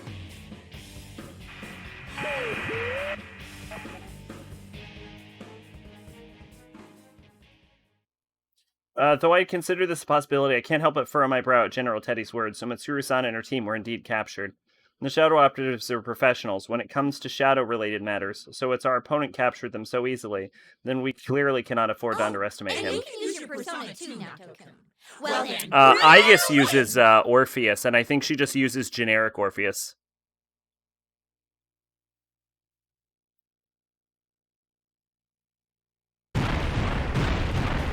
Sukuna Hikona, Yamato Takeru, Yamato Sumerugi, and Amatsu Mikaboshi.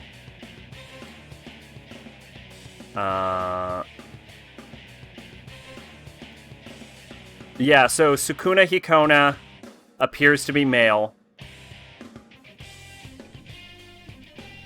Yamatsu Takeru is also male. Yamato Sumerugi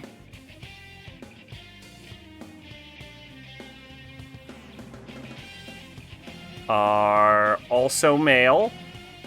And Amatsu Mikaboshi, the most broken fucking persona in history, is also male. So there you go. All of Naoto's persona. Naoto has like 4 personas and they're all male. Immediately after the fakes cry, red pillars appear mid-air surrounding us. They swiftly fall, embedding themselves into the ground. So this is the ring this time. We can surmise the basic rules. It's fair to say invisible walls stretch between pillars, and I will not be able to proceed until the match is completed. Sukuna Hikona? Yeah, the dwarf. Yeah, the dwarf, yeah.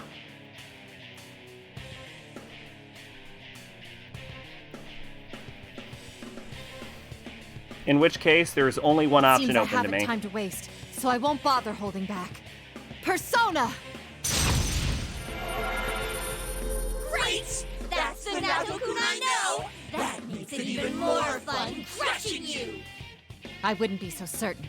You can never win against me.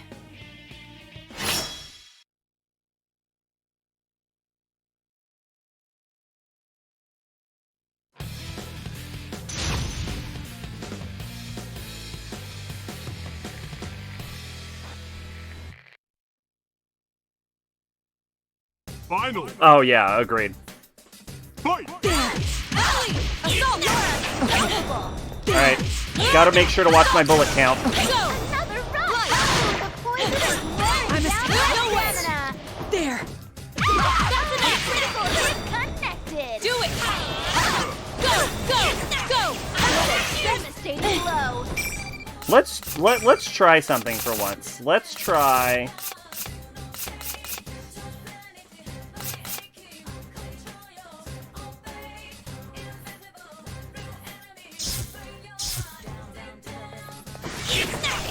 A huge lead in stamina! Are they breathing easy? What a captivating match! How will it end? Persona!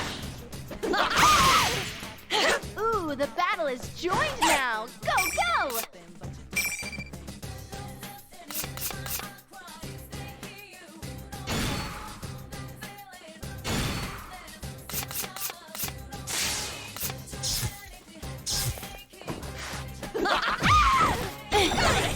Now, will they go for the kill? No! Go! Do it! Will it all be over in a moment? Do it! No way! No way! They're finally getting serious. Do it! No! Do it! No! I think Do they it! close you for the decisive hit. I smash you! Go!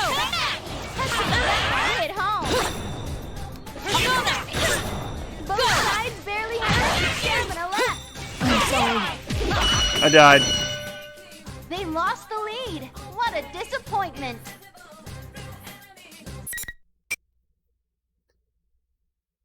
Death Battle used this game for their Mitsuru and Weiss video. No wonder shit was fucked.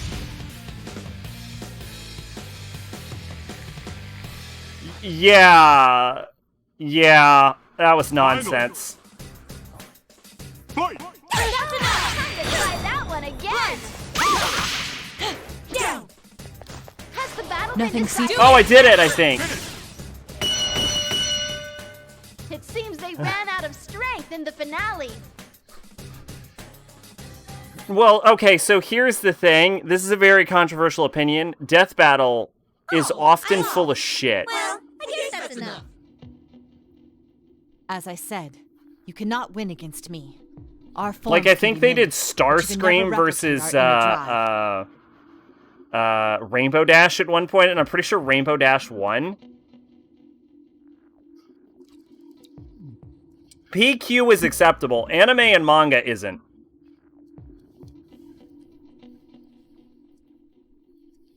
It was strong, though I wore a brave face to intimidate my opponent. But what you have to keep in mind when using PQ as a source is that PQ takes place before the end of P3. Because time shenanigans. With the, but, like, Mitsuru still won that. But with the fucking Weiss versus, Yang battle, they used Dissidia for Tifa? They used Dissidia for Tifa for that fucking battle. It was ridiculous. Look, Death Battle's full of shit. That's my point. The Gara and Toph video was, hold on, when I went, hold on that, alright? Oh, who won that one? Gara versus Toph, Gara. And I will tell you why. Toph has a greater degree of control, but Gara can just manipulate more sand. Like, the issue with Gara is his attacks are automatic as far as defenses. They respond quicker than Toph can attack, and Gara can manipulate more of his surrounding environment than Toph can. Like, like, the degree of control Toph has is impressive, but it's not enough to overcome Gara's sheer might. Toph? Yes, nonsense. Yeah, so they have no fucking idea what they're talking about. That's the problem. It was strong, though I wore a brave face to intimidate my opponent. Had I put... The fucking claim was that they made, I believe, during the Yang versus Tifa fight, was that Yang's aura would hold out before Tifa was able to break her before Tifa would be able to break her aura. Like, the claim was that Yang's aura would be able to hold back the damage from Tifa's attacks, and then Yang would go into super mode to beat Tifa. Nonsense. Tifa can take an exploding sun to the face. And they use, like, Dissidia as an idea to figure out Tifa's fucking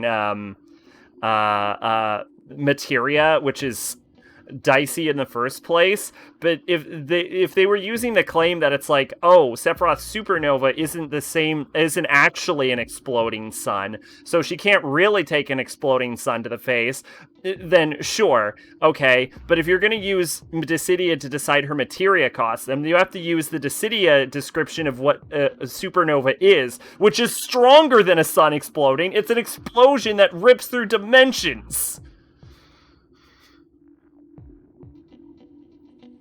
So either way you slice it, Tifa could take a fucking bomb to the face and survive that Yang couldn't even imagine. Like, an explosion that would kill everyone in Ruby. The issue with using PQ is they used a tag attack from Q2 of Akechi and Naoto to say, oh, well, Akechi outrun Naoto's bullet, so Mitsuru should be able to do some similar feats. Mitsuru would beat Weiss, no question. However, this ain't how. Oh, Mitsuru cannot move faster than a bullet, though. We know that. Arena actually does solidify my claim that no one in Persona is actually capable of dodging bullets. They just dodge the trajectory of the bullet, which is how dodging bullets works in real life.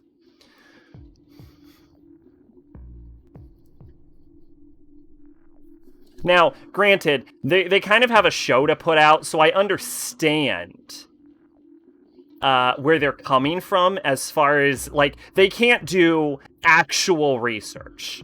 Like, they can't, like, play all the games and actually think about it and learn the lore for all of the characters. They have a show to put out. They have a product to make. So it's unreasonable for them to expect to get everything 100% right. But it's also unreasonable to say that a show that isn't concerned about actually getting everything 100% right in any way is reasonable.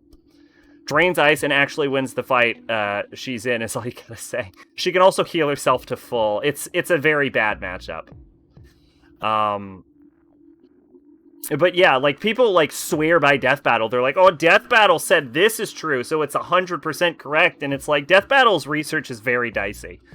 And, you know, I can't fault them for it. I can't expect them to do the best research in the world. They have to put some show out. But, like, don't look at it as anything more than popcorn entertainment. And I'm not super fond about how they, like, how it's, like, presented as being super well researched when it's definitely not super well researched.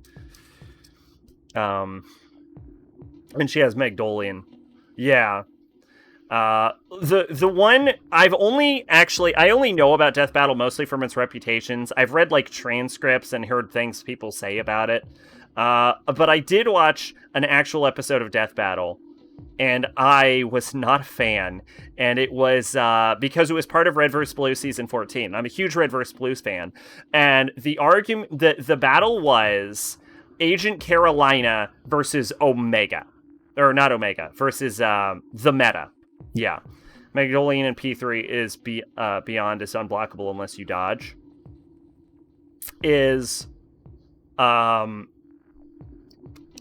Yeah, it was Ancient Carolina versus the Meta. You haven't been able to block almighty damage since P2. And the claim is that with the help of an AI, like Carolina, we'd be able to beat Meta. And I think they made, like, a bold claim at one point that, like, Carolina's fought something worse than the Meta or some bullshit. Like, the Meta killed Tex. The Meta killed Tex.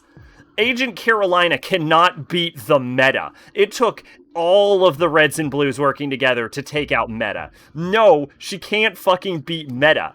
Meta killed all of the other agents of the Project Freelancer. Meta is a fucking monster. There is no goddamn way Carolina can take out Meta. I literally don't even understand the argument. He killed Tex! Carolina can't even touch Tex!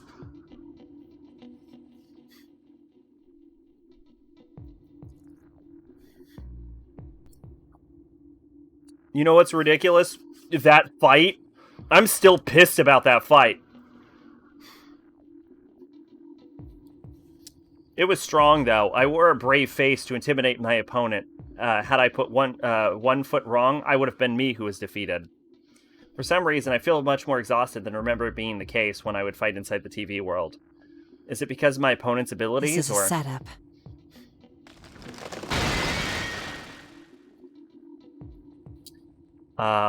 There is a mighty cracking sound, and red pillars to the four sides of me shatter.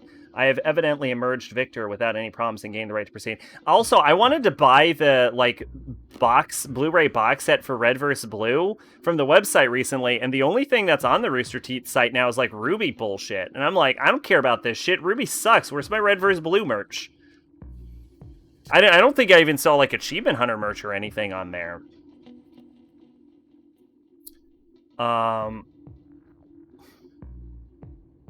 They took a scene from the movie where Ryoji blows up a bridge with them on it to show his full strength. This is obviously not in the game, and I always took that scene as Ryoji moved them because he didn't want to kill them to demonstrate his strength. Death battle. Mitsuru and crew survived an explosion point blank. I thought Warner Brothers bought Ruby. Discovery has Ruby now. They sold it.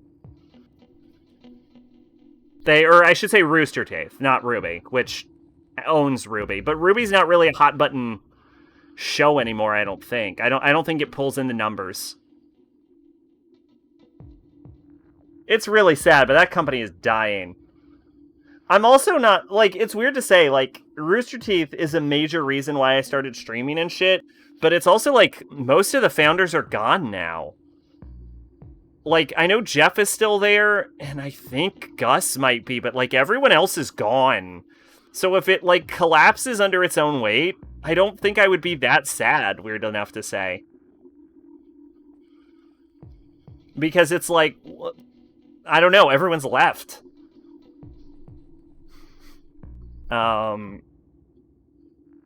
Apparently it's getting 2 more seasons or something, but, I don't really care anymore. Yeah, that's the basic general sentiment. Everyone stopped caring about Ruby because it was written like garbage, and people have been telling Ruby, hey, by the way, guys, your show is written like trash for years and years now, for several seasons. And the writers are just everyone's saying we're show's written like trash, but fuck them. They don't know what they're talking about. And then, the show goes into the fucking toilet and no one cares because their show's written like trash. And they're like, why is our show tanking? And it's because you wrote it like trash and you won't listen to anyone. I evidently emerged victor without any problems and gained the right to proceed. One day I'll catch up on Ruby. One day I'll actually catch up. Excuse me. I only really watched it again because my brother wanted to, but since he's into My Hero Ed stuff, he doesn't seem to be super into it either. Oh yeah, Hiroaka's 1,000 times better than Ruby. As that happens, the false Chie-senpai begins to disintegrate before my eyes. It must have been created by tampering with a shadow. What is that? What appears to be grains of light float up from the rapidly dissolving fake. They form a ribbon of light, drawing an arc in the air, and drift away in a particular direction as if drawn to something. Thinking back to the battle, I believe I saw similar grains of light whenever my persona and the fakes would clash. What are they? Could they be fragments of something? When I follow the light with my eyes, I scarcely believe what I see. There's an enormous, bizarrely shaped structure which has no place in rural town or anywhere else in the real world. I'm still waiting on Demon Slayer's movie to get a Blu-ray. Oh, speaking of Death Battle and Rooster Teeth and all that shit, though, you know who has actually a legitimately fun show? I think it's called 1 Minute Melee, who makes the bold claim that there's no research at all and they just do it for fun. And I'm like, I love it. There's an enormous, bizarrely shaped structure which has no place in a rural town or anywhere else in the real Is that the world. hill where Yasogami High is? They're Groups like, of light we are choose who gathering there. wins based on who we like better. And I'm like, oh, I love that. That's honesty right there. Something's off. The opponent's methods are different from Labrys's case. They're challenging us head on now. The salient aspects of this case are the fog enveloping the real world, a giant tower atop Yasogami High, and the grains of light that appear in battle, and the strange exhaustion I feel. Suddenly, something pops into my mind. I'm going to use Demon Slayer, I think, as the cap to my next episode of Water. These documents I obtained from PubSec, one of the detailed past case involving Mitsuru-senpai's team involving a giant tower that only appeared during a special period of time. Japanese Blu-ray has English subs, and I sure as hell hope Aniplex partners with Funimation again, because if Aniplex does their just buy the Japanese one shit, I'm gonna be pissed. Funimation actually likes money, Aniplex. Fucking, yeah. Aniplex hates money. Like, I want to get, like, the fucking Kill la Kill Blu-ray set, but it's being sold for, like, $200. Now, it used to be you have to pay, like, $700 to get the Kill la Kill Blu-rays, because they would sell them individually in, like, 3 episodes per case. But now it's like, get this $200 special edition box set. And I'm like, look, I love Kill la Kill, but I don't think I love any anime at $200. I mean, I have Netflix. I'll just watch it on Netflix. If I recall correctly, it was called Tartarus. That aberrant tower was built to call forth something monstrous. Is that possible? Is the culprit of this case intending to...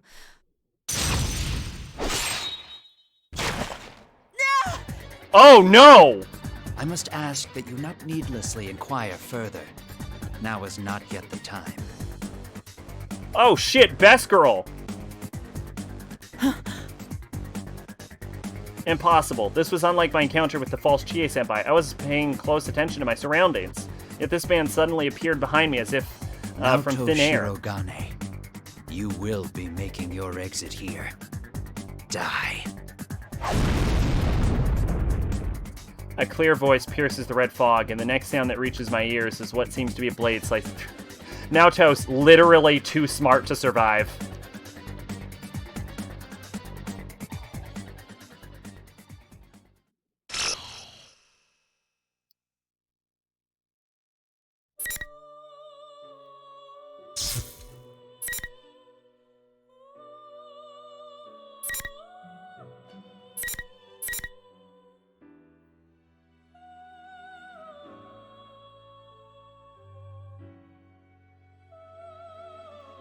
The trans doll stuff here, like how they sell it in Japan. Japanese otakus are pushovers who bend over backwards for fucking Blu-rays. If I can't get at least half the show for $30 or $40, you can go fuck yourself. Yeah, no, I mean, that's the thing. Like, there's only, like, 26 episodes of Kill la Kill.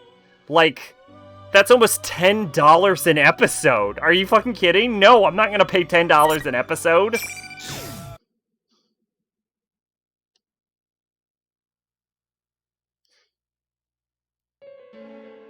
Actually, real quick, because I'm still fucking pissed about this. How much is that? Hold up.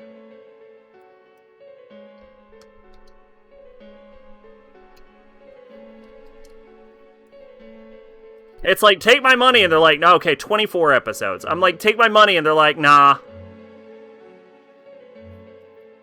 Let's see.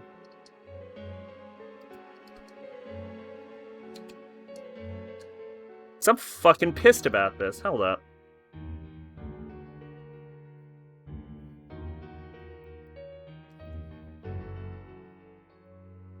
$159.98, with retail being $200.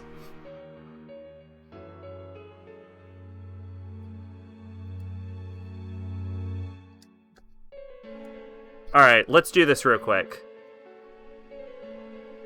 159.98 divided by 24. $6. Okay, 6.66583 repeating dollars per episode for a fucking 20-minute episode. Absolutely absurd.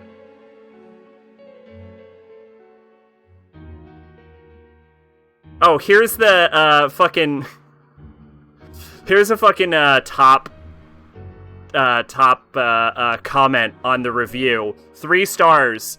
Awesome, fun, over the top show. Reason why I gave it 3 stars, because that price of admission is an epic fail. Aniplex of America overcharging for sure.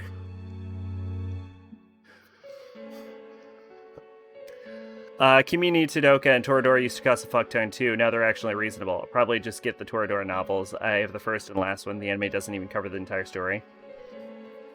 There's no doubt about it. As we go down the fog-filled hallway, we see a man we're very familiar with. We could hardly forget his face. No way. Why is it Dachi-san? Could he be a fake? Huh? Fake? Oh, right. I forgot about that whole thing going on. That friendly smile, joking manner, and contemptuously nonchalant laugh. There's no doubt this is Adachi-san we know, but why? Why are you here? Huh? Oh, well, I had intended on staying well behaved. But someone begged me to help out. And you know, I'm not the kind of guy who can say no to something like that. Help out? You mean that show guy? Have you guys already met? Oh, man. God damn it, Adachi. That doesn't matter. Don't tell me you're working with the culprit this time, too. Well, what do you think? I think yes. Don't play dumb. If I don't like your answer, there'll be boot prints all over your face. Who cares about all that? Come on. Aren't you kids in serious trouble right now? What with all the world ending and all? Shadows can copy a person perfectly. He must be Adachi. It must be the Adachi we know. So you are? You guys really like sticking your heads into dangerous situations, don't you? You don't gain anything in life from doing that, you know? Adachi-san. We gain a not destroyed world, Adachi. So why are you here? Rules. Rules, eh? Don't you understand how the real world is in trouble because of show?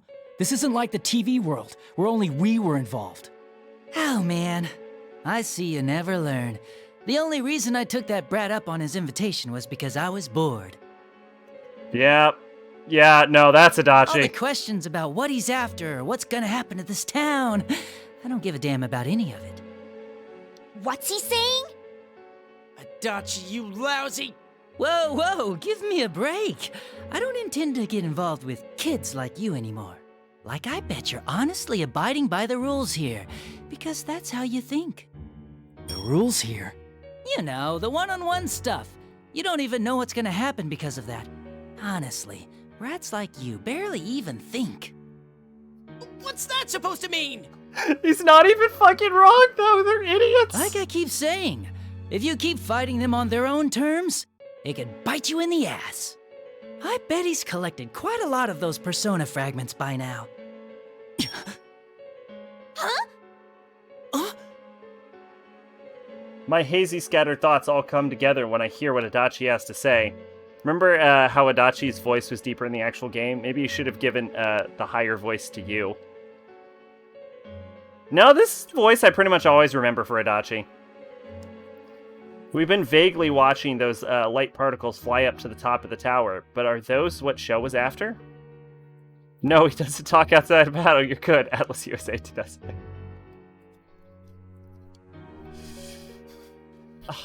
The best part about that story is that he asks, "Are you sure you want me to do the same voice?" And they're like, "Yeah!"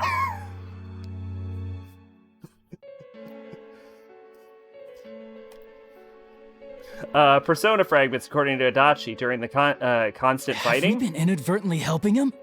Yes, you idiots. Oh, man, you really hadn't noticed? You need to get your act together. Adachi's like, "The fuck did I lose to you idiots?"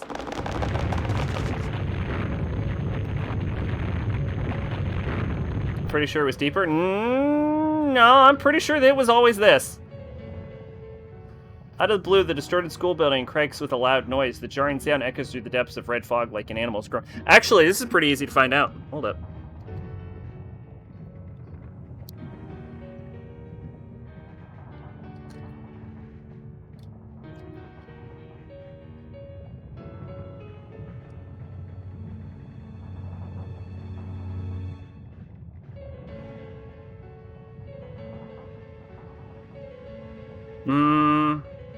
I'm only getting golden, which might have redone voice lines.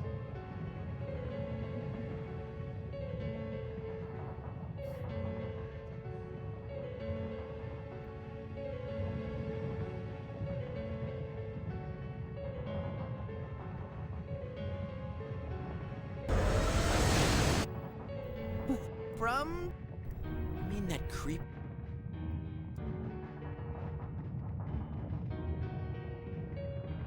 Night. You caught my eye, but it turns out you're another worthless bitch. Head straight.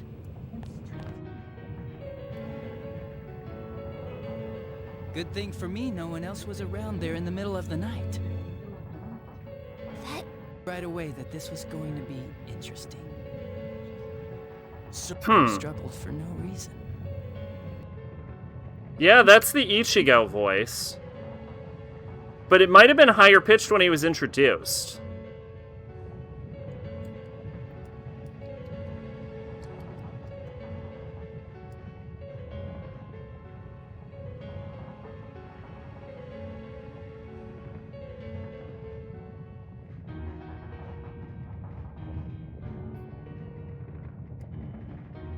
Literally the only fucking thing, because I'm just getting golden, which might have different lines of dialogue, the only thing I can think to use is my own actual fucking stream on this one.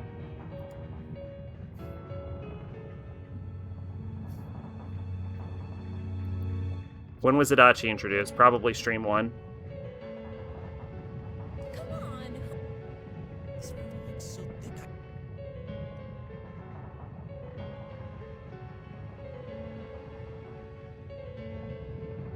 Okay, here we go. I'm Detective Dojima, his guardian. Well, how should I say this? I hope you get along with him. But you three really ought to stop wandering around and head straight home.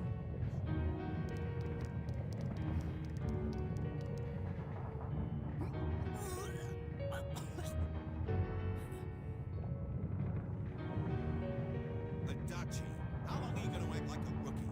You want to be sent back to the central office? Sorry.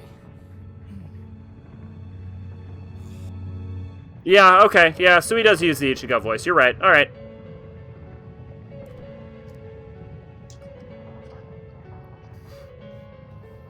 Out of the blue, the distorted school building creaks. Oh, I should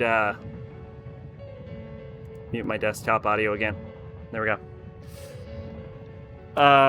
Building creaks with loud noise. The jarring sound echoes in the depths of the red fog like an animal's growl. What was that just now? Looks like there's no more time left. Earlier than I expected. Yeah, I guess his voice is higher pitched. Well, that's why I need to get going. Good luck to you, I guess. Oh, and your friends who got caught? They might be in trouble if you leave them be, you know? Wait! What's that supposed to mean? It means just what it sounds like. Then again, I guess it might be impossible for just you three.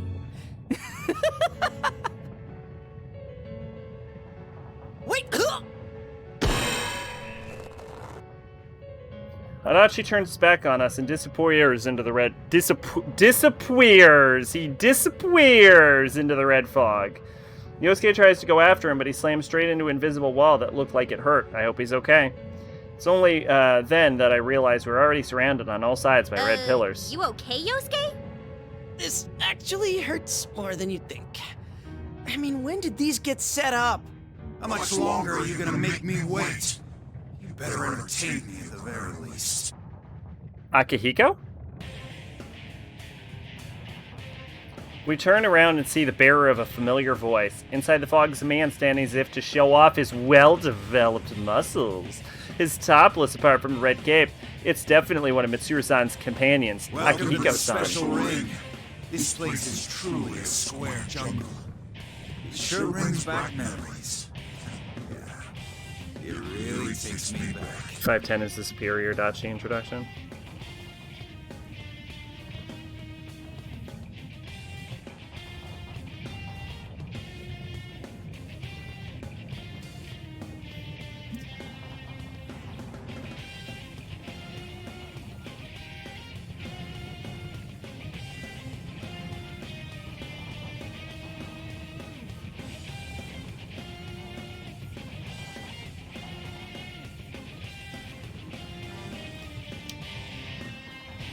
Master? Oh, I'm glad that you're safe. Okay, yeah, so we really are going under the idea that literally all of the routes are canon. Because she only calls him Master on her route. Great, Persona 4 Arena is the fucking Resident Evil 1 of the fucking franchise. What's the canon route? I don't know, fuck off. Chie tries to rush over. A sharp fist whizzes in front of her. Something obviously not right. For one thing, Akihiko should have be captive somewhere. And for another, he wouldn't challenge us to a fight like this. And for another, he should be captive somewhere. You should have known immediately it was a fake. Fake Akihiko-san. Wow. Don't you all long for the tensing of muscles and the clenching of fists? It's only seconds away. Step forward if you want to taste the match.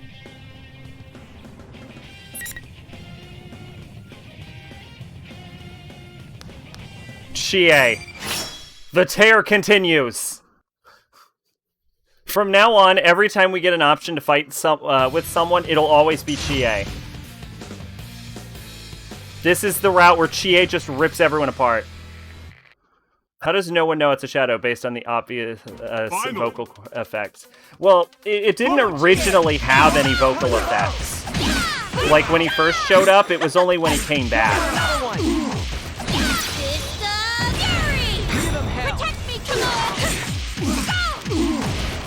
Wait, first strike. You got a handle on things.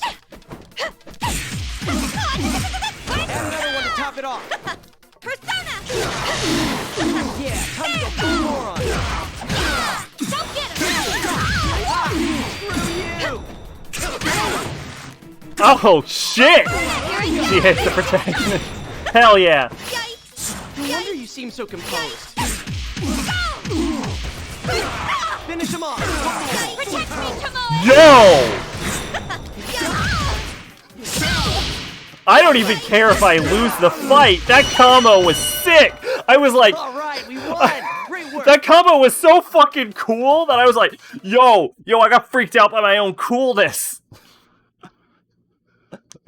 All right, we won. Wait, where did Adachi go?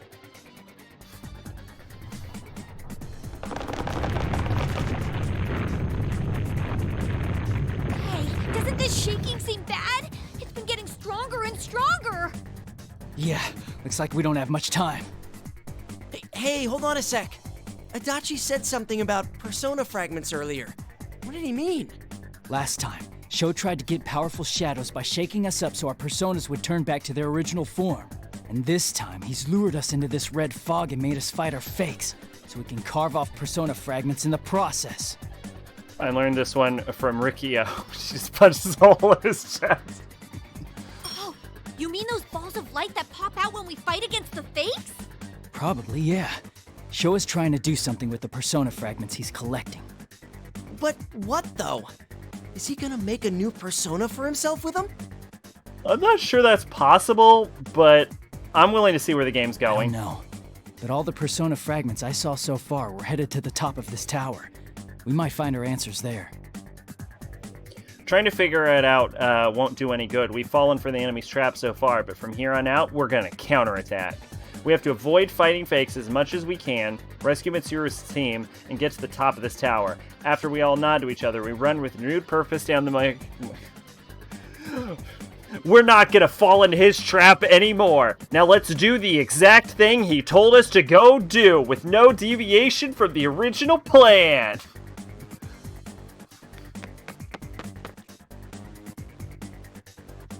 Sheesh, these hallways are too long. How far do they go? I forgot how stupid think the we'd have gotten to the investigation stairs team by is. now, at least. Maybe just running down the hallways won't work. Why don't we try going into the first open room we see? I mean, this place was connected in some messed up ways during the last P1 Grand Prix. I mean, honestly, forget the complicated plan, Show. If you really want to kill the investigation team, just isolate Naoto, and I'm sure these idiots will stick forks into electrical sockets. You do have a point. But there's tons of classrooms here. Should we just start with the closest one? Whoa, bingo! Yosuke? Past the open door is an unmistakable view of a classroom, but on the wall inside is a familiar looking school stairs connected to it, like they were forced Still here. don't like this plan. We're gonna have to check every door we find from here on out. Don't worry, you can do it, Yosuke. Yeah, we'll be okay if we got Yosuke with us. What's with the blind trust in me? I don't remember you guys being such goody-goodies. What are you doing, Yosuke? Come on, you better hurry up. Why isn't anyone listening to me? Don't you think it's weird that you're about to leave me behind after saying all that nice stuff?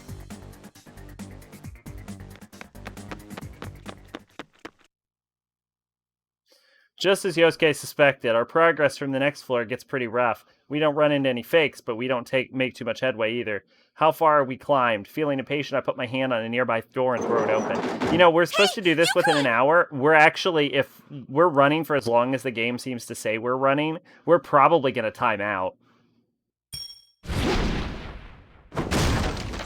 A guillotine blade, like, whooshes right in front of my eyes. I dodged barely, but it was too close for comfort. You dodged. Not too shabby, Yuku. Labyrinth. That voice! Why don't you hurry up and come in? I'm bored out of my skull waiting for you guys. I cautiously step into the classroom. Inside, we find stairs leading up and a figure blocking them, just as I thought. Labrys! Like you don't already know.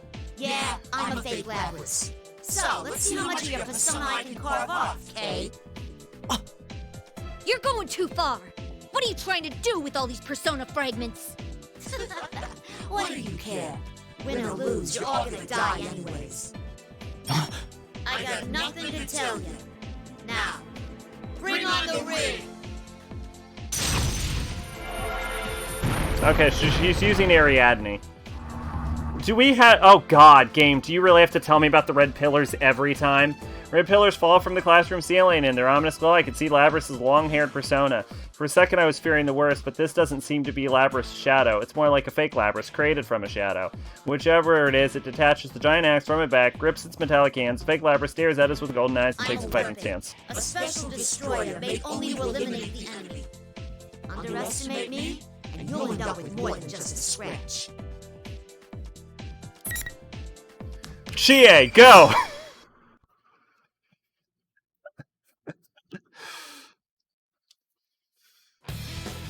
Deploy the Chie!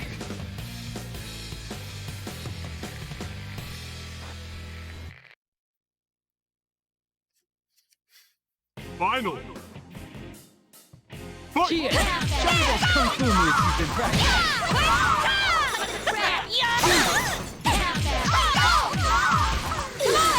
Nice run! Nice run! We're not through yet! Don't hold back, just go! Don't let him beat you! Use your winning strength! That was a good match. Nice work.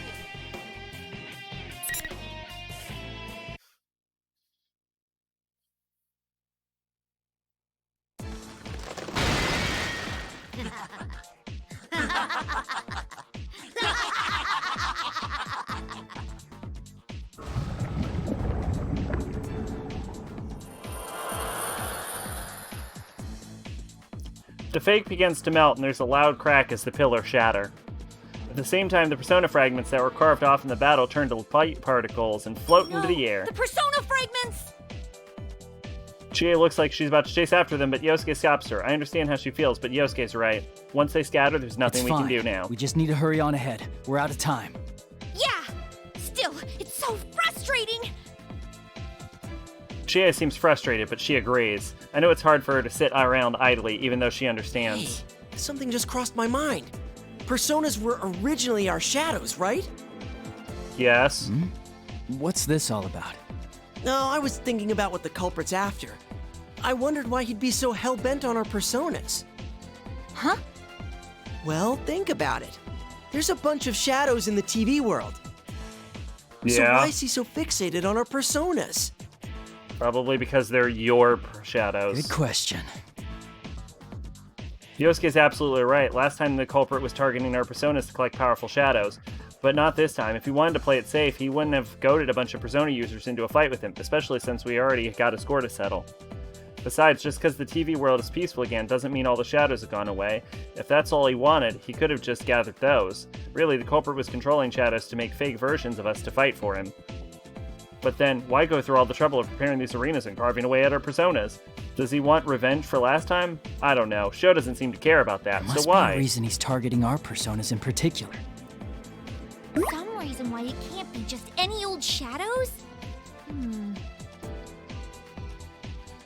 Chie and Yosuke are stumped too. We need some more hints. We're missing some key information, or maybe I just haven't put it together yet. A mysterious young man named Sho, persona fragments, and Adachi-san? No, there's still a lot left for us to find out.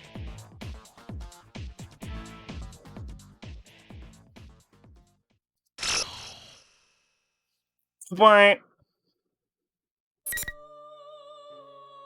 45%?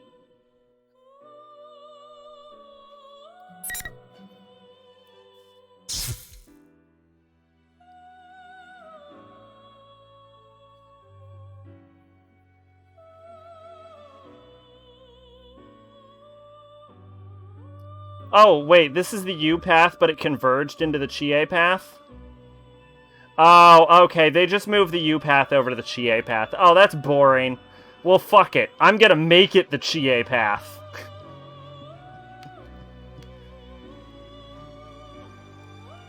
I thought it was Chie going on the most epic rampage in game history. Alright, well, I'm gonna take a piss, but we're gonna keep it going. My goal is to get over 50%. I might aim for 60, so that we can do this in for sure 2 streams. So.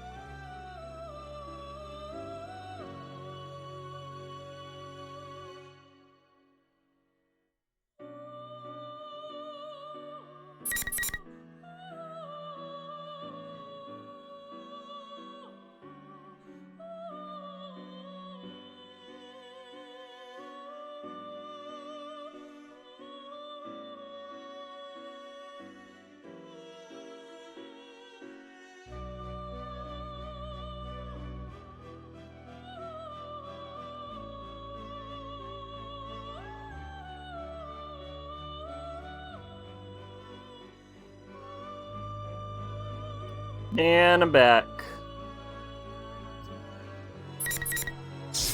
Alright, let's head on to Naoto.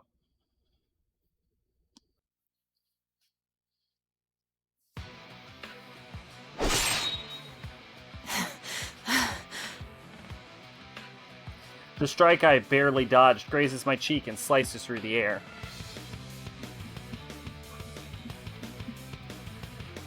The pain of the initial blow was struck my back is beginning to affect my breathing. My throat constricts and I have difficulty getting air into my lungs. Only by force of will do I keep from blacking out as I look towards my assailant, who now approaches me.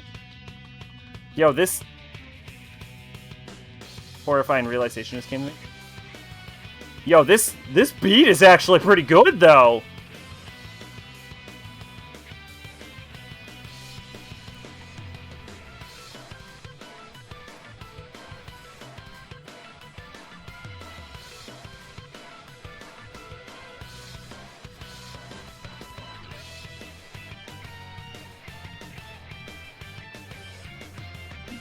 Anyway. A young man, and he wears a Yasugami High uniform. You dodged. Such a struggle you put up. You're wasting my time. Who are you? I am Minazuki. Sho Minazuki. I am the one who will destroy you, the Kirijo fools, and this world. My parents are worried they're running out of stuff to watch, and I jokingly said I have a ton of shows far shorter than what they watch. My mother expressed a slight interest in Evangelion and Lane. I didn't think much about it earlier, but now it hit me. Okay. So, you're the ones who captured Mitsuru-san and... Yes, I caught them off guard, just as I did with you here. It seems you're not very perceptive. So Mitsuru and people have fallen into enemy hands after all. It's hard to believe. Is this young man truly the mastermind behind these incidents? Though your intuition is impressive, for you to discern our plan after only one battle.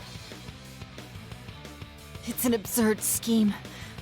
What are you trying to summon with that tower? She's not gonna call down Nyx. I gather that his plan is far more dreadful than I imagined at the start.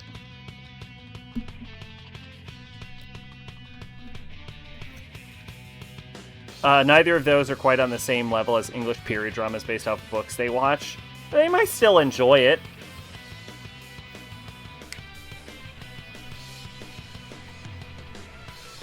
That grotesque tower called Tartarus, which was brought forth to call upon something inhuman.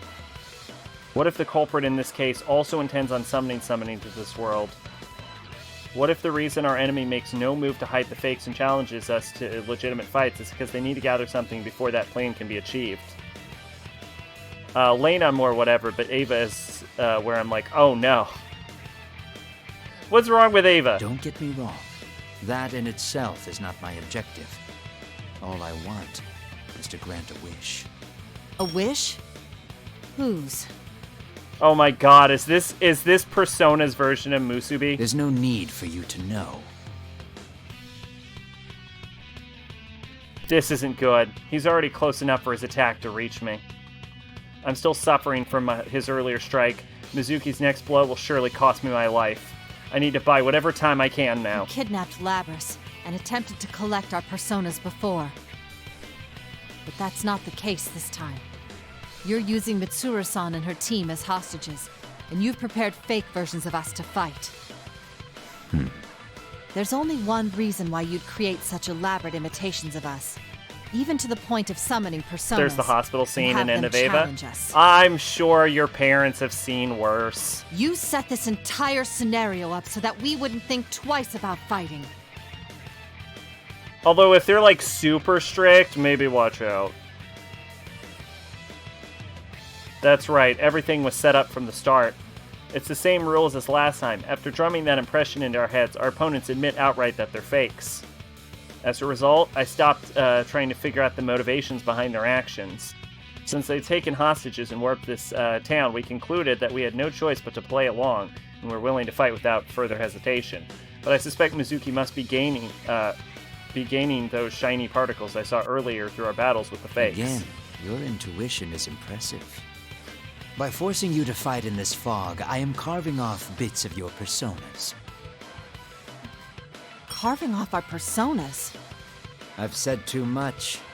It seems our guests of honor have arrived. Mizuki turns his gaze to the sky and narrows his eyes, as if looking beyond the red fog. Simultaneously, the faint... Oh, I'm surprised the helicopter works! Becomes I evident. enjoyed my time with you. If the opportunity arises again, I'd like to speak with you further. With that, Mizuki gracefully puts distance between us. The moment there's enough space for someone to intrude between us, a shadow comes dancing down the sky, as if waiting that exact moment.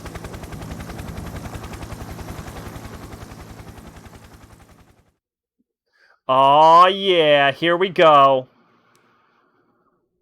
Yeah! Labrys? Don't worry now, Takun, I gotcha! Labrys, don't let your guard down. He's the one who attacked Mitsuru-san's group. This guy? Our guests of honor have arrived. I've been waiting for you, Shadow Operatives. Labrys stands between Minazuki and myself as if shielding me. It seems I've been spared the worst case scenario. They don't care what I do because I'm 19. They stopped a while ago because I kind of just watched, played, and read whatever I wanted regardless of what they thought, but they still treat my almost 13-year-old brother like he's much younger. I don't know. If I was a parent, I'd think that scene... I think, at very least, hospital scene Evangelion is too much. I'd be like, alright, you go ahead and get out of the room right now.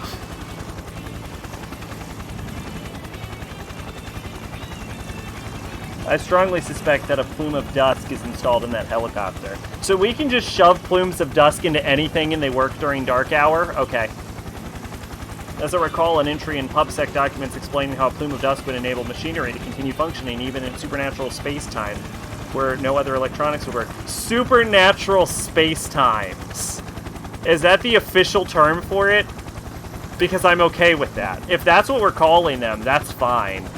We're not calling them labyrinths or dungeons or fucking or palaces. They're supernatural space-times. Mom said something to me like, he doesn't need to know the word slut. And I'm like, Mom, he's known that word for years. He watches it. Okay, well, yeah, alright, that's a bit much. I'm not sure my brother Evangelion anytime soon. Okay, fair enough. It's unlike me to let my mind wander into matters of parascience.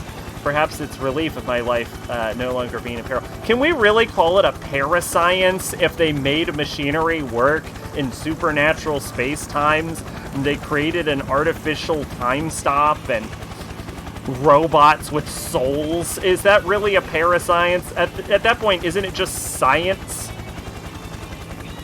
I saw Evangelion when I was 13, but that's not the point. No, yeah, for sure, Z's.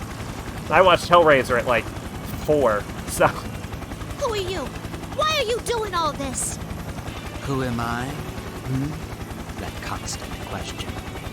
It's quite intriguing that a machine created for suppressing shadows would ask him. I gotta be a cool older sister. Sometimes I totally didn't show him Akira. Ugh, poor brother. What? But first, let me see the rest of you. Yo, what the fuck is that thing? As Minazuki keeps his eyes on Labrys, the black liquid shadow rises from behind him, instantly ascending to the helicopter. It's a shadow. No, a persona. Then it means to take down the helicopter. No! Yukari-san! Ken-kun! Oh, it's Yukari and Ken.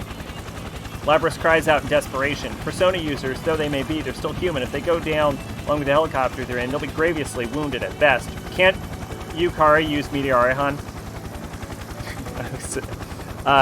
I loved it and he loved it. I'm sorry to both of you. Persona! Manga's more... I hear the manga is good. That's what I've heard. I heard the manga is good. An unfamiliar woman's voice calls out from within the helicopter. All at once, a tremendous gust of wind swirls about the helicopter, repelling the Black Shadow ambush at the last second. Quite the persona user. However... Yukari-san, he's winding up for another one! We're getting off, Koromaru! Kuromaru's still alive? Well, I guess the dog's only a couple... Wait, this is 2009. Yeah, I guess it isn't that much later, is it? Just as the whirlwind dies down, an attack originating from within the helicopter speeds towards Minazuki's persona, which is primed to attack again. I'm gonna be honest, I actually don't remember what Ken's persona looks like. Amazing, what a perfectly timed maneuver. The surrounding... I don't think I ever really used Ken. The surrounding fog lights up as the personas clash at each other. Those grains of light that Minazuki is, after disperse. This is 2012. Persona 3 was 2009. Right. At the same time, three figures jump out of the helicopter and descend towards us.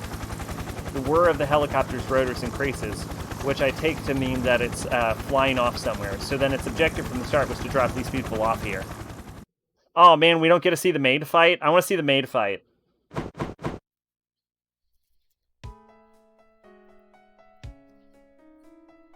No one used Ken, he's just worse Akihiko. That explains that. Damn, though, he grew up fine. Damn, Ken!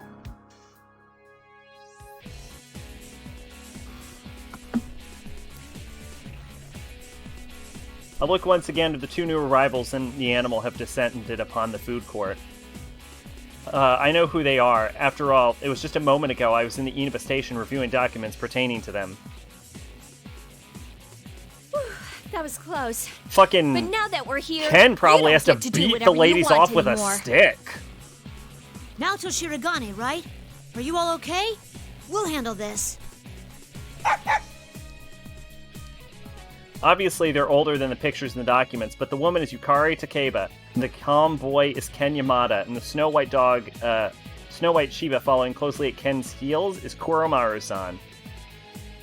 They were all involved in the incident which occurred when Mitsuru-san was in high school, and though they are not officially numbered members, they are persona users on the Shadow Operatives Emergency Suppression Unit, the auxiliary staff.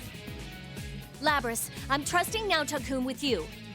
I really want to know why fucking Yukari's like, alright, we need to show up. You know what's an appropriate outfit? Power Rangers costume. Gotcha! You don't have to worry about a thing now. So you're our enemy. You won't escape now. The three of them fan out to Minazuki's left and right, readying themselves for... You know, speaking of Persona party members that wear pants, Yukari. Guess who entered the chat? What? Hey! Oh, that's a super cute picture of her, actually. I'm gonna save that. Such efficient tactical movements, all while never dropping their guard. I wonder how often one must face death in order to become like them. The players have finally gathered. It's nice to meet you. I am Minazuki. Sho Minazuki. Welcome to his world. I wanted to meet you all, especially Kirijo. You are the ones who killed his father, after all. What's he talking about? What the fuck is he talking about? Who knows? I don't really care either. It's the female equivalent to Moshio was talking about. I have no intention of fighting you. Oh, I just got you. Okay. To see your faces. His world. Minazuki's phrasing catches my attention. This could be an important clue to the culprit's motives. Could Minazuki mean that he instigated this in order to avenge someone whose parents were killed? Perhaps he's seeking revenge on the Shadow Operatives. No, that's not right. Given that they took Mitsuru-san's group hostage and summoned the others here, it seems more likely Minazuki wants revenge on Mitsuru-san and her associates from high school. I'll be heading back now. Take your time here. But why did the fucking investigation team get dragged into this bullshit? Minazuki raises his hand, and a different voice echoes from further in. It's a voice I know all too well. Only too well. I'll be your opponent. What the? What's going on? Another Naoto-kun? Don't be deceived. That's an imitation of me. An imitation? Huh. That sounds like the kind of dirty trick they'd pull. Huh. It seems I'll be facing those who are participating in the Grand Prix for the first time. I hate to waste time, so let's simply begin now. Bring on the rain! My doppelganger raises one hand to the sky. It means to summon the red pillars that form the arena. I'm still too badly injured to dodge this, but I can't allow all of us to be trapped here. Everyone, get away from me! Hurry! This older Ken is probably like, you know, looking back, the leader was kind of taking advantage of me. The fuck? Yukari-san, Kodomaru, spread out! Well, this Ken never dated the door, so I hope, unless I missed that part of the game. Unless I missed the part of the game where you date Ken. Yukari-san, Ken-kun, and Kuromaru-san jumped back in response to my warning shout. Labris, on the other hand, maintains her position, shielding me, making no attempt at all to move. Ah, I see now. Yukari-san told Labris that I'm trusting Naoto with you, and Labris would never abandon her duties. Yukari and Ken understand that as well, and so Labris was not mentioned when Ken gave the order to spread out. Very efficient teamwork. I feel I understand the secret behind the Shadow Operative's strength somewhat. The 4 pillars that fall from the sky embedded themselves firmly into the food court's floor and release a dull light. Thank goodness Yukari and the others seem to have escaped the pillar's field of influence. What's Man, going on? Ken needs fucking Where's the therapy. You spent a long night talking with Ken. I sure fucking hope that's all.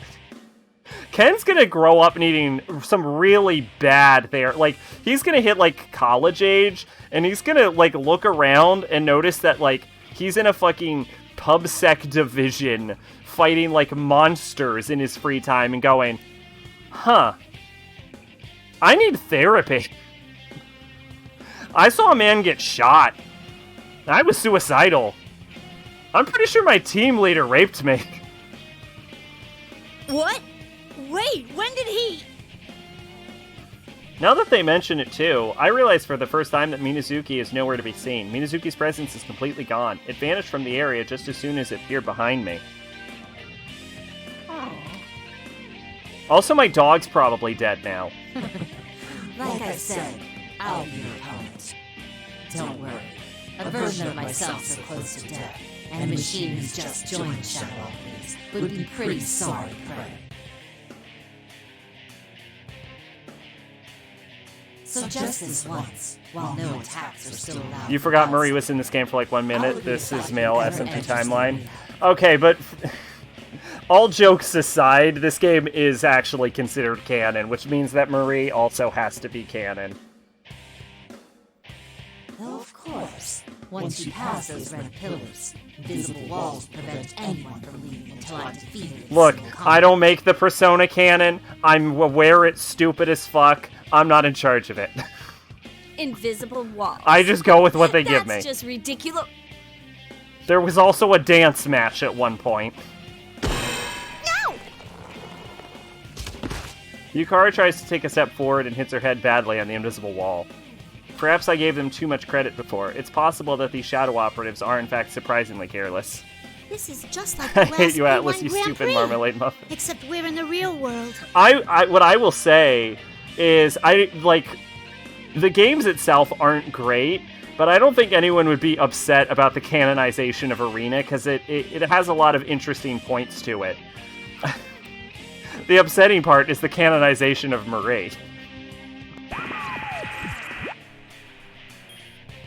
Hello! General Teddy here.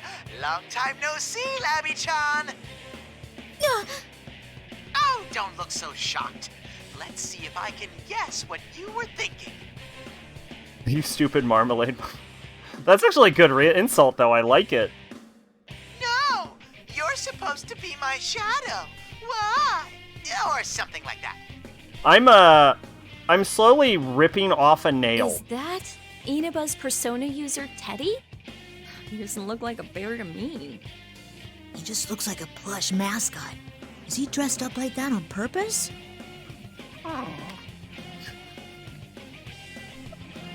They're fucking slamming him. Silence in the peanut gallery! How dare you call my bona fides into question? I'll have you know I look terrific! Crap, he heard me. This is your last chance to push your luck like that. Labby-chan and Now-chan aren't getting out of here until you win a one-on-one fight. So, are you okay with that? Are you gonna move on without your friends? But importantly, this game also definitely makes it unequivocally clear that the answer is also canon. Just in case there was any doubt, because it never came up again. Will you shut up? Fine, let's do this. I'll go in and... Rip Ken's therapist. And when I was 11, I had to put a fake gun to my head and shoot myself to summon a demon. No, please move on! Huh? You can't let him provoke you. The culprit's aim is to make us fight against our doubles, thereby carving off our personas. Carve off our personas? I kind of see Mitsuru as the one hiring these therapists. Mitsuru-san and the others are within the tower on the hill. It won't be easy, but try and avoid combat with the imitations as you rescue them. Okay, Labras, we're leaving the rest to you. You know, Labras is a fucking death machine. She probably doesn't need a persona. I mean, you can't carve off a persona fragment if Labras just beats the shadow to death with her fucking axe. That's not true. What about it is untrue? For it seems to me that the others moved on, leaving you two alone. The only therapist Ken could have is fucking Batman. You clearly have no understanding of the bonds between people. Yeah, what she said. They didn't ditch us. Yukari-san believes in me, so that's why she trusted me to take care of Naoto-kun. Also, shout out to the creators of Persona 4 Arena Ultimax creating a fighting game where the main plot is that the characters try to avoid fighting each other. And that's why I'm gonna That's make some sure to fucking knock gold it out of star the park writing right there. myself. We have to avoid fighting as much as possible.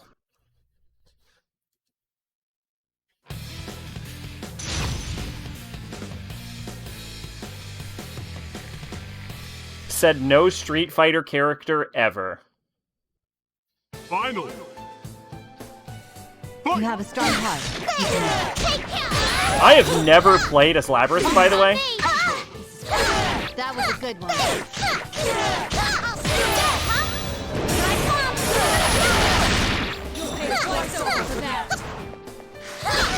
Oh, you're being aggressive.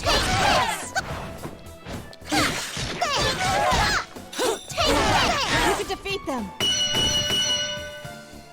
I tried not to use my That was a persona, but the superior game triggered it performance. after I comboed anyway. Not that I think the game cares how much I use my persona, but... What a fantastic battle! We must have gathered a good many persona fragments just from that alone. That doesn't seem like a true thing.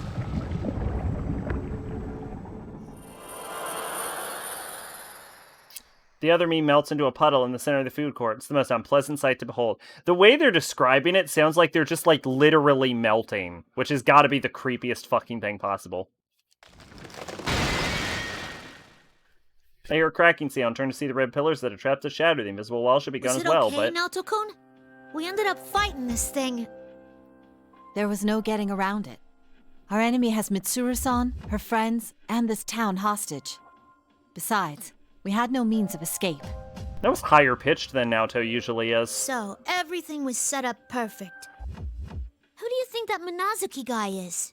I don't know, but...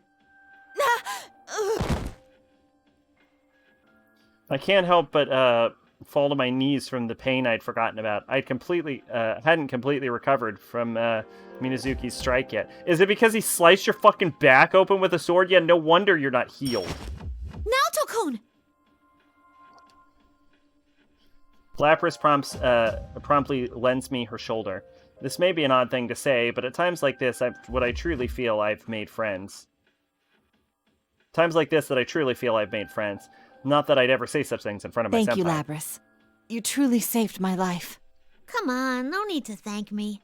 I told you it was my turn to help you guys out. But what about Yukon and them?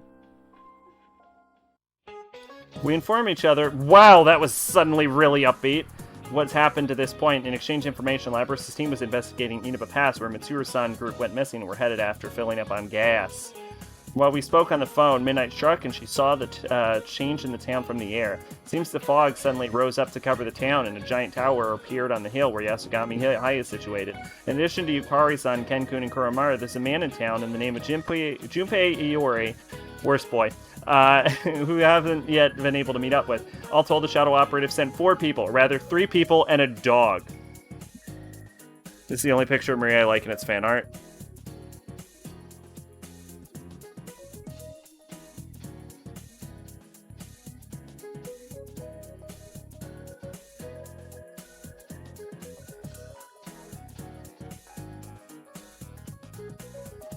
Is it supposed to be, is it like you and Marie and then the Megami Tensei characters, or? I don't fully get it.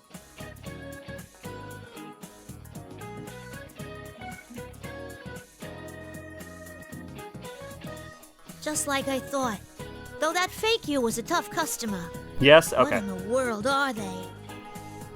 The imitations seem to be crafted from shadows.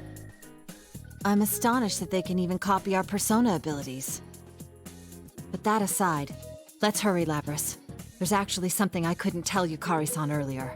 Huh? What's that? It's that young man Minazuki's true objective. He's gathering persona fragments from us, in an attempt to summon something hideous. Something hideous? Indeed. He'll use the tower looming on the hill, just as Tartarus was used when Mitsuru-san and Behold, her friends were in the high greatest persona summoning in the world! I don't know what in particular he intends to bring Pyro forth, Jack! but there's no denying that his aim is something along those lines. Really? Oh yeah, I actually felt something odd about that guy myself. Odd? In what way? Isn't there like a plume of dust in his forehead? Everyone's favorite bullying victim, Nakajima and Yumiko, and Chad, Zoidine, Yu Narukami, and Marie. Well, when I got close to him, I felt something strange. It was exactly like the feeling I get from those plumes of dust we have as cores. The text in the center says Megami Tensei. Oh, I didn't see that. Oh. Does this mean he had a plume of dusk in his possession? Not exactly. It wasn't that he had one on him. It was more like it was synced up with his heart. It felt just like ours do. Synced with his heart? I don't understand. The plume of dusk was integrated into the core of Labrys and her sister unit, Aegis. It plays the role of heart in their mechanical bodies. But that name, Minazuki, seemed to be no different from us at first glance. What could it mean that she detected a plume of dusk? Nakajima's an asshole, though. Yeah. If we rescue Mitsuru-san's group and learn what they know, I wouldn't expect we'll be able to reach some sort of conclusion. Labrys looks into my face, and I'm lost in thought and smiles and tries to cheer me up. We'll never lose. You saw us fight earlier, right? Yukari-san and Ken-kun can really kick some ass. I speak with satisfaction with a proud look on her face. It's a far cry from Labrys I met a few days ago. Seems you've made some wonderful friends, Labrys. Huh? Oh, you think it's okay for me to think of them that way? It's kinda embarrassing. Aww. That's how it is at the start. Once you come to realize it, though, you'll find that it turns to a warm feeling within you. Huh. Is that how it was for you, Naoto-kun? Who knows? Perhaps it was. I recall when I first met my senpai in Rai Smile form, them in the fucking word rot. God, they love that word. It's their favorite they have a fucking post-it note when they were making this game. Make sure to use the word Rai every 5 minutes. Feeling a bit embarrassed at this, I pull the brim of my hat down over my eyes. It's not just Labrys, the same is true for me and many others I've never met. We'll go through this process to find out what's precious and irreplaceable to us. Let's go rendezvous with the others.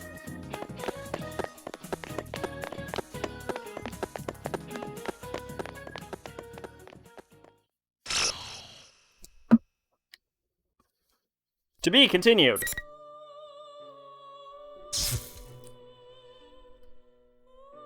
%.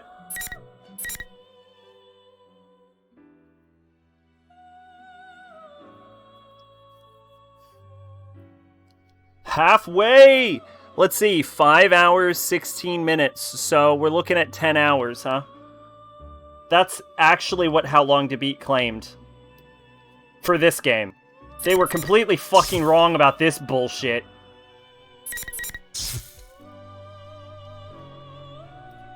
I think this is the only one, right?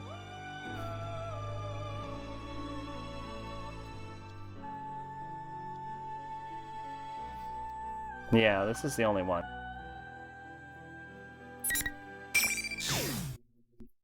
So, I'm thinking probably about 60%, thereabouts. Because we have to do episode of Adachi next time. I forgot my phone stopped working. After Teddy's nose led us to Yasugami High, we saw what looked like the practice building and barged on in, but I don't know how long it's been since then.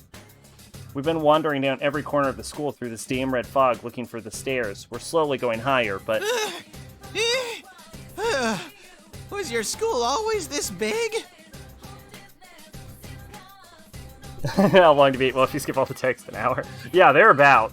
I think I'm done for. Look, my legs are turning into twigs. They were twigs to begin with. Quit your whining and get moving. I know.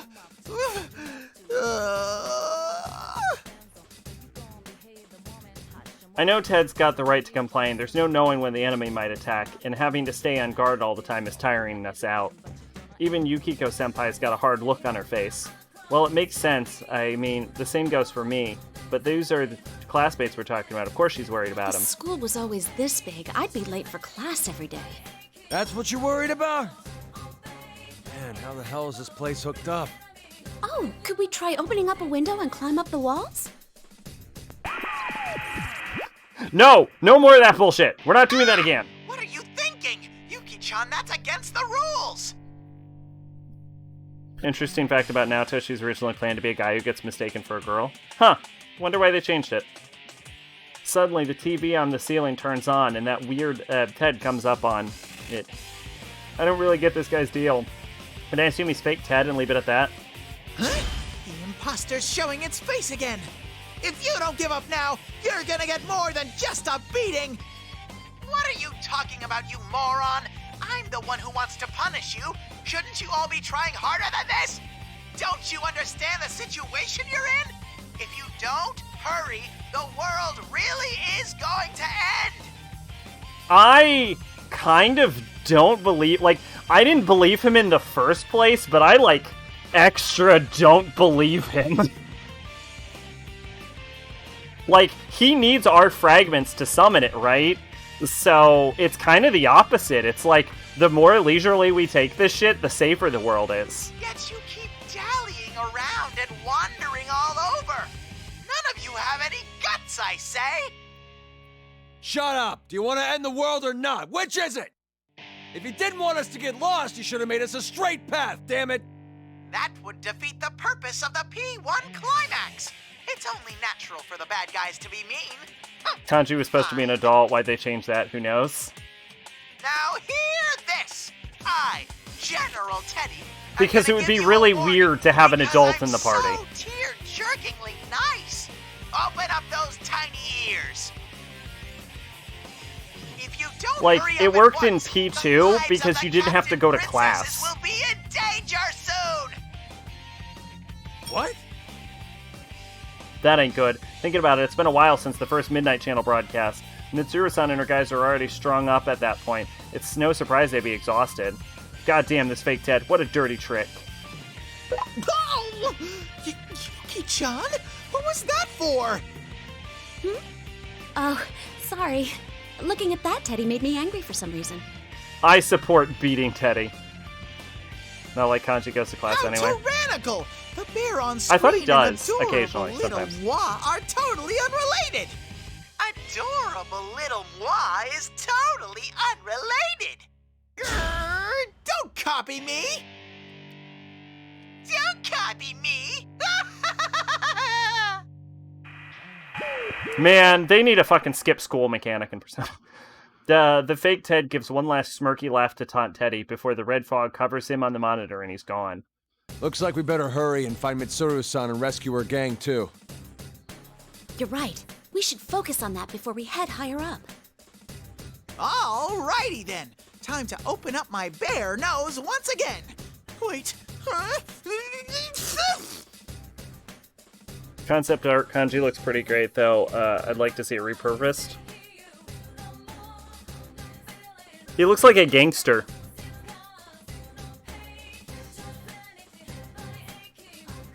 Like, he literally looks like a Yakuza character.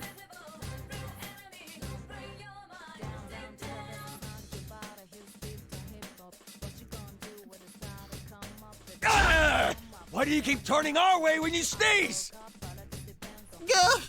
It's no use.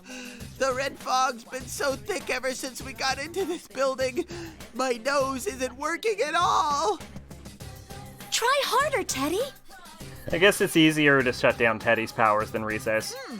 Well, if Yuki-chan gave me a big fat kiss, I think I could try harder. I want to cut Teddy open dick to face.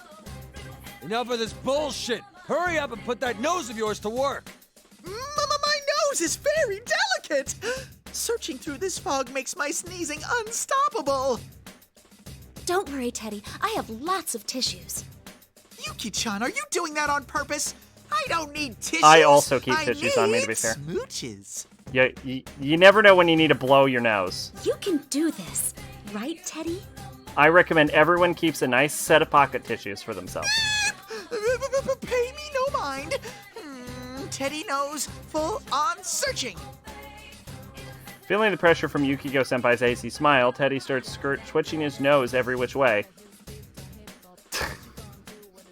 God damn it. I don't get how that counts as full-on searching, but I can tell he's desperate. Maybe that whole unconquerable snow black thing's got some truth to it. I do sense something, but... What? Oh, here we go! I smell something like Michan and her friends from over there! Bastard! You got your snot all over me! You're doing this on purpose, huh? Well, that aside, Teddy's nose is all we got to go on now. When we go to the direction he pointed out, we can sort of barely see the door to the music room at the end of the hall. Nice, that means someone from Mitsuru's crew is there. This will be real useful during the eventual... Just the pure anger. Feeling better about this, I grab the door and pull it open with enough force to bust it down. I figure if there's a hostage here, there's gotta be a fake here too. And if that's the case, I'll give him a little fist sandwich as soon as I see him. Whoa! Oh shit! Who's that? Ah! We found a crucified Aki! Hang in there! Akihiko-san! What a horrible thing to do. Damn it, Akihiko was on a cross just like they showed on the Midnight Channel. He's limp, like he's unconscious, and seems pretty out of it. Damn, I remember this guy's pretty strong, too. If they can do this to a guy like him, then whoever we're up against might be tougher than we thought. The goof we moved for a second ago goes away in a snap, and we start inching back to inching back to back while checking out our surroundings. That's when I noticed there's another guy in the corner of the classroom. I've never seen him before, which means... Hey, Pops! Are you the goddamn culprit? Pops? You mean me? Shh. Youngins these days are so rude. Junpei, you're like 21. The guy who comes out is a suspicious-looking dude with a red bat and a goatee. He sure looks shady enough to be the culprit. Huh? Is he really the culprit in this? He seems a little flaky. Trash talking me already, huh? I'm the lethal weapon of the Shadow Operas. Junpei Iori's fake. Oh, so you're a fake. We don't actually know the real one, so how shocked should we act at learning you're the fake? No two ways about it. He's a dumbass. What the hell is this guy saying? I can't tell if he's here to mess with us or make us laugh. What's he doing mixed in with the fake? You know, a terrifying thought came to me is what if this fight against Junpei's shadow shows up and all of a sudden we're back into fucking Answer with the infinite high counter and like And I die like 100 times. Shut up! Anyway, your game ends here. Here goes! Play ball! So Junpei became like a baseball player or something? Suddenly, Red Pillar descends and we get surrounded by invisible walls. I mean, I can't see them, but going by the other fights, they must be there, right? They ran out of budget. They want you just to assume the wall's there. Well, I ain't gonna sweat the details. No matter whose fake this is, it's the enemy, and that means he's getting an ass Hold whooping. it right there! The real Junpei Iori, at your service! Huh? He's a Little League coach. Oh my gosh.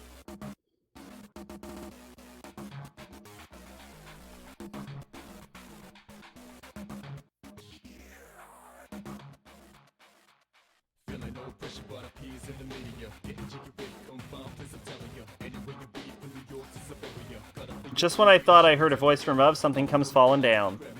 Could it be?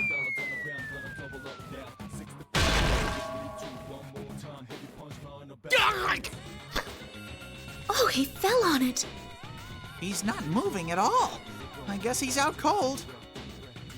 And there went Junpei. I knew it. A dude who looks just like Fakey is here, stuck on the invisible ceiling, stretching between the red pillars. He's caught in one hell of a pose. Oh man, so lame. That's the original me? Even the fake is grumbling. That's just dude's no ordinary guy in a way. All the tension from a second ago is pretty much shot now. Well, that's good for us since it helps us relax. All we gotta do now is beat down the None fake. of your damn mumbling. I'll crush you like an egg, so let's get to it. Mm-hmm. We need to make him take So, responsibility for the doing such a funny horrible part thing to about this Akihiko-san. is they hid the slightly smarter characters in one group, knocked Naoto out of the fucking party, took away most of the shadow operatives. So that means that they have all of the idiots in one team, and they're just gonna run through all of their other teammates feeding the enemy. And then once the teams meet up, they're like, okay, you gotta make sure to fight as little as possible. And then these four are gonna be like, oh, as little as possible. Oh, we killed everything we saw on the way. I don't really care about Aki, but I never forgive an evildoer! Wow, they're totally pissed. Good thing the rules say this has to be one-on-one. All right, youngins, feel free to come at me. Let's do Kanji, because he hasn't gotten to fight yet.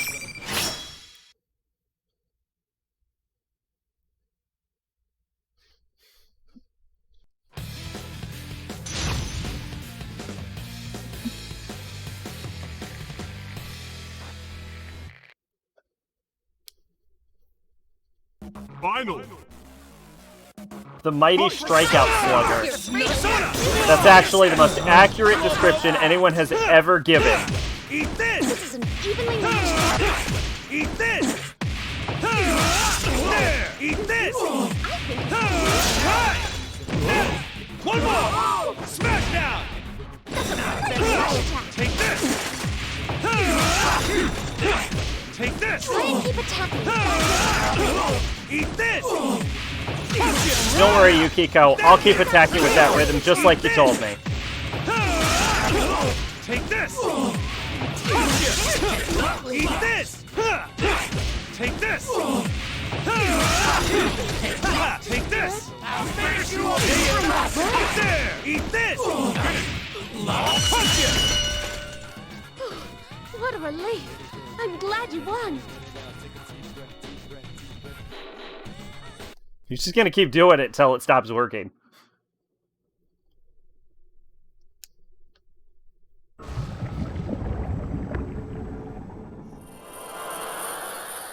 All right! In your face, damn it! Time for a fist pump. That fake seemed like an idiot, but he was pretty impressive. No wonder he's something operative's little webbing. Something like that. I guess this means the real one's pretty strong, too. And then Junpei fucking flails on the floor again. That's when the red pillar shatter and something comes falling down. Oh yeah, I forgot something was stuck up there. Oh crap, wasn't he unconscious? Junpei Iori, at your service! Ah. Before we have time to worry, that Junpei guy lands right next to the melting fake with a loud thump. When he tries to strike a pose, his legs must get numb or something, and he starts writhing in pain without a word. Well, yeah, he fell from pretty far up there, after all. Do you think he's okay? In any sense, I mean. No. I don't know. Anyway, we explain quick about the fakes and all the other crap that's happening to Junpei-san, who seems like he's doing okay. He says he came to Inaba because he heard Mitsuru-san's crew went missing, but he got lost in the school. He happened to spot Akihiko when us from the connecting passageway and jumped down here, but he had the worst timing. Or best? That would probably be a pretty great comedy stunt. At any rate, we hurried across to get Akihiko down quick. He doesn't come straight away. Looks like he's pretty drained. Akihiko-san! Are you okay, Akihiko-san? Damn it! Who did this to you? You're one of the shadow operatives, right, Junpei-san? Huh? Yeah, I am, but how do you guys know about that? Hey, weren't you using personas too? Looks like Junpei really doesn't know, so we ended up having to explain everything in detail, including our fight against Akihiko-san and his friends in the P1 Grand Prix the other day. So that's how Akihiko-san got caught. I'm still kind of fuzzy on this stuff about the TV world and whatnot, but I think I get the gist of it. Oh, right. I never introduced myself properly. I'm Junpei Iori. People call me the Shadow Operative's lethal weapon. Nobody calls you that. Thanks for sticking up for Akihiko-san earlier. I'm Yukiko Amagi, a third year at Yasugami High. What's up? I'm Kanji Tatsumi, the second year. And, who's this blue Daruma doll? Who are you calling a blue Daruma doll? I'm an Adora Bear. Adora Bear? Oh, is that one of the monsters that shows up in Featherman? How rude! How could you not know how popular I am, you sweaty bearded batter? Oh, what's with all the ruckus? I'm trying to sleep here. Akihiko-san! Aki! You're awake! Oh, thank goodness he's alive! You wouldn't come around. I was getting worried, man. Relax. I was just taking a nap to get back some of the energy they stole. He's got some balls for a dude in this situation, but Akihiko's gotta know too. He's saying this stuff to keep us calm, but the guy looks like he's got a lot to recover from. He's telling us how that cross-like thing he was on wasn't just for show, but being tied to it felt like his strength was getting drained. Akihiko thanks us all, and he turns back to Junpei. Some guy played Royal, and when he fought P3 protagonist and you, he said, why are they so edgy? Was the protagonist before Joker edgy? He apparently can't feel the chat energy. I mean, I don't think he was edgy. Why are they so edgy? Yeah, I don't think he was edgy, though. I mean, Makoto's edgy as fuck, absolutely, but I don't think he was very edgy. He's just like a tall dude with glasses.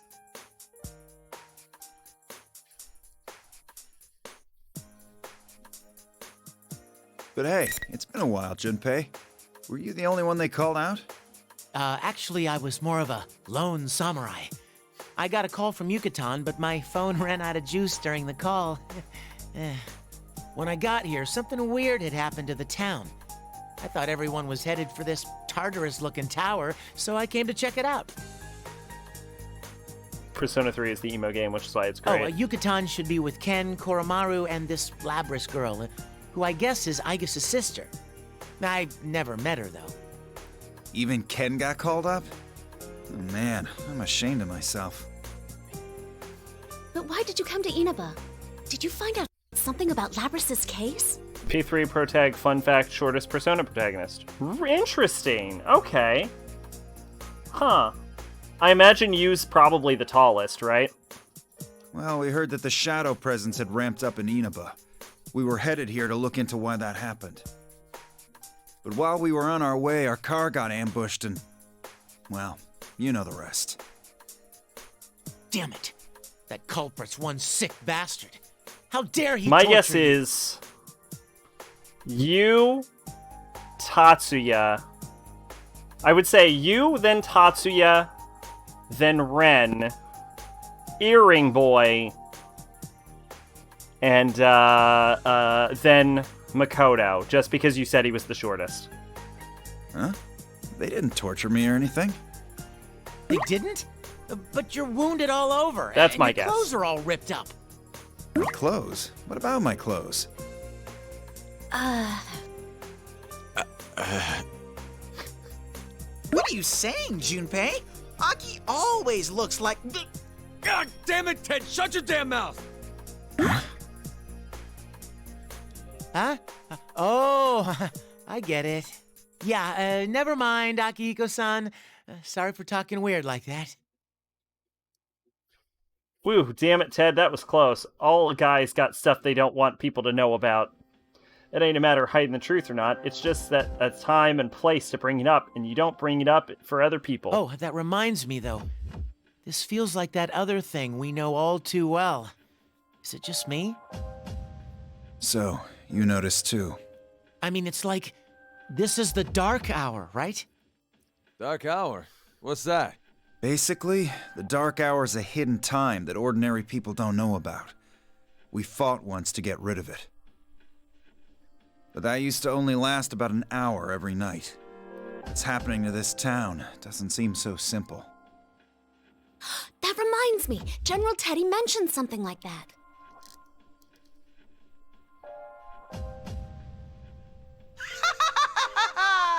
The P1 Climax! It's the end of the world! One-on-one deathmatch that's worthy of the name Climax! And best of all, if you don't win the one-on-one tournament to the finish within the hour, the world will end! No punches pulled this time!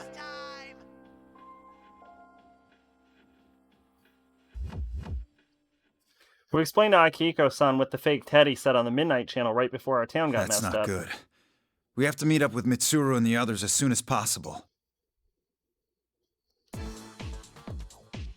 Yeah, now that I think about it, if we don't do something inside of an hour, does that mean the world will get stuck the way it is? We better hurry.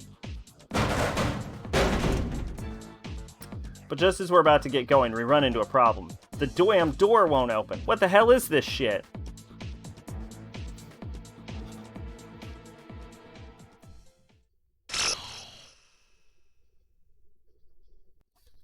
They just locked them in there? That doesn't seem true.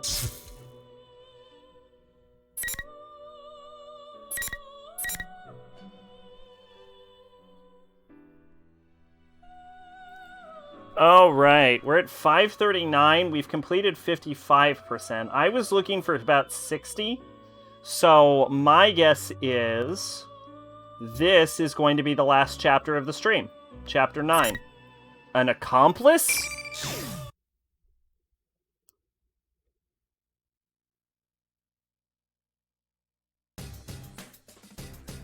No matter how much we climb, the scenery remains the same.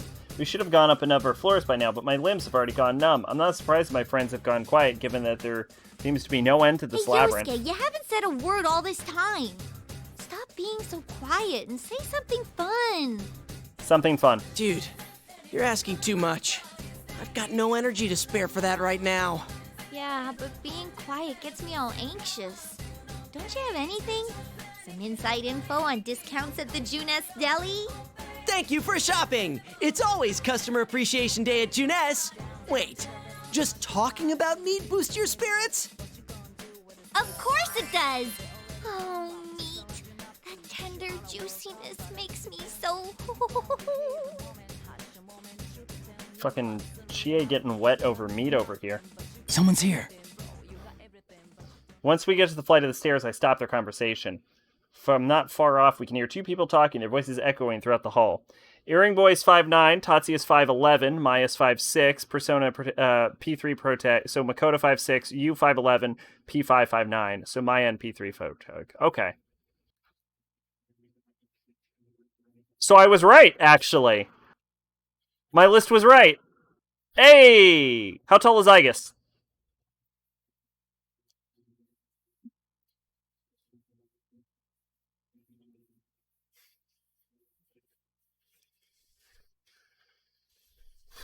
We move forward as quiet as we can to find the voices are coming from a slightly open class door. I am getting so bored. I should just go take out a couple of them. Whoa, hold on there. There's no need to get hasty when the plan's going so well, right? It'd be easier to just sit back and wait. Is that a Shadow Adachi and an Adachi Adachi? These voices, is that Adachi and Sho? Oh, it's Sho. I signaled to Yosuke and Chio with eyes we quietly peek into the classroom as both are coming. 5-4. Okay. Ha-ha! Maya is 5'6"? Damn! She is tall. Huh? Where is this? Was there someplace like this at our school? That's fucking Tartarus. Oh my god, are we actually in Tartarus? She is right, that eerie light and the bizarre things in here. It's disturbing enough scene to make anyone who sees it deeply afraid. Where are we now? There's no room like this anywhere in Yasugami High. So where in the world is the scenery What from? are you talking so big for? Want me to stick my sword through your ears? Ooh, scary. Can't you calm down a bit? You won't beat anyone like that. And you came to get me because you needed me, no? You sure it's a good idea to kill me just because I rub you the The wrong moment way? you realize you're fucked.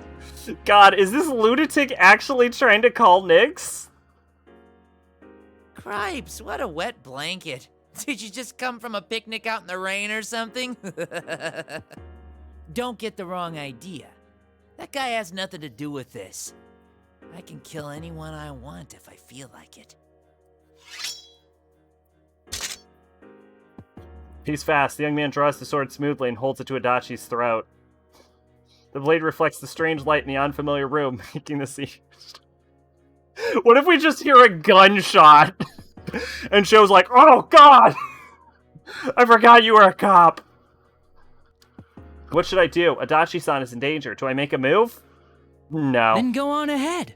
It's easy, right? Have you actually killed anyone before? Oh, I have a gun. Gun faster than sword. Okay, there we go. There's Adachi's deeper voice coming out. A massive chill runs down my spine. Adachi's aloof tone, that dull gaze that expels all hope. It's like the mud at the bottom of a lightless river. The same gaze deflected all of our pleas back then, and now it's brushing aside even Sho's threats. This guy's really pissing me off. Seemingly sensing the darkness within Adachi-san, Sho sheaths his blade. He seems pretty irritated. Having someone get the upper hand must really offend him. There's a lot of helium in the Inaba jail.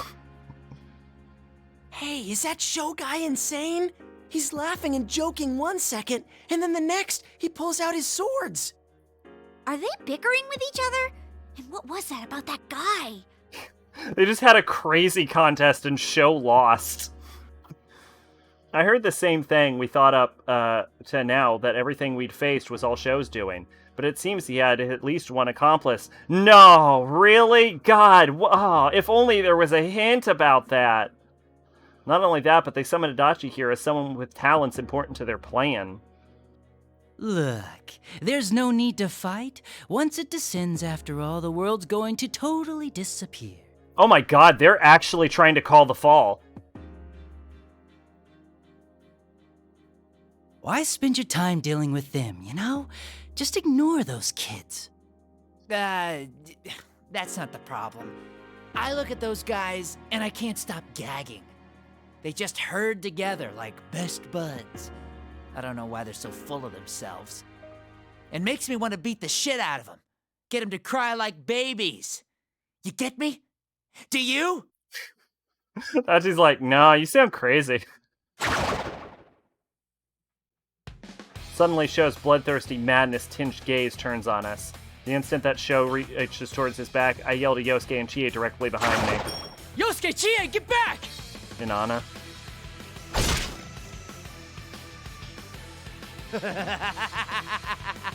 You're so lame. Such a frickin' irritating bunch. I hate to even look at you. I just want to see you completely destroyed. There's no sense hiding any longer. I give Yosuke and Chie a look before slowly stepping into the classroom. They follow close behind me, and we face Sho within the bulk of the classroom between us. Show me Nazuki. What are you planning? Chie, they're about to... Oh yeah, I forgot about that. Weren't you listening? I'm gonna get rid of all you disgusting pests and make this a world I can stand to live in. If he wants to do that, he can't possibly be planning the fall. Because he wouldn't survive the fall either. Nothing survives the fall. What? Don't be ridiculous. That won't help anybody but you. Yeah? So is he really trying to go all Musubi on us? Me. I'm saying you're disgusting, so you should all just die. This isn't funny anymore. You're totally nuts. Are you saying that nothing else matters as long as you're satisfied? Aha! Well, duh! Friends? Bonds? You worthless pests aren't accomplishing anything but licking each other's wounds! Oh, Sho, you clearly don't know what you're talking about. You're in Persona. Shitty pests in this shitty world have no goddamn call to give me their shitty lectures. I'm Zach, this telling game does you, have I'm gonna Kagutsuchi. get rid of every Does it shred actually? Of everything. Little. You really are a piece of shit that's not worth saving. You've got no right to do that. The world will be much quieter soon. Just like here. A wonderful place where there's no one else. It's all for me! What? A world with no one else? Ugh, shut up, shut up, shut up, shut up, shut up! Just hurry up and get smashed to pieces, you shitty pests! Whoa, whoa, what are you getting all worked up for? You really shouldn't do that. And you shut up too, you piece of shit! Come get me! I'll beat the life out of you! You'll be begging for mercy! The red pillars in the four corners of the room light up and show Reddy's two swords in a stance I've never seen before. It looks preposterous at first glance, but when I see it's actually very efficient and focused entirely on offense. This isn't some amateur style, it's an art of murder instilled in him to guarantee a kill. There's no way I'm gonna let him win. I can't believe our town is such a mess because of that guy. There's no way I'm sitting back and letting it happen. I'm with you. We'll show you with our own fists how strong you can be when you have something to protect. Show strong. Don't let your guard down. Well, I think we all know where we're going on this one.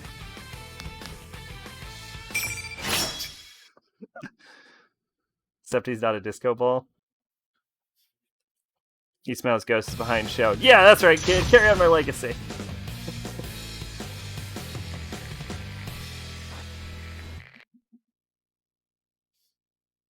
Finally.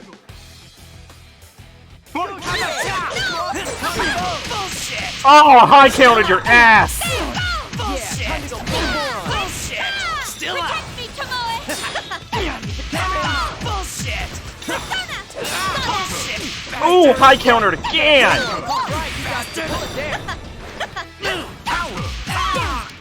Looks like they're serious, I'm gonna too. kill you!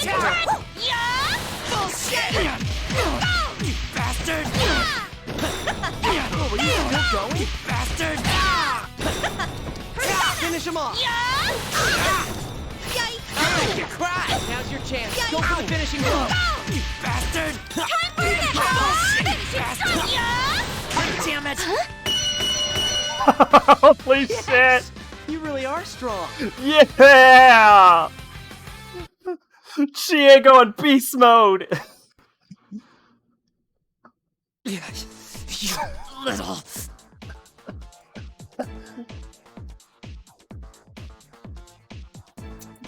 Choo choo!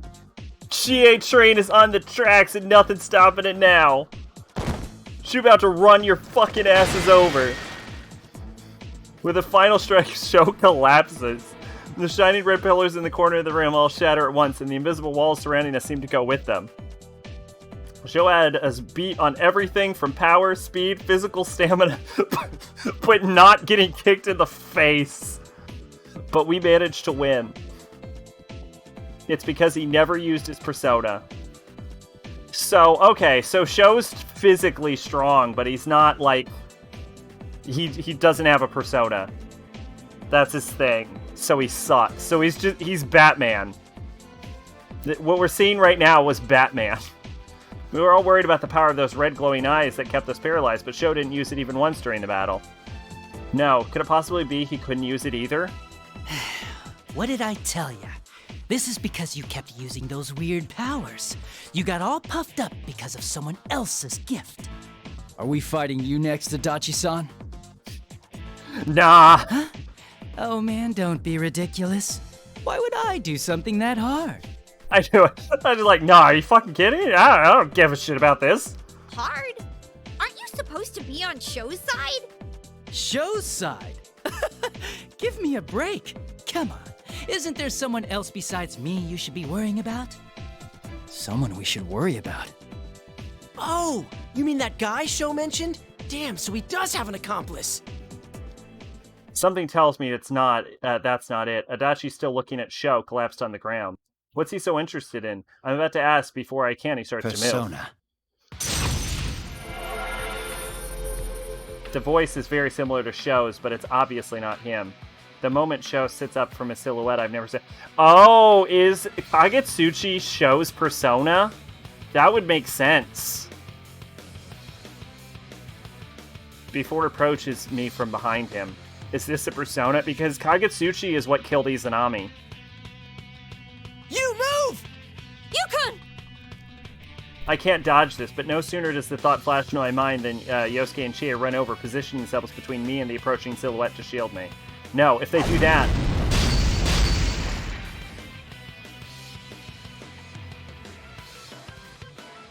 Yosuke! Chie! Sho slowly gets to his feet. Wait, but is this even Sho? He looks the same, but his stance and bearings are completely different than the Sho we fought a moment ago. What is and isn't Sho turns towards us in a ghostly manner and slowly raises his head to fix an almost mechanical stare on us. Who in the world is this?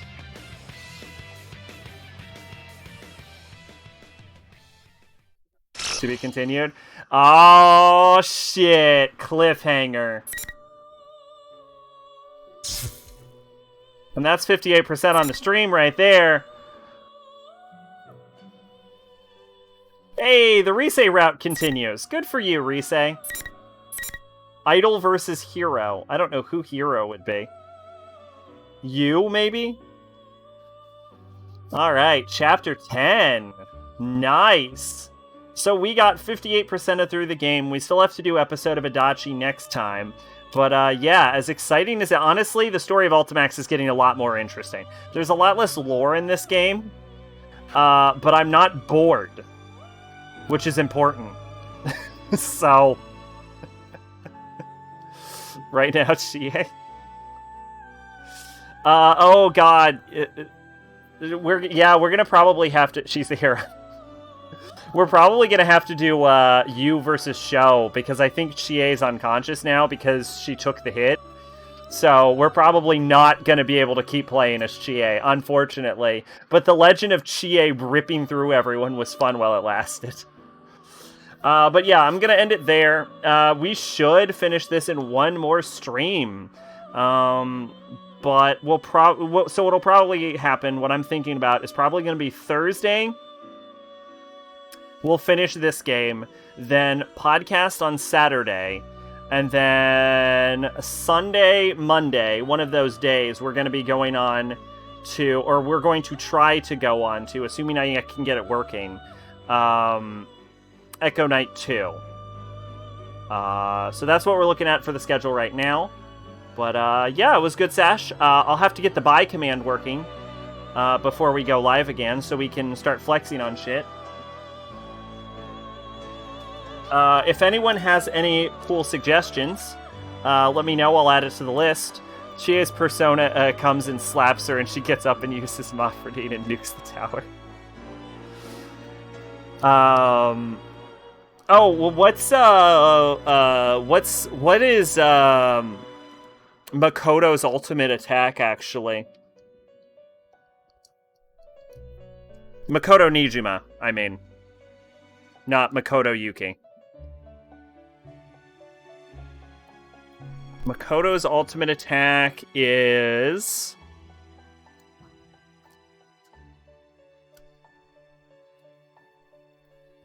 Agnes.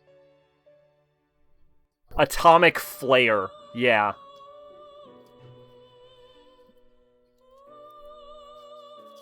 But anyway, for our items list, we have house, fresh kicks, Poly Station 5,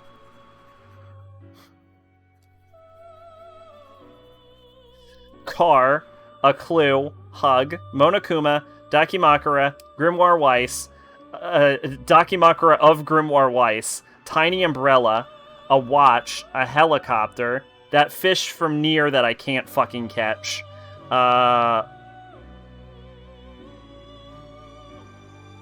private jet is another one, mansion, and an underground base.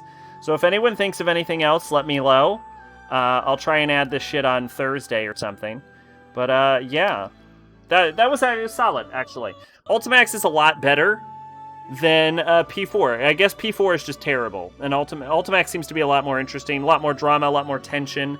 Getting to see some old characters show up that we're fans of. Good time overall. Excited to see where it goes. But anyway, hopefully everyone had a good time. I'm gonna eat food. And yeah, have a good night, everyone. Bye-bye.